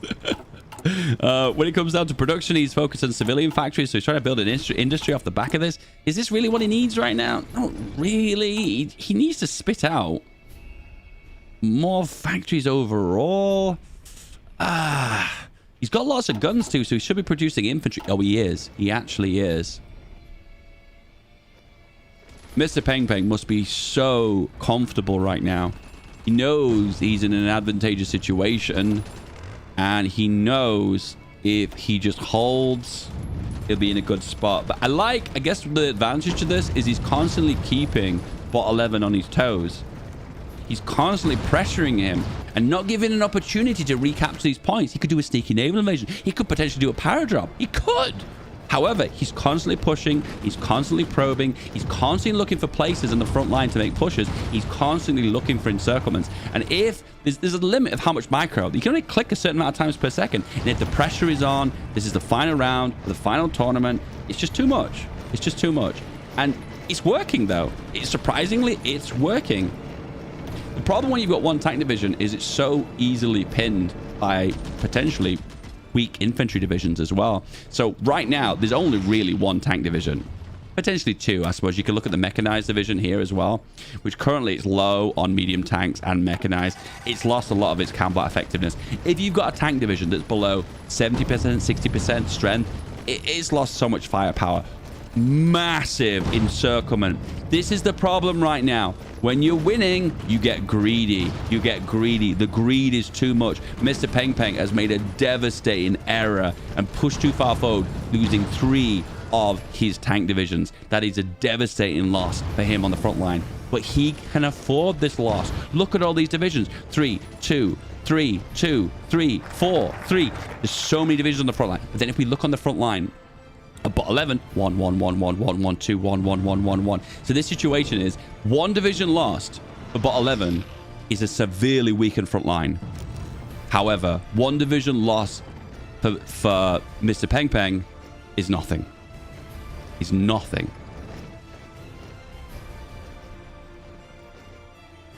What is going to be the next step here? The logistic striking is starting to bite. And now we have reached that familiar territory, boys, where Bot 11 has run low on supplies once again.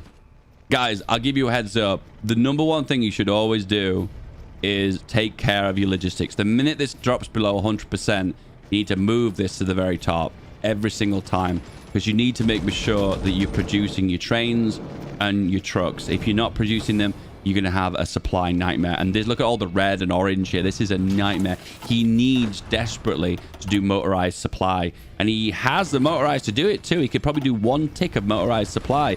But once again, this is not advantageous situation again. He's pushing over a river into woods. He's not going to break that with tanks. Listen, tanks, they're a devastating vehicle, okay? But if you're fighting in the wrong terrains, it ain't going to work. It ain't going to work. That tank is praying for a beautiful holiday in the plains or in the desert or any other kind of flatland. If you're pushing into any of the more difficult terrains, it isn't gonna work. It ain't gonna work. What is the link in the mod? It is in the description of this video. Give it a look. 0% supply. We have reached darkness, my old friend. And that darkness is in the familiar color of red and orange of bad supply. Boom. How are the logistics for Mr. Peng Peng? Fantastic. A little bit low on the heavy tanks. He's continues probing in the front line. It has cost him quite a few heavies, which is painful. But everything else is golden. Perfect. Great. And he's pumping out those planes, what he desperately wants and he desperately needs. And he, at the same time, logistical strikes, close air support. We have reached, gentlemen, critical mass of planes. Right now, whenever a single push happens, we are going to be in a situation where the ground forces will take a massive penalty to the amount of organization they have as well as strength. I just want to see one push here. There we go. One push. Boom. Cassing immediately. Cass strikes here. 4 for org. 2 for strength. Bam, bam, bam. Hit them over and over again. It looks like we've got an encirclement opportunity here. He's not going to be able to get that division out of there. This looks like a very similar run to the previous game. An absolute stomp. Logistics for the allies. We're struggling with guns. We're struggling with steel production. We're struggling with practically most of the supply. He's heard me about the motorized, but unfortunately it's too little too late. We've got no trains. We've got no motorized. It's just a supply traffic jam. The allies have deployed the most powerful tank divisions in the world, but unfortunately we can't get barrels of fuel for them to the front line because unfortunately we have created traffic jams of trucks and railways that have been bombed and bridges that have been chopped in half. This looks like the death blow. He's going for it. We have 2 tank divisions almost locked into a pocket. Where are the tank divisions from Mr. Peng Peng, though? He's pushing further forward. He doesn't even care. These are ballsy maneuvers. Mr. Peng Peng is great in a way. He takes advantage of a weakened opponent, which is fantastic. However, he does do these mistakes where he pushes a little bit aggressively and it leaves him in situations like this. So there's been like 4 divisions now, maybe 5 divisions now that have been lost to these overextensions of the front line. But I'll say it again. I'm going to say it again. I'm going to say it again. He can do it. He can get forward with it. He has excess divisions. He can afford losses where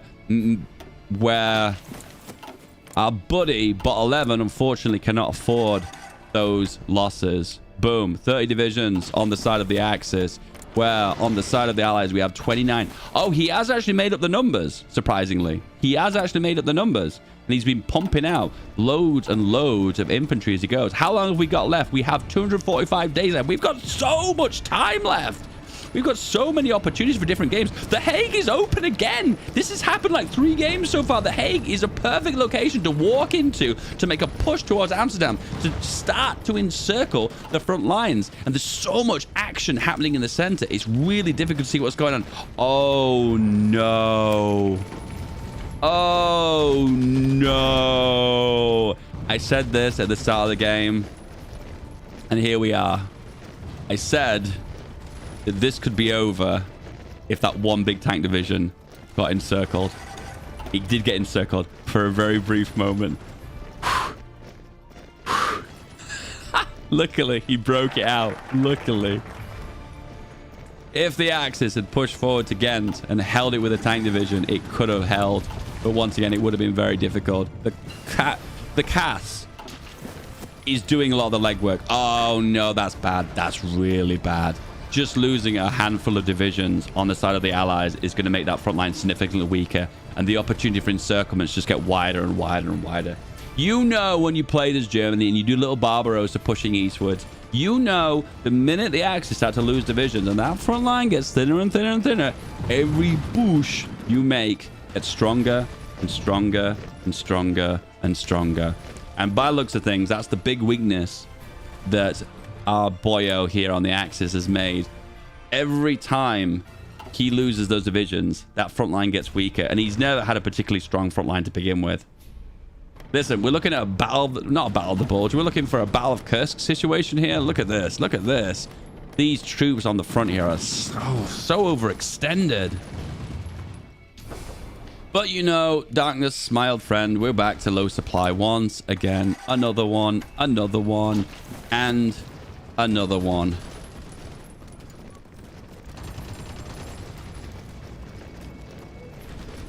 We're last standing as well. He's prepared for the counterattack happening. This is one thing I would have liked to have seen from bot 11 if he would have taken advantage of force attack and last standing, and he just never seems to take advantage of it.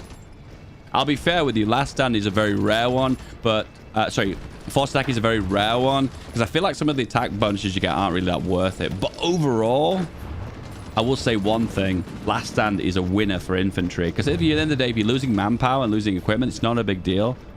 But if you're losing a tank division or force attack, that's not going to be a good situation to be in. 2 divisions down for Mr. Peng Peng. The back and forth, the back and forth. We don't have a clear winner here of this front line. These little duels. Oh, he broke them out at the did he break them out?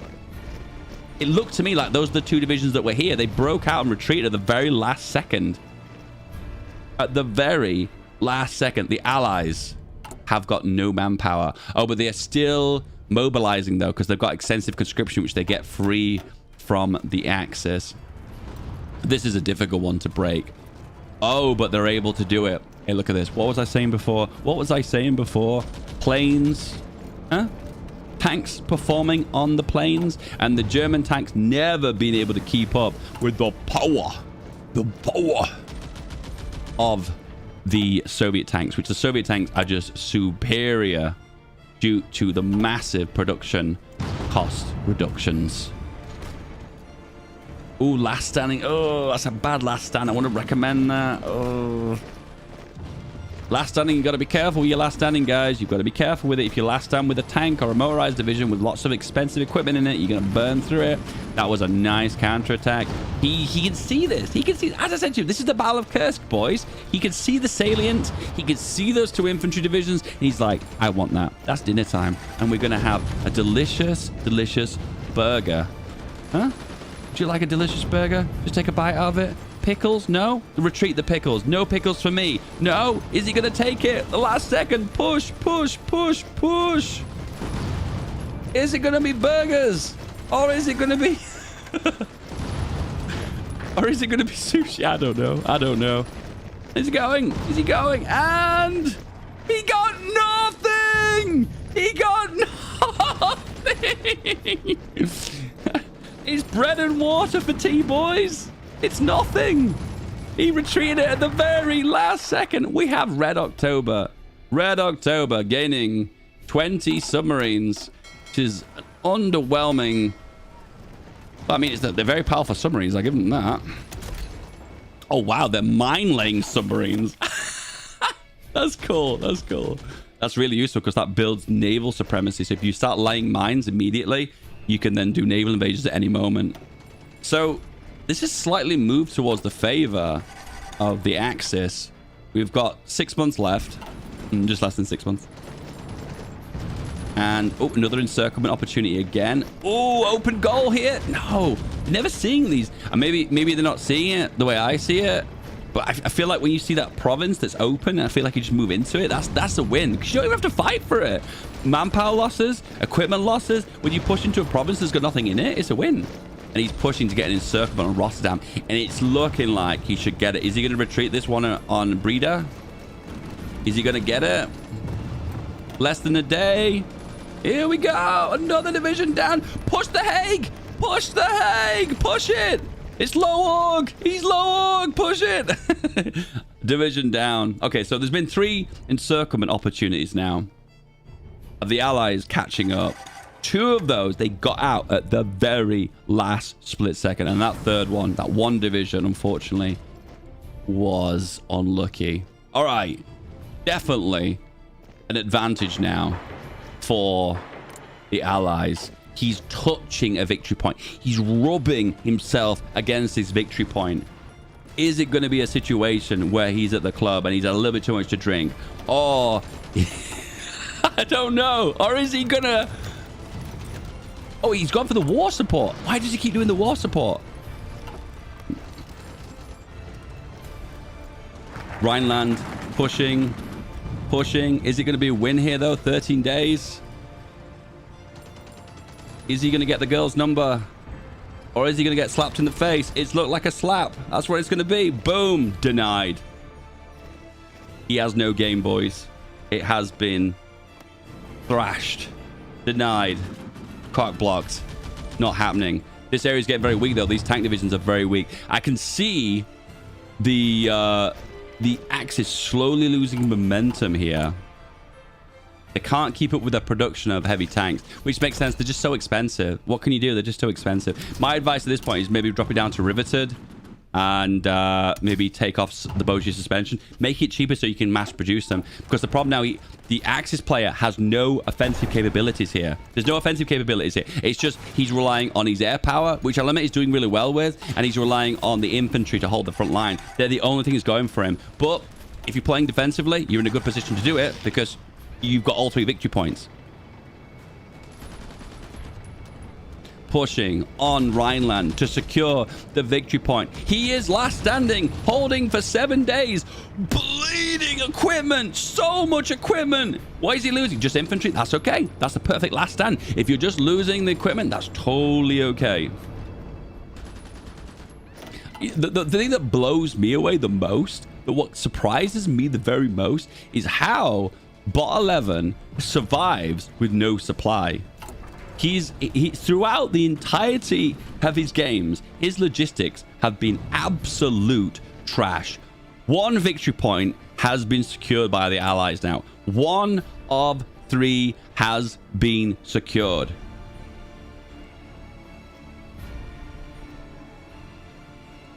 And both of the victory points to win are on the front line. This could change at any moment. Frankfurt needs to be secured to control the Hessen victory point, and Amsterdam right on the front line to secure the Holland victory point. This is on the cusp of a victory for the Allied player with an ever slight advantage for the Axis. Where is he going with this? What is happening with this? We have a freight interception here. Is he trading? Training? No. Production? No. He's not even like no step back. Okay, that's a bit late for that, but okay. Supply is still a little bit low, causing issues. He's just going for it. He's like, you know what? Balls! Balls to the river. Balls to the urban. I don't care. Just go for it. Pushing across the big river is a hard one to go for that one. The only way you can win this kind of battle here is if you spread out your attack towards the Hague and push eastwards as well. You've got to make a coordinated attack in different directions. You can't single-handedly push just into Amsterdam. And he's building forts. He's doing the right thing. This is such the right thing. He's building forts in these locations. This is what he needs to do. He needs to shift these to the very top. Oh, he's building forts everywhere. He knows what's coming. He's ready. He's ready for the end game. He's just deleted. He deleted the mills. He deleted them. He's going all in. So Holland building up. This is perfect. When you defend one region, you should defend one spot. You should defend around it too. And he's also doing the same for Hessen as well, which is just a good strategy. He's realized he can't break this now. He's going to have to do probing attacks over the front line. One thing to be aware of, by the way, is heavy tanks do have an attack advantage into forts. So a lot of you guys probably don't even know that. Where is it? Where's the forts? There you go. Forts. 5.6% attack advantage into forts. But each fort is a 10% reduction in attack power, isn't it? 15. So you gain a little bit back. I don't know. Oh, okay. Okay. One division broke there. That was surprising. And... oh my god, he got across the Rhine! Is that the Rhine? It is the Rhine. He has broken the Rhine. How long have we got left? We've got 2 months left. He's pushing northward. He's trying to get his encirclement on Amsterdam. This is like the into the bitter seconds of the final game. He has got a full encirclement on Amsterdam. Holland has been completely surrounded. He's trying to push across the Strait. He will never be able to push that. It's going to be a nightmare to push. He's built an airport here. He's going to move his planes to this region so he can get more air superiority. That's such a good move. He realizes he needs to dig in here. He's made a push the east of Amsterdam. He's managed to secure it. He's once again trying to push this. He doesn't see this. A 99% attack penalty. Stop. Stop. It's not going to work. Oh, no. And he's pushing Amsterdam. He's going to get it. He's got it. He's got it. And he has got it. It wasn't even the tank divisions that did it. It wasn't even the tank divisions that did it. And I am blown away by how unbelievably effective those infantry divisions were. They're just plain old infantry. And what are these? Oh, I'm starting to see why. Okay. So you're probably thinking to yourself, the tanks won that battle. Sure, the tanks made the spearhead across the Rhine. Sure. But this infantry that's bigger, 18 width, with support artillery, is the real winner. Because if you look at the German tank division, a German infantry division, it's just this. Oh, hang on. Hang on. That's a special infantry division. Let's have a look at how many of these ones he's got. Has he just changed this? This is the default one, though, isn't it? This is the one he's been using to hold front lines. And the lack of soft attack has really hurt him. I cannot believe this. He was down and out in the club by himself in the cold, wet British weather. And then a girl came out of nowhere and said, here's my number. Get it. Get your coat. You've pulled. He's done it. He has done it. With a matter of 3 weeks on the clock left, he has secured the final victory point and done it. This was the mess that I thought was going to happen. It was going to be the attack potential of the Allies is insane. Oh! Oh! Naval invasion behind Amsterdam! 3 days left! This is a mirror of the first game! 2 days left! He's going for it! He's intercepted his core! He's caught! He's landed! The Allies have won! GG!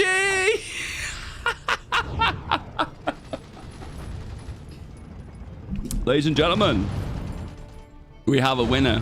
And that is how close it came to a different result. That's how close it came to a different result. That's how close it came. Congratulations, Bot 11. You have won the FeedBackGaming International. You are a winner. Boom.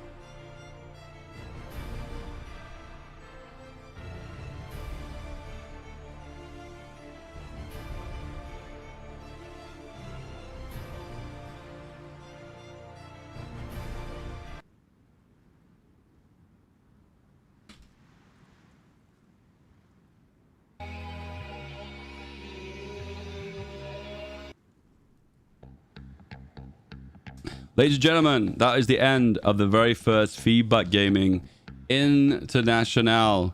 I'll think of a better name when I sit on that one later.